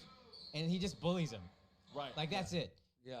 And to me, that's, is that how you guys are going to play your son in basketball? That's like the you way, have if a your son is this good, which his son is, this is how you do it. I mean, if you're You do it scoring for on real. Dwayne Wade, Yeah. I mean, this kid's going to go to the NBA. Yeah, you do it for real. He looks exactly like Dwayne Wade. Yeah, It's he's also crazy. got some anger at his dad for cheating on his mom and marrying Gabrielle Union. Yeah. Plus, we don't know what Dwayne Wade did on the road, but he definitely smashed. Oh, it's a kind of a tragic tale where I think he might have driven her crazy by cheating on her incest, like nonstop. Yeah. Like I heard it was wild. But this and is a now good- she's like a crazy person, and he has full Yeah, but custody like, what of are the you kids. going to do? I mean, these guys are in the NBA. Yeah, I mean, he's got his own sneaker. I mean, There is a level at which I think you just know what time it is, right? It's a little immature now, Yeah. in my opinion, Yeah. for like anybody who's even like a woman who's famous and the husband is. It's like it's a little ridiculous Yeah. to like what do you want? Yeah, there's desire everywhere. It's like you got to give these people a pass. Yeah, I once mean, in if a while Ti- if Tim and let- just be happy. yeah. I'm a stand-up comic who I'm not getting any bitches. That's fine. I should be faithful. Yeah, and your wife has a membership to Flagrant 2 Patreon. Yeah. Oh, that's true also. Absolutely. That's true also. So but I she can knows, tell when that was a public relations statement, and I like it. Yeah. Yeah, you got to do a little cleanup work. But she also knows I'm just home all the time. I'm not going anywhere. If I'm Dwayne Wade and I'm on the road and I'm fucking 6'8", and I just have testosterone. I like, just I can't think control. so many more people would be in happy relationships if you just like in France, you just remove cheating. But that France doesn't do that. It's just a kind of an understood where they don't talk about it. Right? No. From what I understand, I agree with you. Some of the French fans may correct me. If you fall in love with someone else, that is a big problem, and you can't do that. But if you just go out and have sex with someone, and it's truly meaningless, man or women, it's just a thing where like you get in trouble for like not taking out the trash. It's just like it's like the same type of fight. Because to me, it's like if you just remove that thing, almost everybody's parents would still be together. The divorce rate would be fine. It's literally that is the thing. Is the thing that you're taking away, the sexual desire, which we're the only animals in the animal kingdom that does this. It just makes the concept of marriage of being faithful so astronomically hard to deal with. Let me just answer this for you. the views of Chris DiStefano do not in any way reflect on the views of me and Akash, ladies. Yeah, we married, yo. Yeah, I know that I know when your lady, when you go on the road, though, she makes you put on sunglasses to hide those eyes. That's Hide for those sure. eyes. No, She's it's the gonna same be on way. stage. Put those fucking greens away. No, and this is the world. This is the world we live in now. It's like I make a point that I think is relatively true, and I get told I'm not making a good point or a conspiracy theorist. Just like when you say that, you know, George Soros isn't funding the process. exactly, or when I say that the 5G towers, you know, like It's a great he had point. to blow that up. He had to do that. Yeah, You know, so yeah. So it's just like I mean, what are we gonna do? Just live with Bill Gates' it's microchips? like in there? you Heck label no. us can't do conspiracy theorists when we're just trying to tell the truth. Yeah. Giannis, Yes. clearly, I apologize to you. We haven't No, done this I publicly. apologize to you for telling Joe Rogan that you gave No, that people yeah, corona intentionally. And that I wanted to blow up India. And I don't want to blow up India. I have nothing against the Hindu people, good people. I had corona. I had 117 fever. I truly don't and care I said that it you wanted to blow up tongue-in-cheek India. a little bit, but That's what also Yeah. Hey, listen, Joe Rogan is the GOAT and all of that, but how do you take a text seriously when a guy ends it with "I want to blow up India"? exactly. And I can show you the text where I said I want to blow up India. I know. I get. Yo, this guy told me so many times he got Joe Rogan's number. Yeah. I get it. I'm the only one who hasn't been on Rogan. January 12th, I'll be on Joe Rogan. Yeah. Oh yeah. Everybody, check that out. January 12th, Yanni Papi. Yeah. On Joe Rogan. No. So what happened? Full story. I come in feeling fucking fantastic that day. I had been in Atlantic City the weekend before doing a show. Monday, feeling great. Workout. Come to the studio. Do a fantastic episode was great. of the podcast. Had Yeah. so much fun with you guys. And then the next day, I wake up feeling a little weird. And then my friend tells me he lost taste and smell who I was with that weekend. Dushar Singh, fuck yourself. But anyway, I found out I got it. Texted See, you just did it to him. Yeah. It's like a bootleg. It's like a what is it, a reflex. It's like a reflex. Yeah. But the whole time, I realized that in retrospect, I mean, I got really sick. It Poor sucked. guy. Me and Alex got sick the same. We had the same symptoms. But I feel bad for you because that's a big part of having corona is you're sitting there sick, worrying about who you gave it to and how they're going to be. And only people, I think, who've had corona and other people have caught it know what that feels like, because that's the worst part about it is worrying about who you gave it to. I spent the day with my baby's mama, my wife. Jesus Christ, this is on Leave your it in. Patreon. Clip it. She's not Clip listening. it. Clip She's not it. listening. You're good. This You're is good. on the Patreon? Yeah. Wow, thank God. Jesus Christ. I called him. I do eat sushi. I've been eating a little bit more sushi because I'm finally, a little bit of me is starting to forgive the Japanese for what they did. It's taken me a while. But you should love sushi because you're taking their food. Yes. That's the move. That's Yes. that's like the American thing to do. And listen, I eat sushi, but I use a fork. That's what I do. I'll never use the chopstick because I will stay American while I'm doing it. First time we did Brilliant Idiots. That's a big pop. Akash was on Brilliant Idiots. Yeah, he was filling in. Yeah. And I was guest hosting. We had Giannis on. And that So you was, didn't have the Black Rogan on. No, Black Right. Rogan, no. I mean, could you imagine? I mean, Andrew got the Black Rogan and the And the White White Rogan. Rogan. I mean, how the fuck? You want to talk about a fucking absolute precision, Andrew? You want to talk about fucking knowing a future? Yeah. I'm going to start calling Andrew Nostradamus. I mean, this kid picked the Black Rogan and the White Rogan. Yeah. Like the kids that message us are like, 21. Sometimes they're 18. They don't fucking know Everyone Loves Raymond. They can't sit through an Everyone Loves can't do it. Raymond. Yeah. I've been watching a lot of shows in German, and I swear, and I watched the show. that makes a lot of sense. Yeah, four they're on blocks. YouTube and they're in black and white. You need to stop it. 4 blocks. Yeah, can your Is it hard to focus on the plot when you're jerking off to how white It's one of everybody those. is? I actually wanted. I'm happy on the podcast. Is there any way Yeah. that you and your crew can subtitle Hitler videos for me in English? Sean King talked Yes. about We can Andrew pull it making up. fun of him on IG. Yeah, so Sean King made a video where he was asked whether he had seen Andrew's video on him, and he has. He's and doing a Sean King it impression. was. Oh, they get it. It was really disappointing because me and Andrew Yeah, it's only a minute 56. have a lot of people in common, so it's like, dude, just call me, But just put it on because I recognize my father was so light skinned, he was way.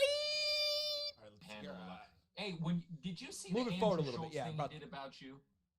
Oh yeah, man. I hated that because You know, like guys like I did. Andrew, like I like Andrew, and it's like, why do that? Like I've never had That's a pretty good and Andrew and I have It is. several mutual friends, and it's just like, it sometimes it's an outer body experience, man.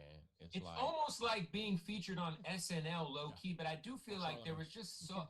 Yeah. You know, there's a thin line between it being comedy and it being like, yo, you're forming, like, he forms a lot of people's opinions with those bits he's been doing. Yeah. And, it is what it is, man. You know, I see part of it as. Yeah, but can you pause it for 1 second?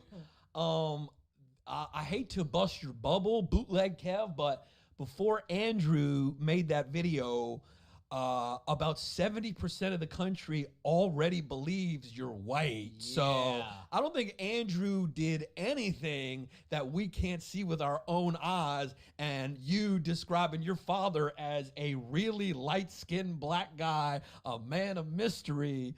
So there's no question you chose to be black, my friend Sean King. Your family's white. Yeah, I don't.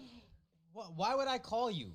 They're mutual friends, and I'm trying to be funny. I'm not trying to actually mend my relationship with you. I don't give a fuck about a non-existent relationship. Yeah.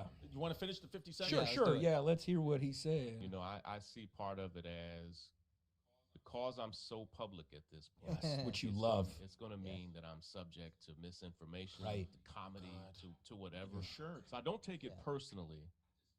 But I do hate it because it's like, damn, dude, you could have literally reached out to me and gotten better information. Yeah. But his job. Why don't you release this better information? His job is to kind of be a comedic asshole. Like I mean that not even as an insult. No, like, that's kind of his shtick. 100%. You know? That's his shtick. And his shtick is to push the envelope and to kind of be a hilarious asshole. And he's great at what he does. It just sucks when you're on the receiving end of it. But I can't. Generally speaking, I can't dwell on it for long. I see it, think about it, and I got to keep it moving. You see, though? But do you see why he has the fucking power that he has? Because he doesn't give into it. He doesn't at flinch. all. He actually doesn't handled it flinch really at all. well. He actually gave He a handled it likable really response well. Yeah. to further make people be like, you know what? Even if he is fucking white, as a black person, I still like him. This is what a fucking maniac he is. He's perfect at that response. Was perfect because if he gets mad, guess what? Yeah. That thing goes viral. Now you're fucking white. He You stay gave black credit. He said it by was being that way. It just sucks to be on the receiving end of it because he's hilarious. Like, as a super likable response. Super likable. And here's the thing. And I was so ready to hate it. He released his financial This is Luis statements. Gomez. He released his financial statements, right? Yeah. He released his financial statements because they were questioning what he was doing with Right. so he released the some of them or whatever, said try to make it all great. So why not? You've been offered $250,000, I think it was, by some black conservative to take a DNA test. That money would get donated to a charity of his choice. Right. Why not just go take the 23andMe and release it? Because what if he finds out he's Turkish like you did? No, yeah, but Yeah, the 23andMe shit, you're always something. Everybody's mixed somehow. But just why not take it? If your dad is a black dude, why not take it and get the $250,000? What is an acceptable percentage, though? If he's like 15%, that's obviously too low. But what if he's like 25, Well, he's 30? he's obviously 15% or less. Yeah, as long as he's over 3/5. Yeah. The three-fifths compromise. Either way, the story that he made up in high school seems to not be true, right? Which was? The hate crime that happened to him seems to not Right, I be don't true. even The know. police report doesn't reflect that. It's like a whole bunch of things don't reflect that. Either way, his family, the only family he knows is white. Here's the brilliance to Chris's point. And his hair is white when he grows it out. I mean, if you look at a baby picture of him, it looks like me. It does. To Chris's point, the genius of like most phonies is if you attack them, they go over the top. Yes. He just was like, Stays calm. yeah, hey, that sucked. I just wish you'd talk to me. But Right. man, he's funny. It's a good. He has no, and he. I don't have a problem with anything he's ever said or done at all. Even if he is white, helping the black community, that's great. Helping bring awareness, that's great. The problem is that he took a black scholarship.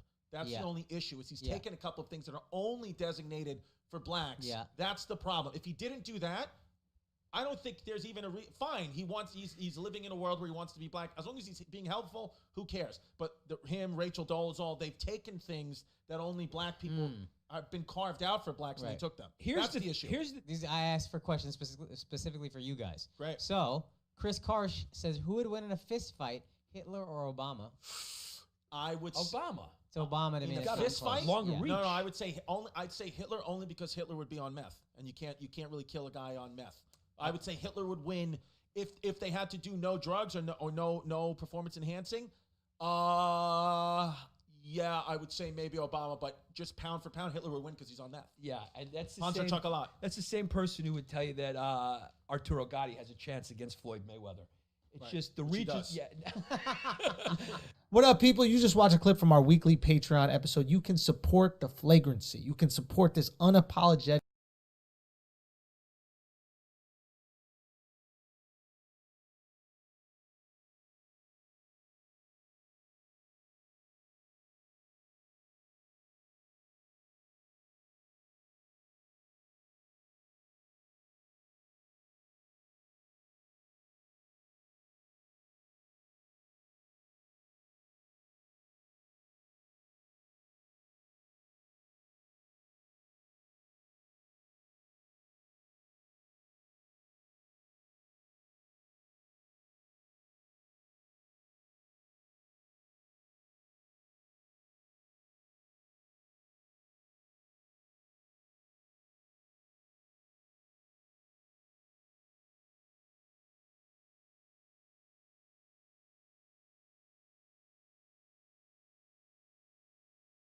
The United States did where they are so far in the archives that they're audio only. A number of them. This before we were shooting with video. One of them, the first one I want to start with, is a legendary call that that really opened people's eyes to who my dad is and what's important to him. I don't even remember. Do you, Nadav, when did you listen to the show that far back or no? I think I started listening to you guys, I want to say mid 200s. Oh, so this is way before. Yeah, like this was always something that I've heard referenced, but I didn't hear it when it first came out. Orlando Airport. The Orlando Airport. Dude, we've had DJs name themselves after this incident. DJ Orlando Airport. Yeah.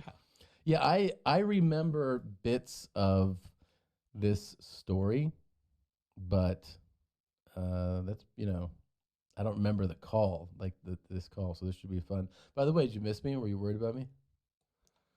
Dude, it's been such a crazy month. It has been, right? It's just been one thing after another. I thought you breaking half your body was going to be the only bad thing we needed to figure out around. I know. And then it just kept on piling on. It's a wild month, man. You know the thing that like people keep asking, because they'll be like, hey, man, it's not that big a deal.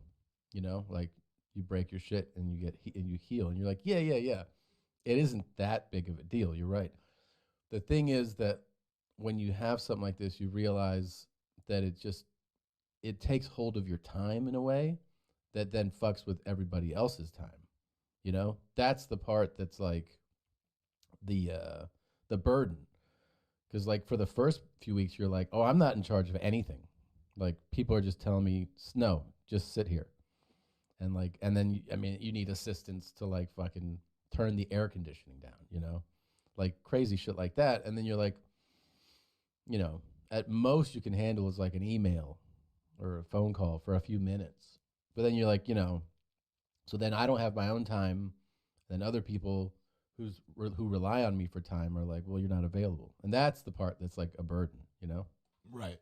Yeah, I mean, I remember there were so many different situations where we're like, okay, we're going to set up a Zoom station for you in this location. And then, like, I think we packed and unpacked the same box maybe 5 different times. Yeah. And then we just kept on realizing, like, oh, yeah, this is impossible. Or like, oh, yeah, we can't really do that feasibly in this type of scenario. It's so great to have you back, though. Thanks, buddy. Yeah, this is the first time I've actually seen you since December 1st. It is, yeah. And we were here December 1st. And where we recorded the end of the year episode. That's right, and I also jumped in the lobby. I remember that, and I remember we were discussing the bet. Yeah, we were discussing bets on whether or not you'd be able to do something or not. Mm-hmm. And then you were like, "Fuck all y'all," and then you bounced one of the ceiling tiles, and you're like, "And it's gonna stay like that." Yep. And then we got the call later that night. Smart guy.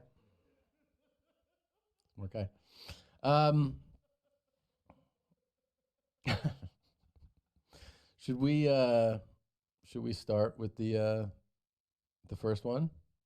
Yeah, let's do it. Let's do it. All right. So this is from episode 45 of Your Mom's House.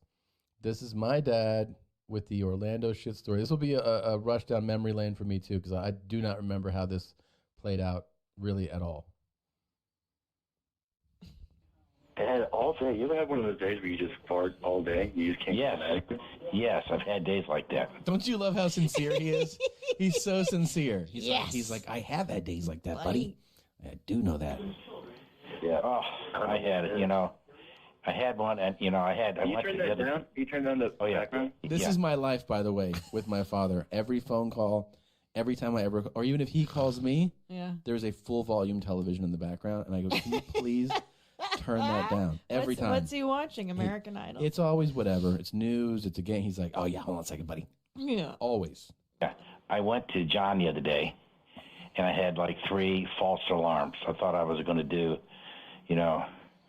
a dump, and what I had was these big kind of like gas bombs. Yeah. You went to John's. To the John. He meant to say, Yeah, nothing came out. It's kind of relieving, but it's disappointing at the same time, right?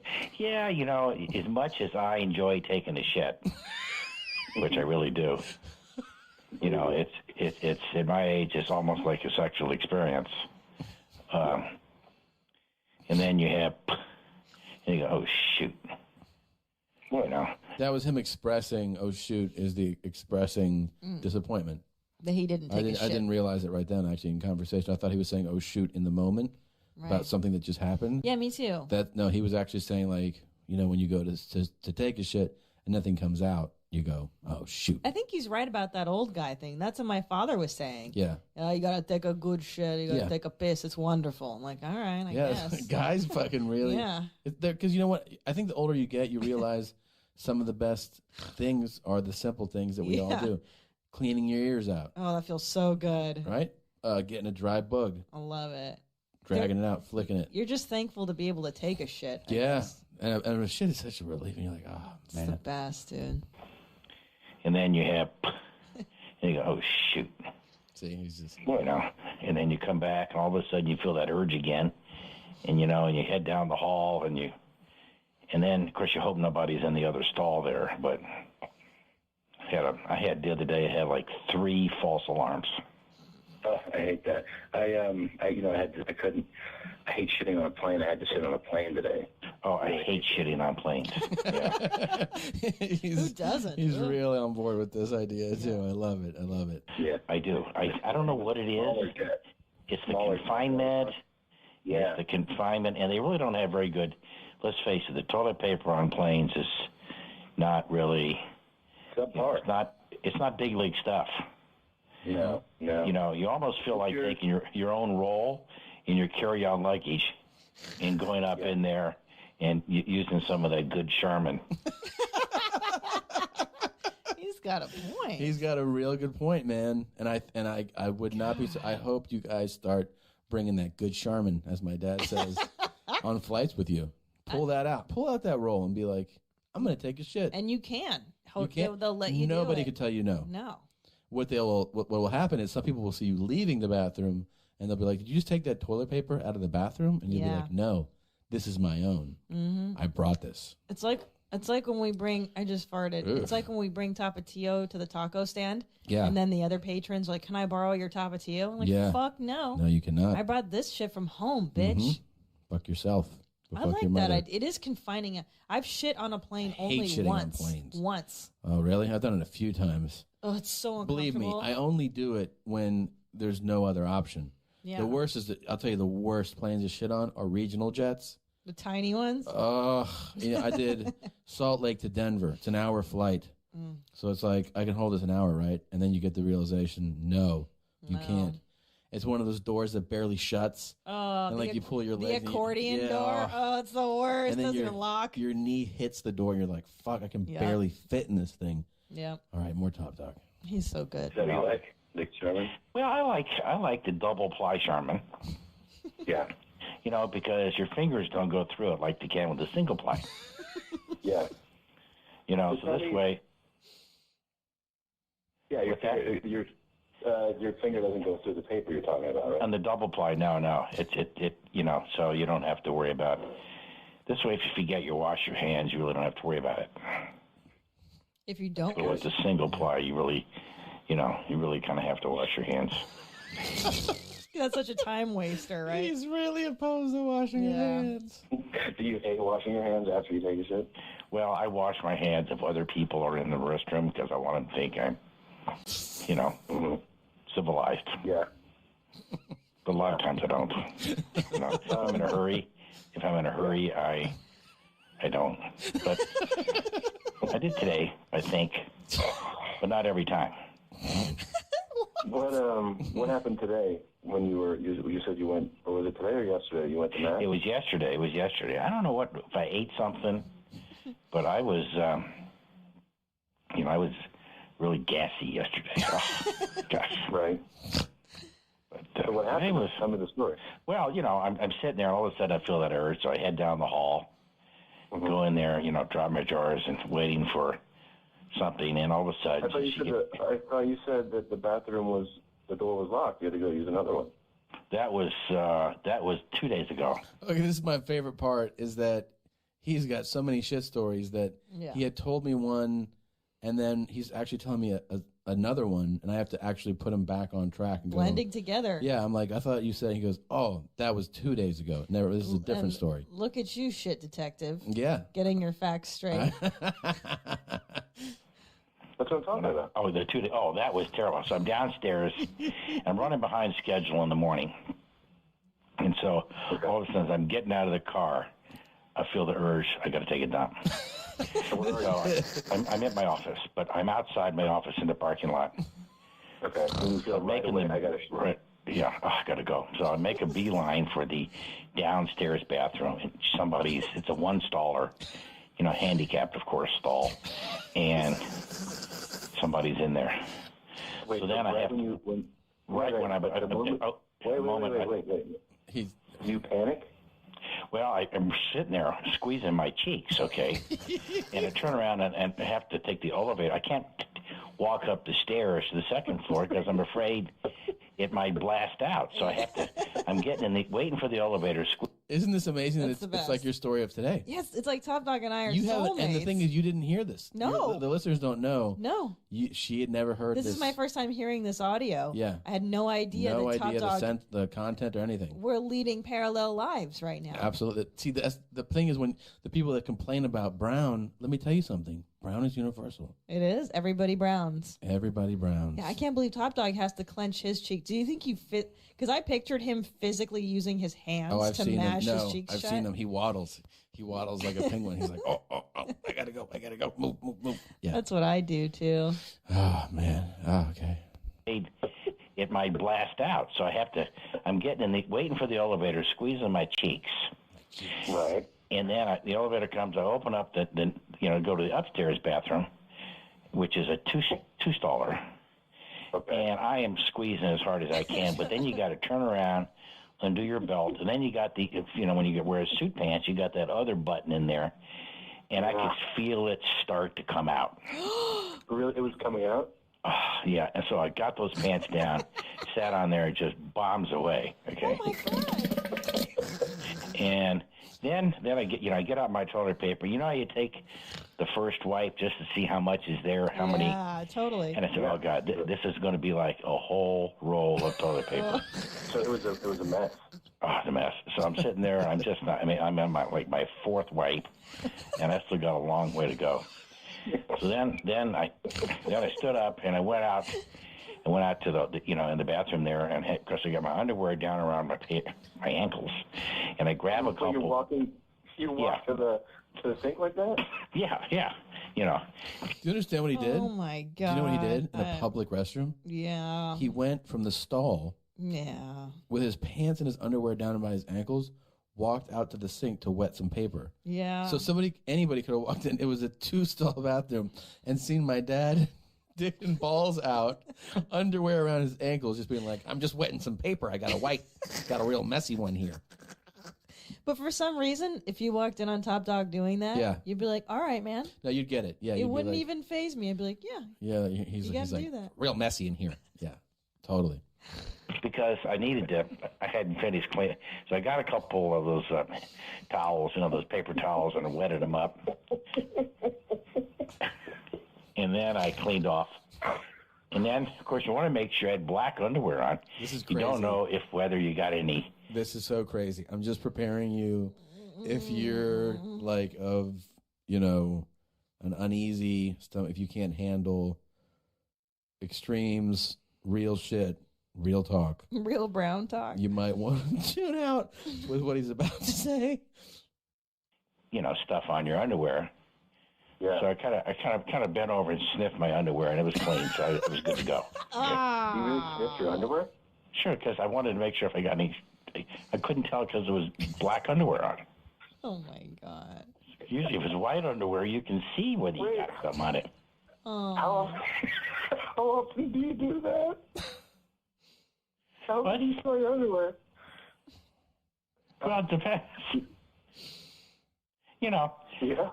I mean, sometimes I forget which wear, because, a lot of my underwear I just kind of throw on the floor of the house. Yeah. So, sometimes, I don't really do that very much. I really don't do that very much because I had, see, with black underwear, you can tell with white underwear whether you got any, sunset in the pants, so to speak. You see that brown.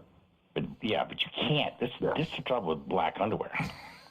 Yeah. That is So, this was a big load that you let off, though, it sounds like, huh? Oh, yeah, it was. It was breakfast and Now, lunch. but what would have happened, let's say you had gone to the second bathroom and the door was locked? What would have happened then?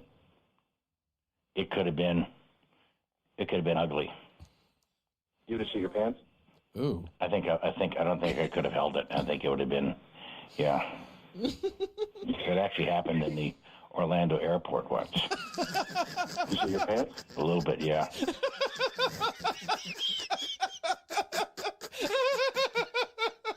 That actually happened in the Orlando airport. He said it like a war story. Yeah. I love it. Like in Hanoi. He was like, yeah, that actually has happened one time before. At the Orlando airport. And I go, you shit your pants? He goes, a little bit, yeah. Oh, Does your mom do his laundry? Yeah. Dude, she has to see the smear. She sees a lot of brown and yellow, for sure. Oh. Dude, that's so fucked up. Yeah. No wonder she probably buys him the black ones because she's like, I cannot look at your white. Hey, you're brown, yellow. Yeah. I think it would have been, yeah. It actually happened in the Orlando airport once. You shit your pants? A little bit, yeah. And then I had to get on the airplane. Oh. And I had this little. Where did you shit your pants? Well, in the Orlando airport. And so what I had to do. Yeah, I had to take. I was, just had to go, and I couldn't get there in time. That little bit. So what I had to do in the stall. This is true. I mean, I had to take my underwear off to clean up, and I had to put. So I had to fly with no underwear. Oh my God. That's not tough. I did. I had a little bit of a stain in my khaki slacks, but I had no other. I checked my luggage. So, I was thinking the poor person that sat in my seat after I sat in it. Had no idea what they were in for. Oh God. Oh, I'm about to throw up. Man. Yeah, I actually was like, hey, where's this Orlando airport story coming? I didn't realize it was at the tail end of that. Right. But yeah, that's quite the story, Dad. That's the famous, because now I remember he was telling the story about all shitting at the office, and then it prompted the Orlando story from him, which leads us into the next episode, actually. Episode 46. I've heard this story many times.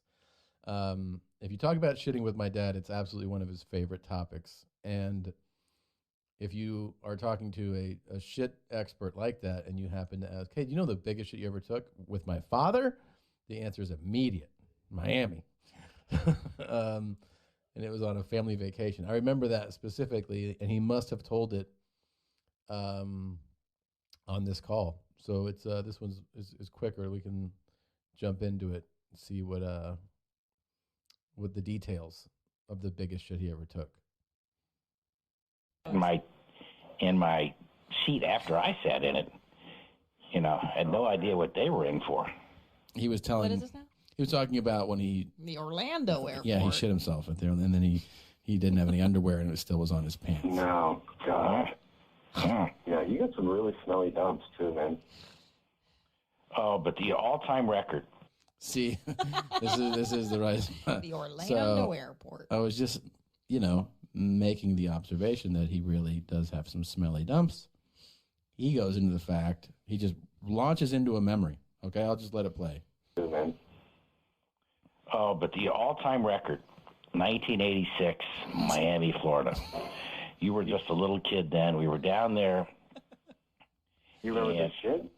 Oh, yes, my all-time biggest one. He remembers it like a... 1984? 1986. We took the whole family. You were just a little kid, 3 years old. Okay, by the way, 1986, 3 years old, he said I was. I was born in 79. Just giving you... He's thinking of somebody else. Heads up, I was 7. Can I tell you? Yeah. Before we go any further? Yeah. Your father has told me this story probably 5 times already. Has he really? Oh, I know it. He tells me this every time Hold I on. see him in Okay, Florida. No, don't. I'm not going to give it away. It's fantastic. What in the fuck? He's told you this 5 times? Dude, the first time I met him, he told me the story. He's the best. I know. How awesome That's is why we're that? married. God. We took the whole family. You were just a little kid, 3 years old. 7. We're driving. We rented a car. We were down at Bell Harbor. We were staying there, Miami Beach, and we were, I don't know, and I had to go. And I still, to this day, remember that. Remember that shit? Oh, my God. What did you eat, you think? Well, I think it was the fact that we were flying, driving, doing all the family meals on the road kind of stuff, sitting in the car, so it kind of just built up in there. And then it just, when it was time, it was time. Travel days do that to me. Travel does that. I'm as regular as clockwork. When it was time, it was time. That's... You know what? It's an elegant way of putting that. It is. He recollected the story like it was a Vietnam Fondly. tale. Very much so, yeah. Me and the guys were in Hanoi. Yeah. Travel does that. I'm as regular as clockwork. I'm like an atomic clock in the morning. I know exactly 8:15. What time do you usually shit in the morning? 8:15. Oh, yeah, 8:15. Absolutely. You seem pretty sure about that. Well, it is. It's within, really, seriously, it's within a minute or two every morning. You can set your watch by the time I go. You really could. So if I call you at 8:15 tomorrow, can we have a phone call while you're shitting? Oh, yeah, we could do that. I could give you a blow-by-blow, wipe-by-wipe description. Okay, all right, Dad. I got to get ready, man. I love you. I love you, buddy. Bye. Oh, he's Okay, so bye. sweet. There you go. There he is. Top dog. Yeah. Pretty good. If you like sex, you'll love BlueChew.com. Who doesn't like sex? Don't you want to have more of it and be super hard while you're doing it?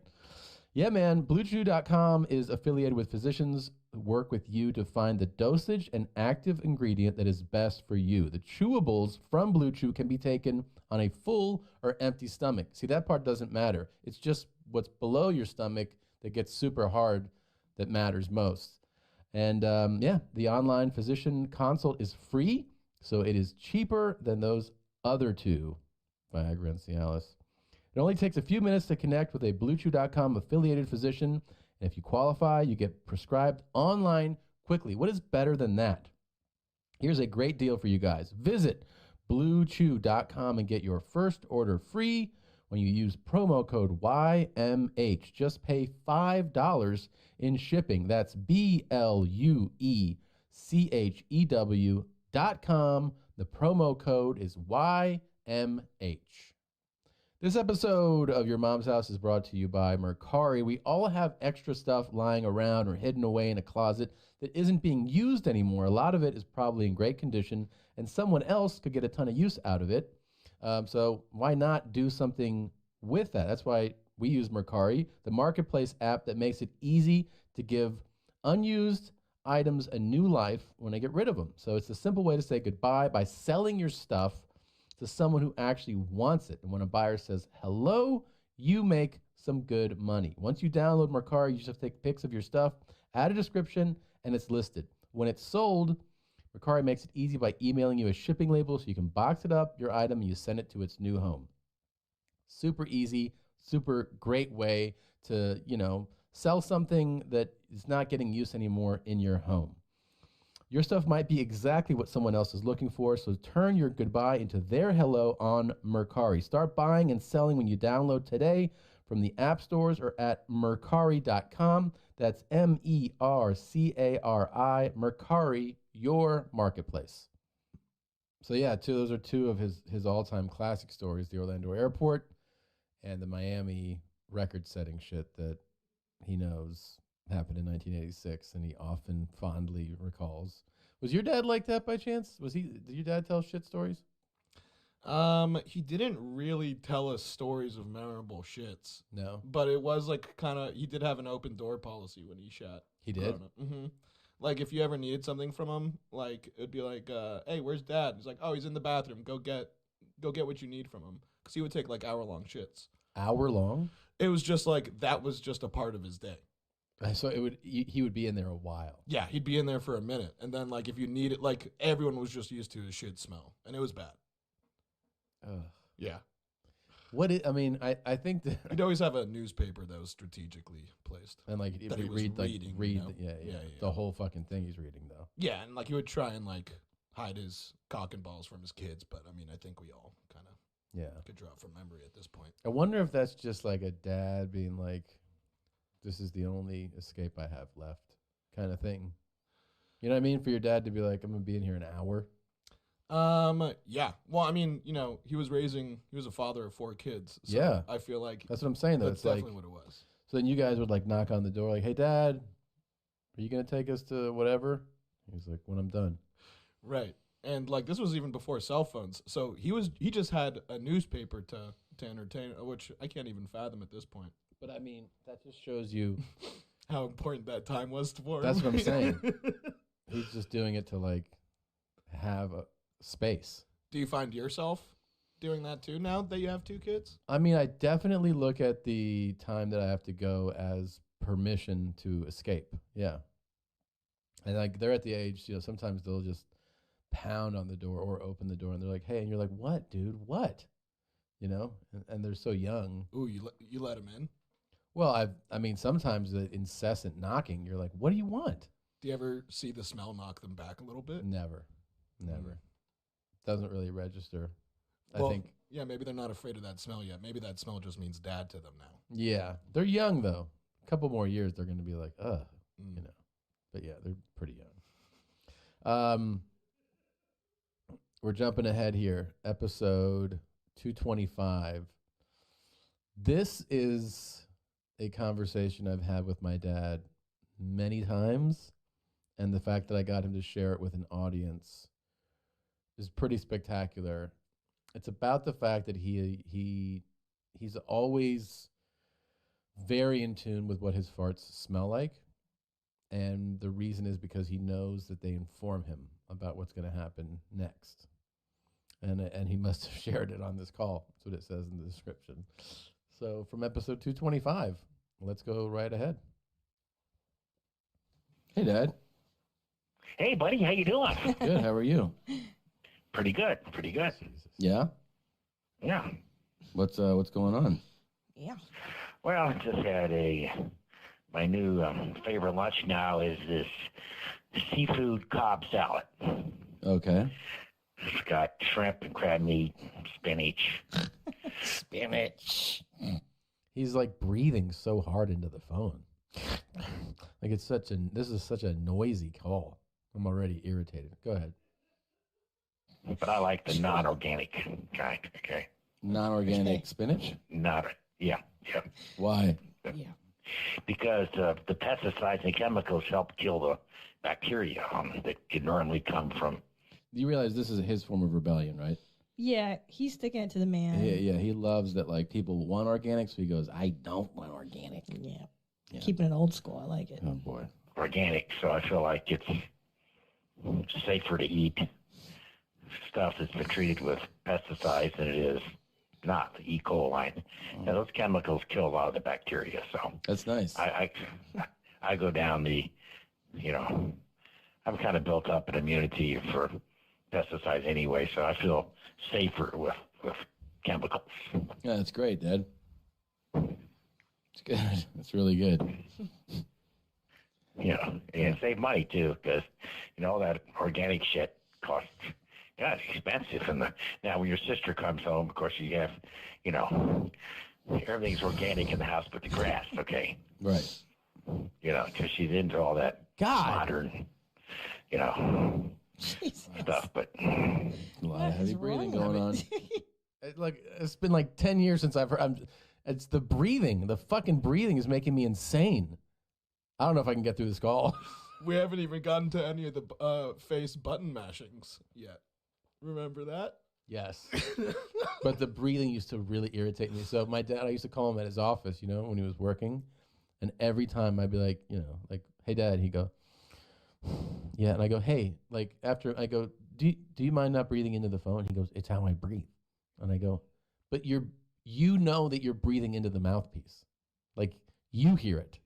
If you're talking on a phone, like an office phone, and you breathe into the mouthpiece, you hear the air. He's like, it's just how I breathe. God damn it, dude. All right, go ahead. Sorry. Let me say it. A lot of heavy breathing going on. What is wrong? And then he with kind of him? laughs at it here.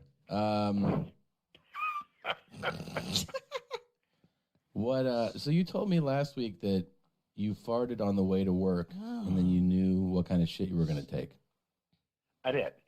If you get to know your farts over, if you think about how many shits I've taken in my life, we're talking, well over 100,000. Okay, so you get to know. Yeah, well over 100,000. I don't know about that. Well, let's see here. Let me see how many days I've been alive here. Let me work this out. That's a good point. Okay. Yeah. So you figure 365 times 67. I've been alive 24,455 days. Yeah. And I probably, counting a child, 4 shits a day, probably, that's 97,000. So I'm probably coming up on my, the next year or two, my 100,000 shit. Okay. Okay. I never thought about that. That's great. Okay. Yeah. Really excited about it. Something to look forward to. Another milestone. Okay. So, but I can tell by the odor whether it's going to be a brick, or it's going to be a sloppy Joe. I can tell. Wow. Yeah. And then how was it the other day when you said you farted in the car on the way to work? It was a 6. I knew it was going to be a 6. You knew it was? Oh yeah, absolutely. Yeah. How did you know? I just know the smell, and I know each level has its own unique. There's kind of the higher you go up the number, there's kind of a rancid smell when they're more solid. I'm gonna throw up. God, I can't believe your mom lays this guy for 40 years. So intense. Have a more benign, less stinky smell. It's at work, too. One that doesn't smell much at all is probably going to be a 1 or 2, sometimes a 3. Okay. Okay. But when you get some ugly smells, that you're up there in the, 6, 7, and 8 range. There's no 8. You've created 8. I mean, 5. Well,